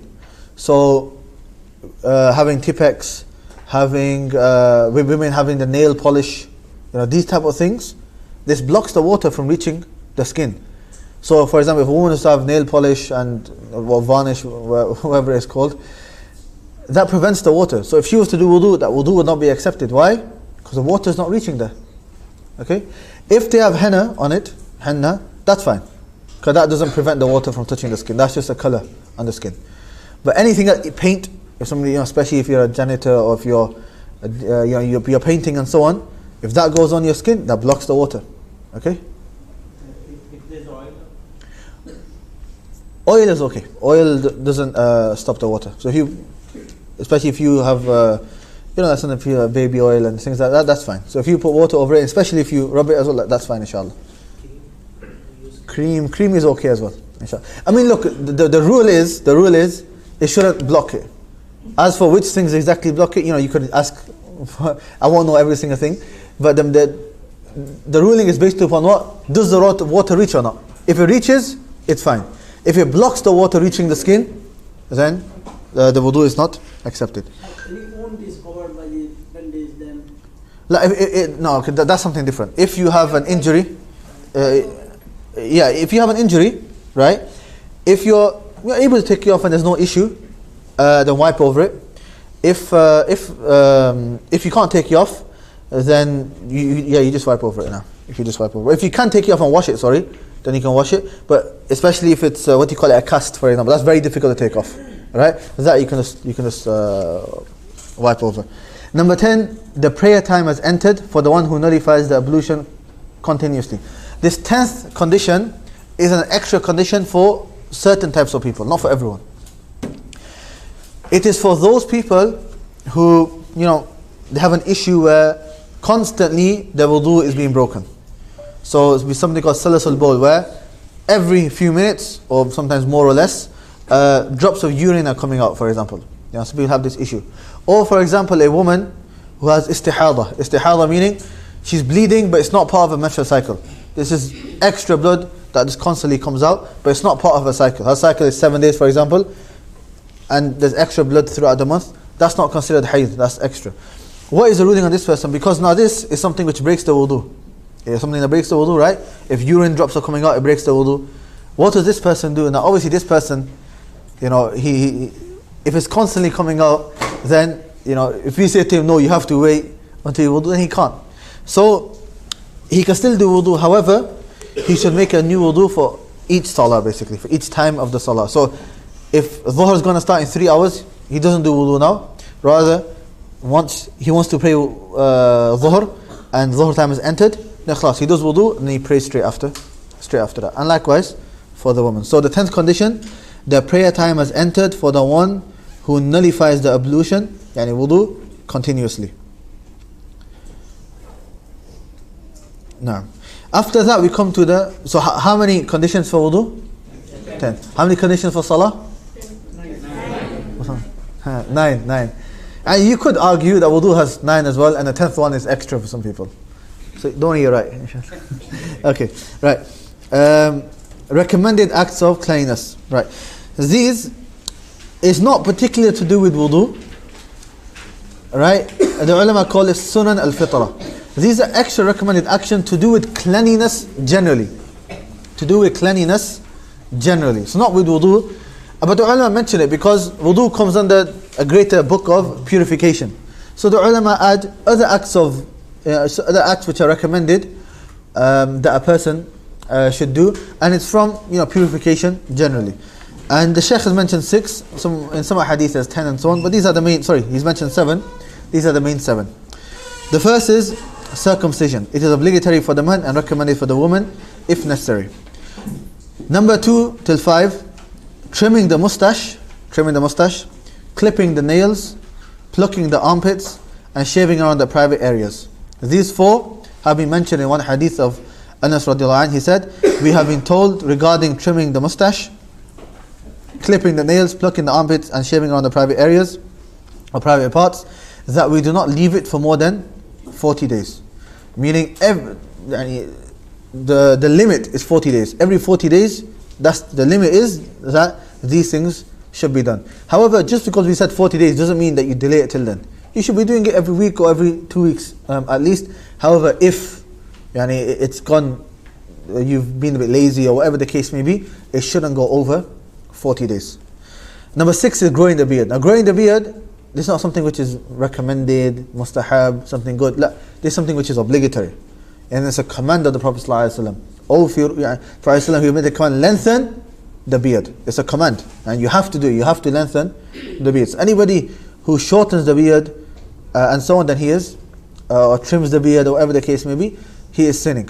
As for the issue of taking after a fistful, and that's the opinion of Ibn Umar, radiallahu anhu, that's fine. But we're talking about, trimming the beard fully or clean shaving the beard, and that is something which is haram and a person is sinning. And number 7 is using the siwak. Using the siwak, which is brushing the teeth using the branches of a specific tree, a specific tree that you get the siwak from. It is recommended at all times, especially before ablution. When should a person use the siwak? All times, 24/7.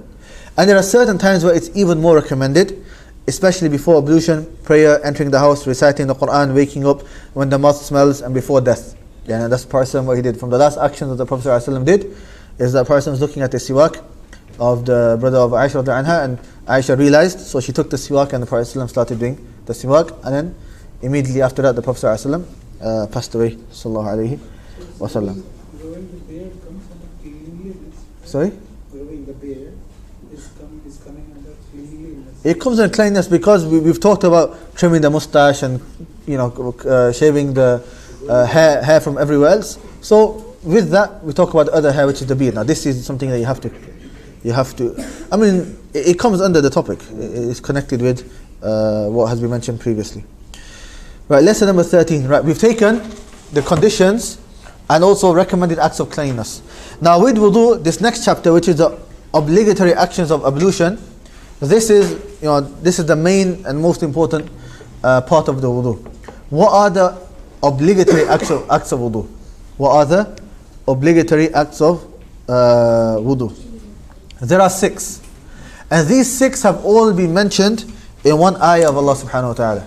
Surah Al-Ma'idah, ayah number 6, I think. No, I don't have it here, but I think it's the ayah number 6. Allah subhanahu wa ta'ala says, Ya ayyuhalladhina amanu, O you who believe, إِذَا قُمْتُمْ إِلَى الصَّلَاةِ, if you want to get up and pray, فَاغْسِلُوا وُجُوهَكُمْ, wash your faces, وَأَيْدِيَكُمْ إِلَى الْمَرَافِقِ, and your hands until and including your elbows, وَامْسَحُوا بِرُؤُوسِكُمْ, and wipe your heads, وَأَرْجُلَكُمْ, and wash your feet, إِلَى الْكَعْبَيْن, to and including your ankles. So as you can see, 4 body parts are mentioned in this ayah, right? What are the obligatory acts of ablution? There are 6. Firstly, washing the face, rinsing the mouth, and cleaning the nose. The mouth and nose comes under the face. That's the first thing that Allah mentioned in the ayah. Then Allah mentioned the hands until the elbows. That's the second. Washing the arms from the fingertips to and including the elbows. Then Allah mentioned the head, wiping the head. So number 3 is wiping the entire head and the ears with it as well. And number 4, Allah mentions the feet.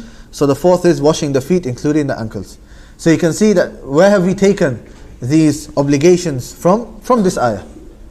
All from this ayah. Let's go through them one by one. Notice the first thing that is mentioned is washing the face. What's the first thing that we do in wudu? Wash your hands. But we've mentioned the face. That shows us washing the hands in the beginning is not obligatory. Rather it is sunnah. If a person misses it out, then wudu is accepted. It's not complete, but it's accepted. And sometimes it's important. If you are traveling, for example, you have less water, then what do? You don't wash your hands because that's recommended. You use that water with that which is obligatory and that which will make your wudu correct. The second issue is what is the boundary of the face. In terms of width, right? You say earlobe to earlobe, right? It's very important. Why? If you look, those that have beards, for example, it's very important that if you look, you have a bit of skin which is between the sideburns and the ears. Yeah, you can see there is some skin between the ears and the sideburns. Right? This skin, is that part of the boundary of the face? Yes, in between the earlobes. What happens? A lot of people miss this out. Because they get to the beard and they think, we've done it, we've made it, and they forget, they forget the extra part of the skin. Like that part you have to also wash. You got beard? No, alright. So you have to make sure that you wash this part as well. So when you wash your whole face, make sure you wash this part as well. And this is width. What about length? Then from where you, so from the, basically they say the forehead to the chin. Where does the forehead start? Where your hairline starts from, right? So if somebody is bald, what does he do? He puts his whole head under the top, right? Like where his hair is meant to start from, right? Where his hair is meant to start from, that's where he washes from. And from the bottom is to his chin. What about if somebody has a beard? Then you have to be careful. Takhleel, that's sunnah. Right. Be careful. There's two types of beard. There's a thick beard and there's a thin beard. If the beard is thick, when we mean thick, is where you can't see the skin. So look at my beard, this part you can't see the skin. Then it's obligatory to wash the whole beard on the outside. The outside, okay? And if you can see the skin, so for example here on my cheeks, you can see the skin. This part you have to make sure that the water reaches the skin. So some people, even beard over here is a bit light, they can see the skin. They have to make sure that the water goes in and touches the skin. As for this is called takhleel liha, when you put your fingers inside your beard and so on, this is sunnah, this is extra. So if you've got a thick beard, you have to wash the outside, because that's part of washing the face. Yeah. As for going inside into the beard, that's sunnah, that is something extra. Is that understood? Okay. So wash. Fahad, what's the ruling on washing your beard? Inshallah, when you have a big beard, what's the ruling? Huh? Not paying attention? He doesn't have Go a on. beard. No, when you have a beard, you need to know so that when you have a beard, you know what to do. Wash it how much? Do I have to put my hands in? No, it's sunnah. It's sunnah. Okay. Do I have to make sure that the water touches the skin? Yes. All the time? You weren't paying attention, were you? Huh. Yeah, you have to make sure that the water reaches your skin. All the time? Yes. Abdurrahman? It's the same as I said. You don't know? Right. You have to wash your No, wait, let me ask. Go on. Good. If you have a thin beard, meaning you can see the skin, then it has to touch your skin. And if you have a thick beard and you can't see the skin, then you have to wash the whole outside. And as for bringing your fingers in, that is sunnah. Okay, so that is in regards to the face. Then we have washing the arms. Right. When you say from the hands to the arms, where does your hand start from? They start from there, or do you start from there, or do you start from there? No, it's from the fingertips, okay? Very important. A lot of people when they get to their arms and they wash their hands, they put the water in their palms and they wash their arms, but they don't wash their fingertips. Now, this is something you have to wash. And don't think just because you washed it in the beginning, then that counts. No, because that was sunnah. This is the obligatory one. This is the main one. If you miss the first one, that's fine, but you can't miss this one. So make sure you wash from your fingertips all the way until and including your elbows. No. This is obligatory acts, but in the first part you differentiated between arkan and obligations. No, this one there's no difference. There's no sujood sahwi in wudu. No, there's nothing called arkan of wudu. No, this is the same thing. This is known as furud al-wudu. Furud al-wudu. No. They don't call it arkan. They call it furud. No. Obligations. The third is wiping the head and the ears. So you get your hand and you start from where you finish washing your face, which is your hairline. Take it to the back. One time, that's obligatory. Doing it once is obligatory. And the sunnah is bringing it back as well. Okay? That's important to know because I know some youngsters like to have hairstyle and just want to take it back once and don't bring it forward. If they do, khalas, it's accepted. Because what is obligatory is wetting it all once. And then bringing it back is sunnah. Okay? And then washing the feet, including the ankles, the same regarding the hands that we said, make sure the whole feet, including the toes and everything. Yeah, one time is fine. They don't have to wash all their hair and all of that. No, then it's just, if they have long hair, then khas, they don't have to do the whole thing. Just till the back, just till there. Just till there. Just till where a man would normally do it as well. To the back of the head. Well, you would say it's sunnah, because whatever's for the men is for the women as well. Unless there's a dalil. Okay? But like we said, if they don't mess up their hair, khas, one is enough. Right. So these 4 are mentioned. Questions at the end, I keep forgetting. Questions at the end. Right. I make sure they're written down. Right. The 5th obligation of wudu is washing the parts in order. Washing the parts in order. So these 4 things that we have mentioned, they have to be done in order. So if, for example, I was to wash my arms first and then my face, for example, would that be correct? No. So you have to wash it in the order that Allah subhanahu wa ta'ala has mentioned it. And this is mentioned in the ayah as well. In the ayah, what's the proof that we have to do it in order? Right. Okay, this part's a bit this part's a bit technical. I want you guys to think about it, okay? This is extra fa'idah for those that want to think about it. Allah in this ayah, He says, "O you believe, if you want to pray, then wash your faces and," focus on the word "and," right? Wash your faces and wash your hands until your elbows, and wipe your heads and wash your feet until your ankles. The word "and" in Arabic, the word "wa" in Arabic, it doesn't show tartib. It doesn't show any ordering.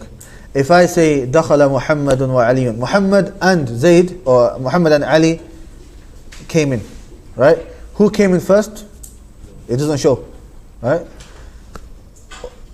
And that's different too if I said "Dakhala Muhammadun fa Aliyun" or "Thumma Aliyun." Muhammad entered and then Ali. Then we know Muhammad came first and Ali came second. So you may say Allah mentioned it in this order, but somebody could argue, but Allah uses the letter waw, which means "and." It doesn't show an ordering. So even though Allah mentioned it in that order, you could argue that Allah mentioned in that order, but it's permissible to do others because Allah used the word "wa," and He didn't use any other word to show that you have to do it in order. Does that make sense? Yeah. So how would you show that it is obligatory to do it in order? Command to what? Command to wash, but not command to do it in the order.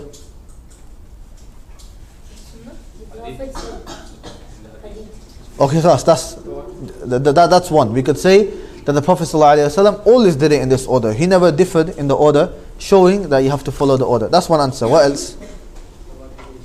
Sorry? That's what you mentioned, Sunnah. No. There's another hadith where the Prophet ﷺ said, "Ibda bima bada Allahu bih," in Nasa'i and in Muslim, "Abda'u bima bada Allahu bih." I start with what Allah started with. So to use this hadith, that shows that if Allah started with certain thing, you start with that thing. So that's using the hadith. But there's another way as well. So these are 2 we mentioned, but there's a third way within the ayah as well. I want you guys to just think about it. If you can get it, you can get it. Inshallah. Think about it. Allah says in this ayah, wash the face, and then wash the hands until the arms, then wipe the head, and then wash the feet. From top to bottom? No, because you done your face, then you done your arms, then you come back to your head. Very good, uncle. Now, it's because if you notice in this ayah, Allah says wash. Focus on the word wash. Wash the face, wash the arms, then wipe the head, and then back to wash. In Arabic, from eloquence, is that if you want to mention something, you mention everything which is the same type in one place, and then you mention the other topics in a different place, right? And you don't miss and match things. So the fact that Allah mentioned wash and another wash, and in between Allah added a wipe, right? And Allah in the Quran is the most eloquent that you can get, right? that shows there must have been a reason for it. And what other reason is there apart from that it shows that it has to be in order? Does that make sense? Yeah? No? Yeah, from the language basically. From the language. Obviously we have the other proofs as well. The Sunnah of the Prophet ﷺ, also his statement, start with what Allah started with.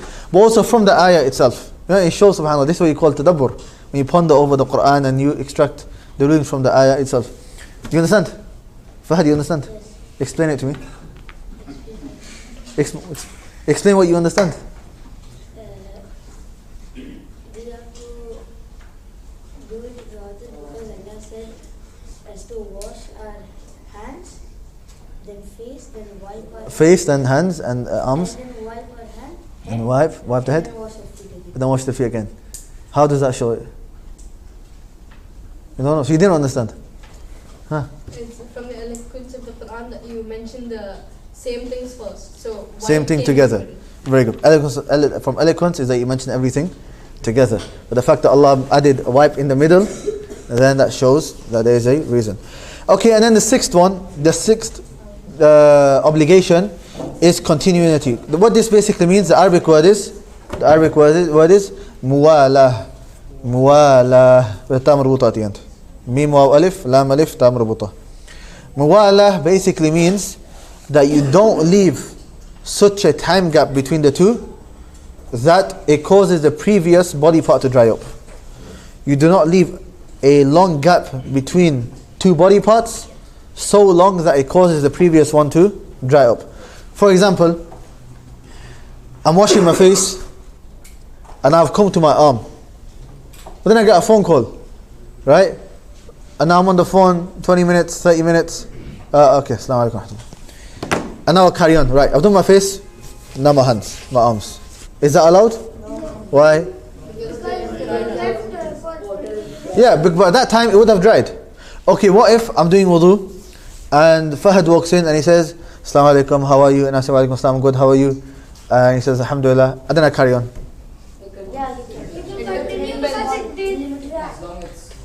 Nah, it's it's a very short period of time, and normally nothing will dry. And how long is that time? Just urfan, whatever is normally known. Okay, generally, if somebody's standing right under the AC, for example, and then that or under the sun and it's causing him to dry quicker, we don't look at that. We look at the normal time that it would take, a few minutes or whatever it may be. So these are the 6 obligations of wudu. And there are a few recommended actions, which is that the obligation is doing all of these once. Recommended is doing it thrice or even twice. It's been narrated the Prophet ﷺ washed everything once. It's been narrated he washed everything twice. It's been narrated he washed everything thrice. And it's also been narrated that he switched it up. This thing once or twice and then something else 3 times and something else once. It's all allowed. But the best generally is 3 times. But all of the other ways have been narrated.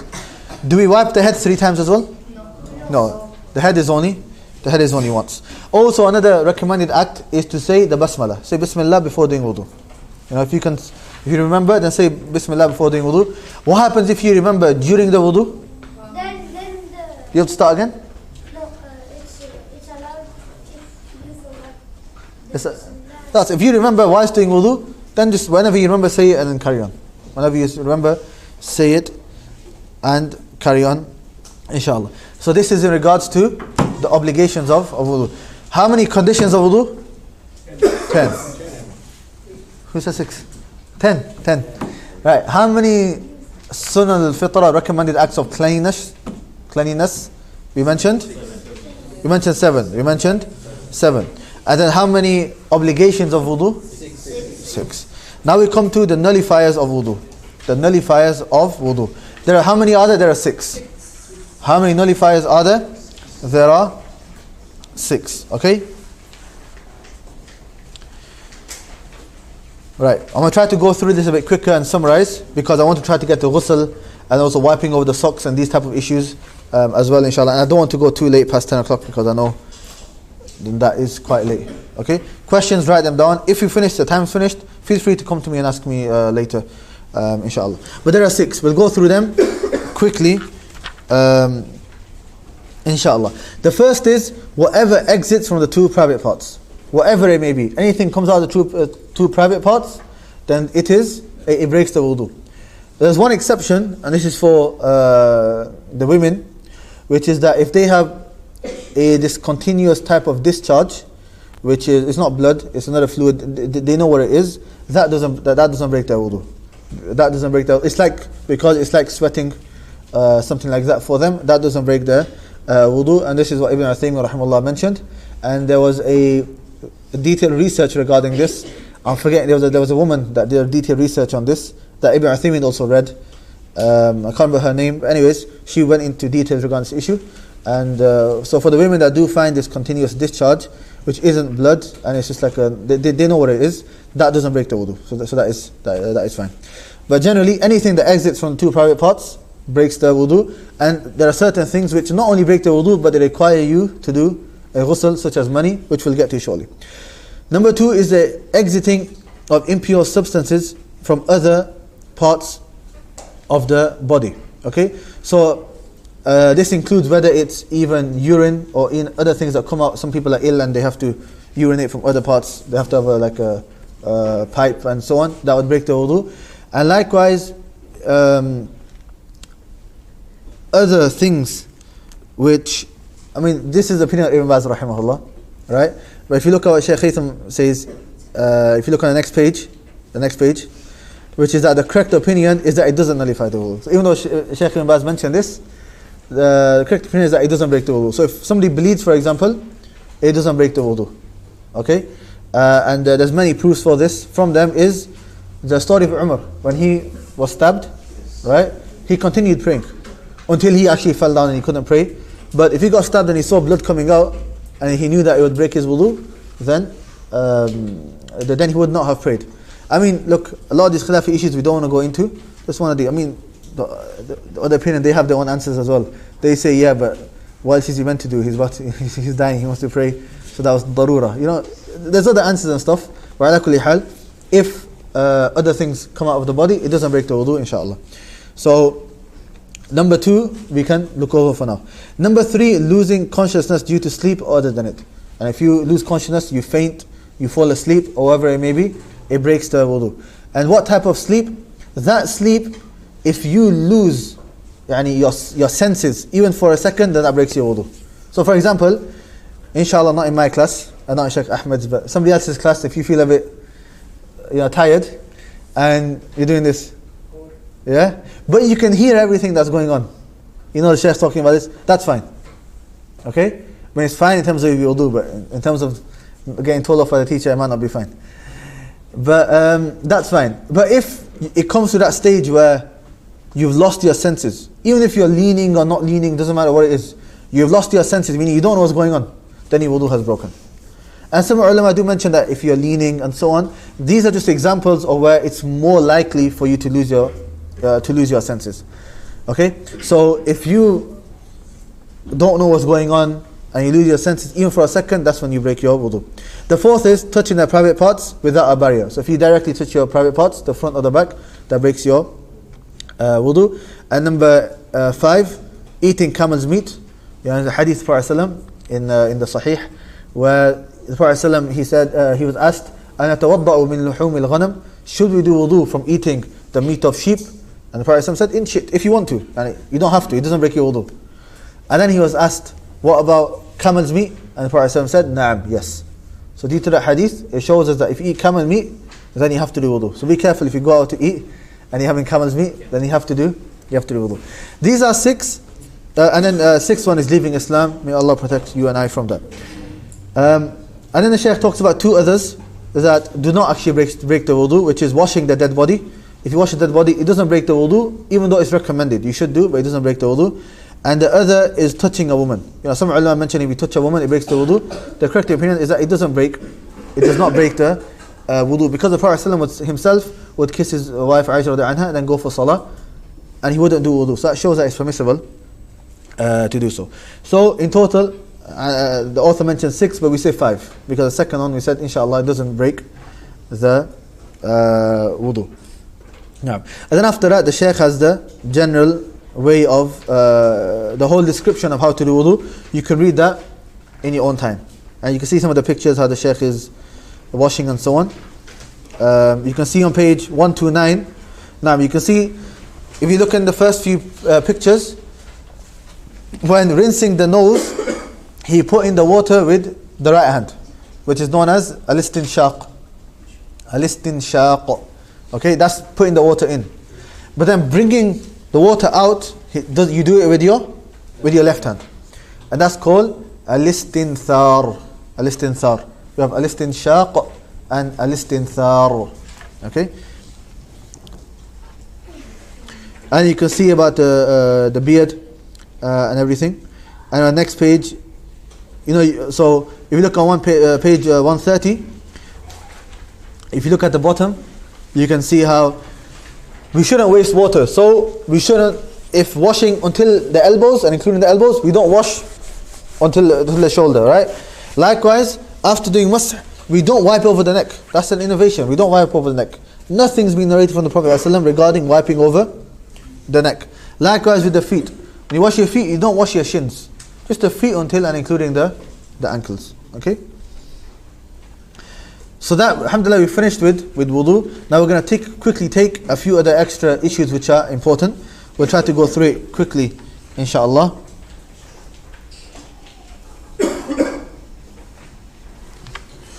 The first is dry ablution, يعني at-tayammum. We're talking about at-tayammum. At-tayammum is very easy. Tayammum is a substitution for wudu, meaning if you can't find water or you can't use water, right? If you can't, even if you have water but you can't use it, then it takes the same ruling. Okay, whether a person's got an injury or whether the water is in a certain place where he can't attain it, whether even buying the water is really expensive, you can't use that water, then that would come under not having water. So if you read, it is a substitution for the ablution with water if one is excused from using water to wash the body parts, either due to the non-existence of water or fearing harm if water is used. Sand or earth generally is used instead of water. What's the description? You make the intention to make tayammum, you say Bismillah, you touch the earth, the clean earth, once with both hands. That's it. That's simple. And then what do? You wipe the face and the back of each hand. So you can look in the pictures. You get it? You wipe the face and you wipe the back of the hands. Just the back. You don't need to wash. You don't need to wipe the inside. And that's it. Tayammum's done. So the back of the hands, and that's it. Tayammum. Very easy. You bang your hands once, and then over the face, the whole face, and then over the back of the hands, and that's it. Okay. You don't need to blow. You don't need to blow. No. I mean, if you want to take a bit of excess off, no problem. On the next page, it is not legislated to spread the fingers, right? So you don't need to go in. You like wudu, you have to make sure that the water reaches everywhere. You don't have to do that for tayammum. You're just on top. Very, very easy. Alhamdulillah. Right. Now we finished tayammum. Very easy. At the end. Now we move on to ghusl. Remember we talked about ghusl? Before we talked about from the conditions of salah is removal of hadath, which is a spiritual state of impurity. So there was two types, major and minor. Minor impurity is that which requires wudu. And we've explained what when you need to do wudu, the nullifiers of wudu and the obligations of wudu and the conditions of wudu, we've done that. But we've not taken hadath al-akbar, major impurity, which is when you need to do a ghusl. That's what we're going to take it now. We're going to take how to do it and when do you need to do it. Okay?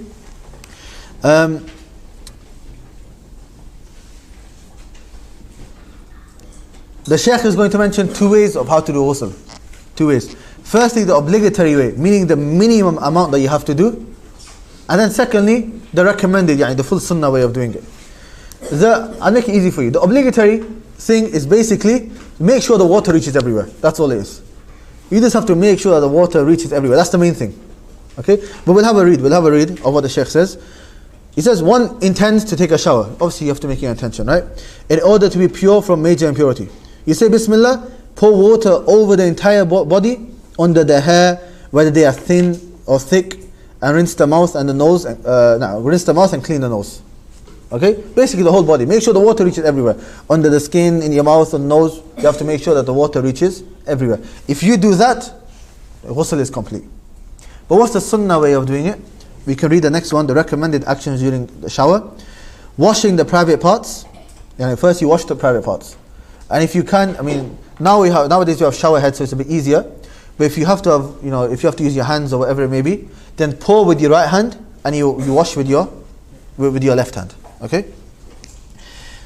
And then you wash your both hands, then you wash your hands, and you make wudu.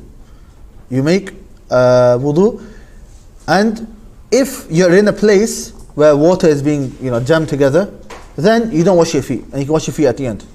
Or if the water doesn't get stuck and the water just goes down the drain, then you can wash your feet there. It's not an issue. Then, or at the end, it's fine, because in ghusl, muwalah is not a condition. Muwalah is not an obligation. Muwalah meaning not leaving a time gap, that's not a condition or an obligation when it comes to ghusl. Okay? So even if let's say you've done ghusl and you've left something out, let's say you've left your right foot somehow, okay? Or you've missed something out, you remember after finishing, khalas, you can just go and just wash your feet, just that foot, and you don't have to do the whole thing again. Because muwalah is not a condition or an obligation for ghusl. Once you've done wudu, what do? You wash the roots of the hair. You pour water over your head 3 times and you make sure the water reaches the roots of the hair. Right? So, and it's, especially for women, they might have long hair, it might be difficult, but they have to make sure the water goes to the roots. It gets to their skin, to their head, and not just on top. Okay? Wudu is different. Wudu is nice and easy. But ghusl, it has to go in. And then you pour water over your entire body. Wash the right side of the body and wash the left side of the body. So you wash the rest of the body, and similar to wudu. In wudu you should do the right side first and then the left. Like when ghusl, do the right side first and then you do the left side. And then finally you wash both feet if you didn't wash them before. Okay? So in simple terms, what do? You wash the private parts, you do wudu over your head, and the rest of the body right and left, and that's it, you finished. And then feet at the end. Okay? When is having a shower obligatory? When is having a shower obligatory? No. So we might mention a few things. I'll try to just summarize because a few children are here and so on. But inshallah, I think you should understand, inshallah. The first thing which makes ghusl obligatory is major impurity. Being in a state of major impurity. What that basically means is one or two things. Either sperm has come out, semen has come out, whichever way it may be. Okay? Whether it's through relationships with a spouse or even by a person doing it himself, even though it won't be allowed, because semen came out, it's obligatory. Or the second, it says when the male and female organ meet. What this basically means, okay, is when a person has a relationship with their spouse, that when the head of the private part of a man enters into the private part of the woman. So as soon as the head cannot be seen, then it is obligatory to have a ghusl. It's not a condition for a person to necessarily finish their relationships. As soon as the head of the private part of the man goes into and disappears within the woman, then it is obligatory. No. The second, and this is the main one. This is the main thing which makes a ghusl obligatory. And then number 2, which is for women, menstruation or postnatal bleeding coming out. Once they finished their cycle, then they have to shower. Number 3, death of other than a martyr. Somebody passes away. Obviously they passed away, but it's obligatory upon the Muslims to wash that dead body. And somebody passes away, it's obligatory upon the Muslims to wash that dead body. And lastly, a new Muslim accepting Islam, he should also have a ghusl. We have, just got 2 pages left. 2 pages left, alhamdulillah. The next issue is of wiping over the socks. Wiping over the socks. If there are any questions, send them inshallah. You sent it, yeah? Okay.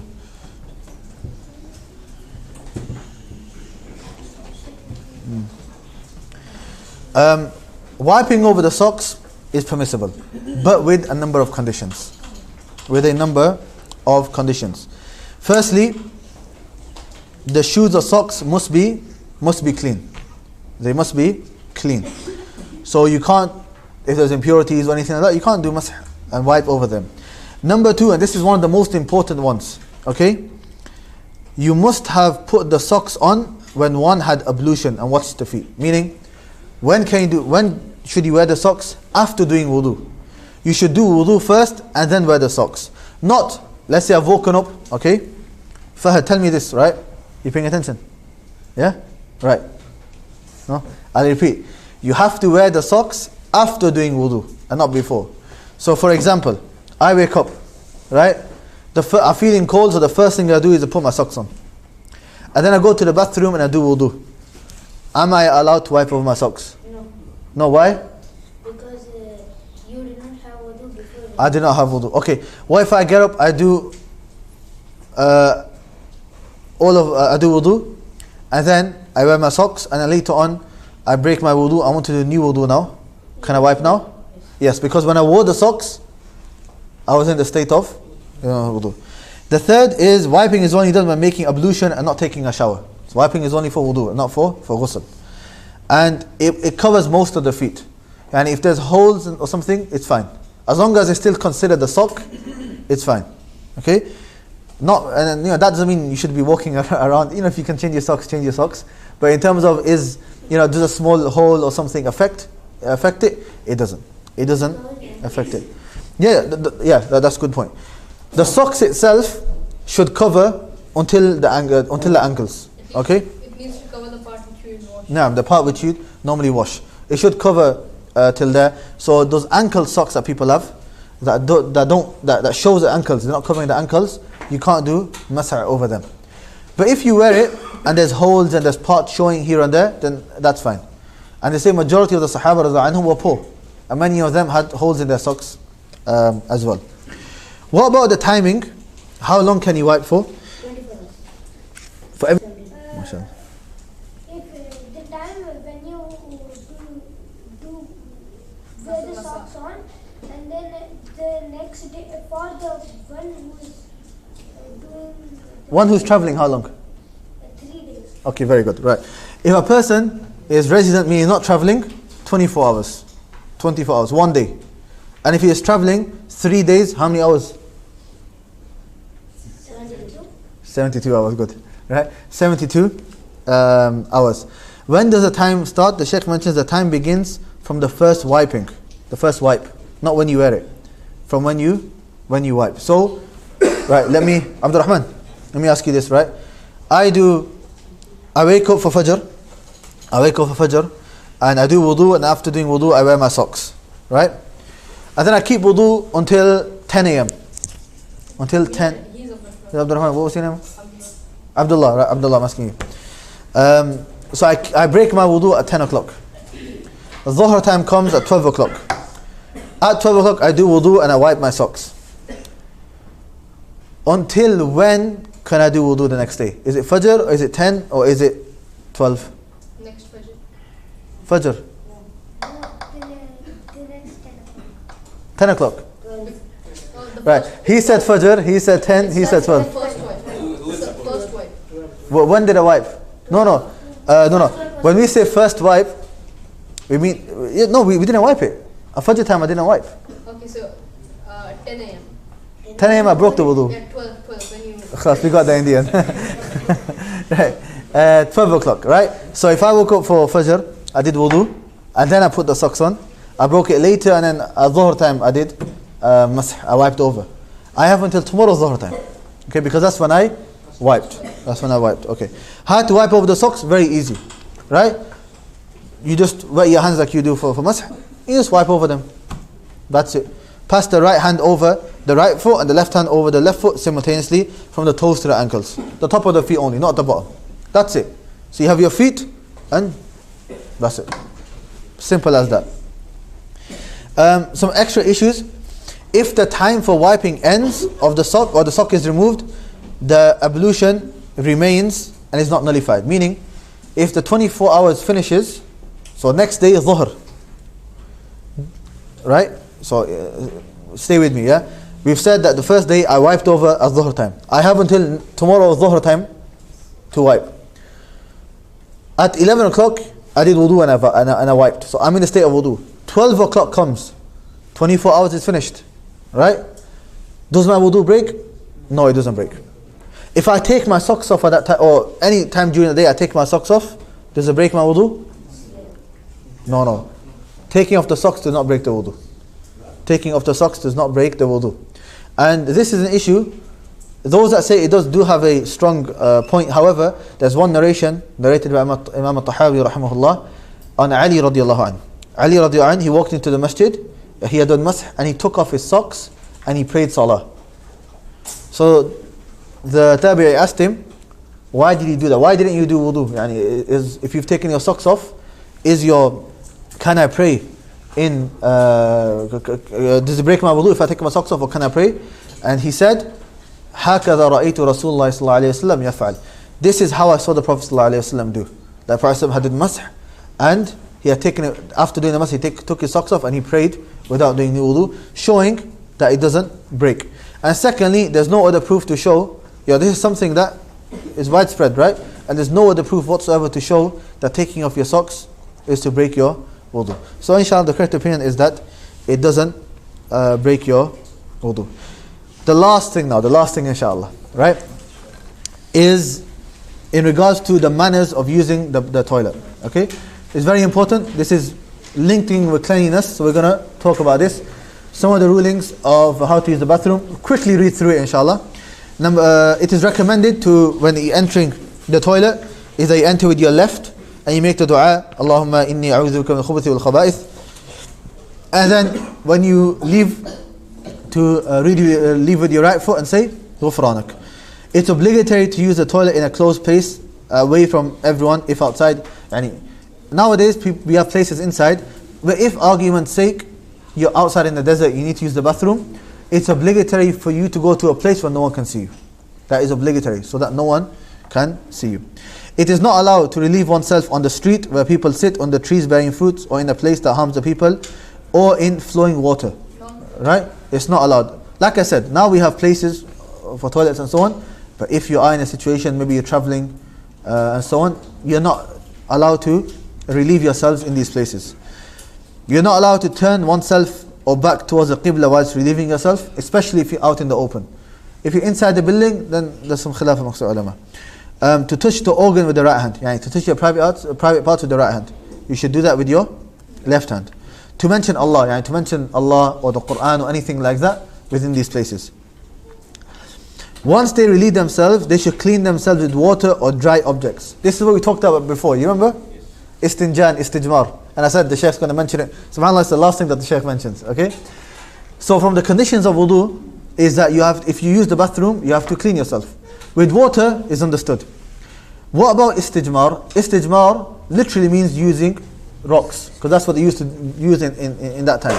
But it includes any object, and it includes tissues, right? The best, what the ulama mentioned, water first, and then these objects. Okay, use water first. نعم إن يتبع الحجارة الماء. لا, water first and then these objects. Water first and then these objects. إن يتبع الحجارة. All the other way around. I've forgotten right now. على كل حال, the best is using both. I can't remember which order it is right now. The second is just using water. Water, and the third is just using these objects. It's permissible just to use these objects, right? Even if you have water, it is permissible. Right? Obviously the best, like we said, is to use water as well, but it is permissible. However, it is only permissible with a number of conditions. We can't carry anything that has the name of Allah also. Yeah. You can't. If it's inside your pocket, that's fine, because that's covered. Especially if, like sometimes you have money. Money has sometimes, especially maybe in some of the Arab countries, it has the name of Allah or Muhammad or, whatever it may be, sallallahu alaihi wasallam. Now you can't leave that outside, somebody might take it, so you can put it. Likewise, if you have a mushaf in England, some people, if you have the mushaf in your bag, if you leave the bag outside, it's not like Kuwait that, we're scared somebody might steal the bag. So the ulama say, "Khalas, in this case, if it's inside your bag, you can take your bag inside into the bathroom because there's a need. Somebody might steal your bag otherwise, or if you're traveling, or whatever the case may be. But generally, you shouldn't take any of those things inside. Right? It is allowed for you to do istijmar with certain conditions. Let's read these conditions. The conditions of dry cleaning are to wipe at least 3 times, so one does not wipe with the same place thrice. So you have to, if you are using these objects, it has to be a minimum of 3 times. Right? Even if the najasa is gone, that impurity has gone after the first wipe, you have to do a minimum of 3. If after 3 wipes, the impurities are still there, then you continue until the impurity is completely gone. Okay? The minimum is 3, unless the impurities are still there. If they are still there, then you continue until the impurity is removed. Is that understood? Yeah? Is that understood? Yes. Those at the back, understood? Yes. Yeah, okay, repeat what I said right at the end. No, you're at the end. Yeah, you just came from outside. Okay, next to you then. What did I say? You don't know? You say pay attention, okay? So the first condition is that it has to be a minimum of 3 wipes, and if the najasa is still there, then you have to keep wiping until the impurities is removed. The second, the object must be pure. Yani, it can't be something which has impure. You can't clean impurities with something which is impure, right? That's understood. The object must not be impure. Such, yani, they use the English word impure, but we can say something respected as well, such as food, or using bone and dung. Bone and dung, that's the food of the jinn, so we're not allowed to use that as well. Or books of knowledge, anything like that, anything respected, then we can't use that as well. And there's another condition which we'll add, the Sheikh didn't mention it, but I'll add another condition, which is that you have cleaned it so much that whatever is left cannot be cleaned except with water. So you've cleaned using tissue, for example. You've cleaned it so much that whatever is left, that can only be removed with water. If it can be removed with tissue or objects, then you have to keep wiping until that is also cleaned. Okay? So how do we know it is clean? We know that it is clean, that the amount is left cannot be removed except with water. Okay? And then one last issue the Sheikh mentions is that it is permissible to urinate standing. It has been narrated. It is permissible, but with conditions. If one is certain that the urine will not go into the clothes and it will not expose the private parts to others. If somebody is sure that no one can see them and there will be no splashbacks on them or on their clothes, then it is permissible to stand up and to relieve themselves, because it is mentioned in a hadith. With that, alhamdulillah, we've finished the book. Now I'm just going to quickly take some questions from the sisters. The brothers, you can ask your questions after we've finished. Inshallah, I'm here, so you can ask me after we've finished. One question online? Send it me. Khalas, okay, what's the question? I've got these questions. If we're doing masa on the socks, should we wipe simultaneously or do wipe Okay. foot first or left foot? Okay. Huh? Forget about 3 questions for the price. Yeah, we'll do that inshallah. Okay. Khalas, the question is, one question online is, if you're wiping over the socks, does it have to be simultaneously, or can we do one before the other? Both are fine. And it should be simultaneously. That's how it's been narrated. But if one does one before the other, it's fine. Okay. I've got some questions here. A patient on catheter, I don't know what that is. After surgery, how can he know if the wudu is nullified? Well, I'm guessing it's something that makes you. It's a tube that goes inside the private parts. I think to remove the urine. To remove the urine, Allah, I don't know. Allah. That's correct. Yeah? I think initially you said anything that comes out, any other part of the body, you refer to like. Allah, if anything that comes out of the private parts, or even if it's urine that comes out from elsewhere, then it does. So I'm guessing it would. However, look at the fatwa of ulama. This requires a fatwa. Maybe the ulama allow it due to necessity, but look into it inshallah. The other question, brothers at the end. The other question is,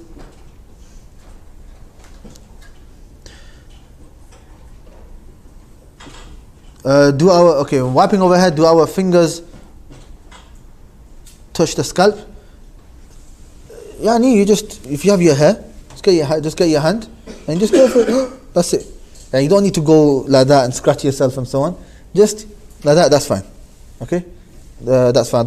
So just get your hand and wipe over. It should touch your head. It should touch your head. And you just go over and you come back. You put a bit of pressure, but you don't need to go too much, inshallah. Okay, we're going to finish now with 3 questions for prizes, inshallah. The sisters also have 3 questions as well. Okay. One of them I want to give to, there was a 9-year-old who had memorized the conditions, and I think majority of the pillars of Salah, and also I think I didn't check after that, but I'm pretty sure she must have memorized other things as well. One prize will go to her, inshallah, because she memorized, okay? And she did something which a lot of adults don't even know. So one goes to her. So for the sisters, there are 2 questions left. I'll say the question for the sisters and then they can just work it out themselves. What should I ask them? Should make it easy or hard? One thing about Salah, one thing about Wudhū for the sisters.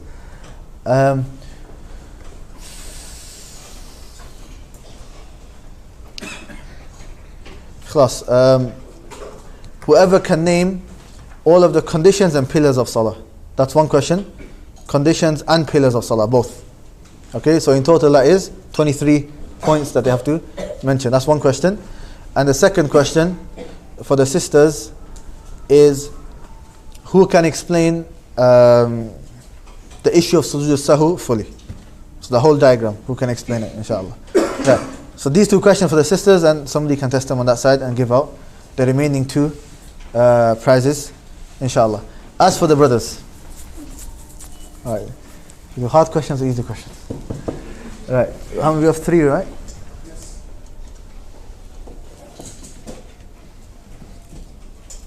Okay, we have 3 prizes for the brothers, right? I asked the sisters regarding the conditions and the pillars. So for the brothers, obligations and nullifiers of Salah. So your hand up went first. Obligation. How many first? Obligations are 7, 8. Make your mind up. Yeah. 8. I'll tell all the obligations. I'll count it. They'll come. Okay, khalas. Okay, khalas. Okay. All tashaddud, all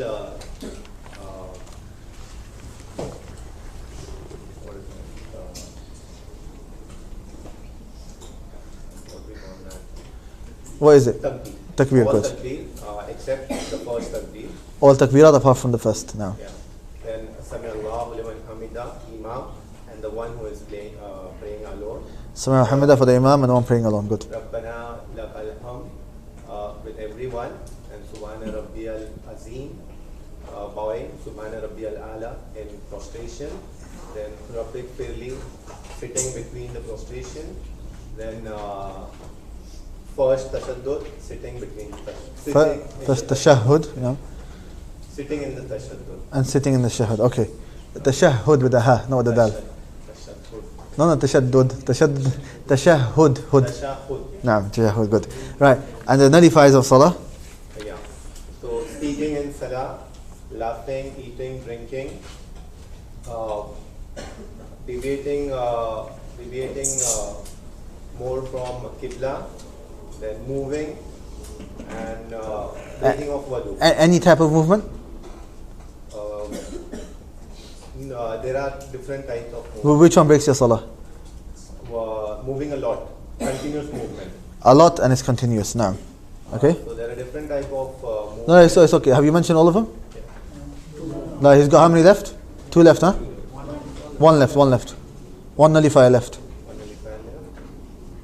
Exposing the private parts. Exposing the private parts now. Any left? 1 more? Class, 1 more. Okay, speaking, intentionally speaking. No. Then eating, drinking, laughing, exposing the private parts, deviating from the Qibla, moving, continuous moving, breaking of Wudhū. Breaking of Wudhū, now. Ahsant. Class, he's got it in total. That's fine, inshallah. تفضل, you can take this inshallah. Inshallah. Barakallahu fiqh. Right, second question.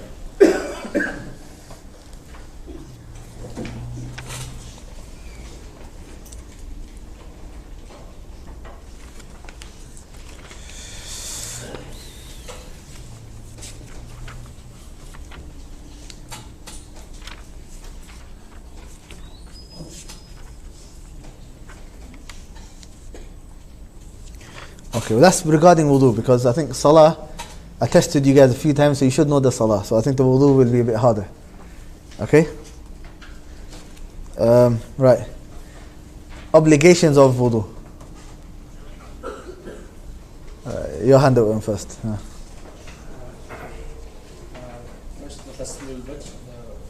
The face, okay? What's included in the face?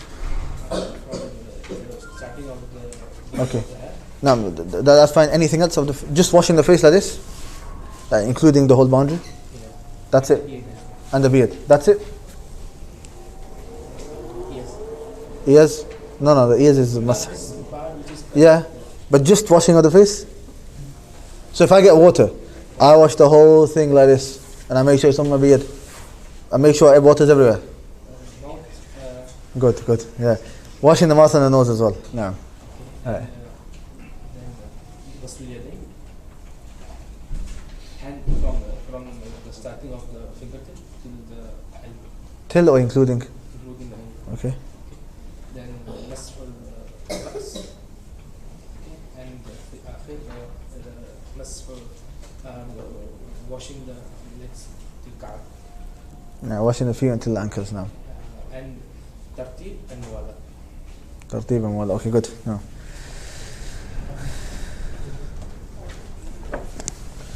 تفضل بارك الله فيك.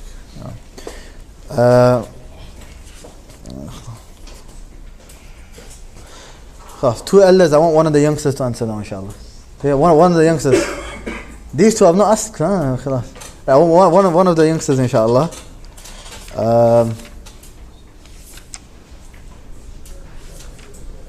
The youngsters, who can tell me how to do tayammum? Your hand went first.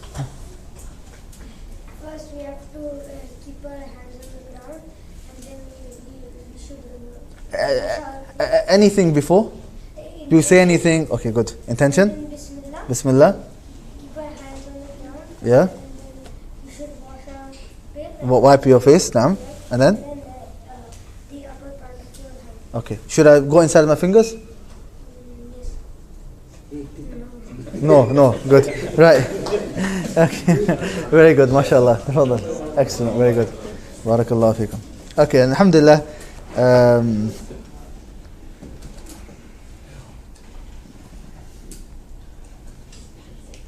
Okay, I've got a few more questions here. So I'm going to answer these questions and we'll finish inshallah. The 7 body parts, does the nose and the forehead count as one? Yeah, this is one. Right? So this part, that's one body part. Then the 2 hands, 2 knees and 2 feet. Nose is not No, just this part here now. No, this part here. For deeper rulings, inshallah, I said once I'm back in UK, I do plan on starting a fiqh class anyway. So class, you can join that inshallah. Or maybe next time I come, we were thinking of doing Manhaj al-Salikin, a fiqh book, inshallah. But, so inshallah in the future we'll do something inshallah. Then put socks and then break my wudu. Make it again by wiping. Then I take off my socks. Naam, if you've done wudu, then you put your socks on and you've broken your wudu and you've done masah over it, and your wudu now is based upon the masah, the wiping. If you take off your socks, what do we say? It doesn't break your wudu. So the wudu is fine. So if you take off your socks, always when you talk about taking off the socks, you're talking about the socks that you wiped over. By taking off the socks, it doesn't break the wudu. Okay, unless you break your wudu. If you've broken your wudu then, from the other nullifiers, then because either you've taken it off or the time limit has finished, then you have to do a new one. But that's not because of you've taken it off or the timing finishing. That's because of breaking the wudu due to the nullifiers of wudu. If I take off the socks, I have to do my wudu, and again I wear the socks. Can I do the? Yeah, that's fine. Can I do the That's fine. So you've done wudu, you put on socks, you took it off, then you put socks back on, and then after that, you broke your wudu and... Yeah, that's fine, that's fine. That's fine, inshallah. How many times can we As many times, as long as it's within the time limit.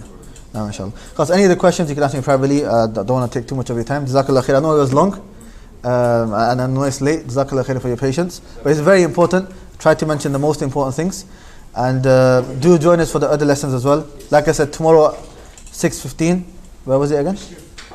Mishrif. 6:15 a.m. We're going to go through the book, the summary of Ta'zim al-Ilm. Likewise on the weekdays. This week we still have our course going through the rights. This week we're going to talk about the rights of the scholars, the parents, the children, and one I think most people will definitely attend, which is the rights of the husband and the wife. Okay, so inshallah, if you want to learn about that, make sure you come, inshallah. If there's no time, then we'll just do the husband. No. Brothers, just please don't forget to scan the barcode, okay, for your attendance, because you'll be getting the e-certificate based on that. Jazakallah khair.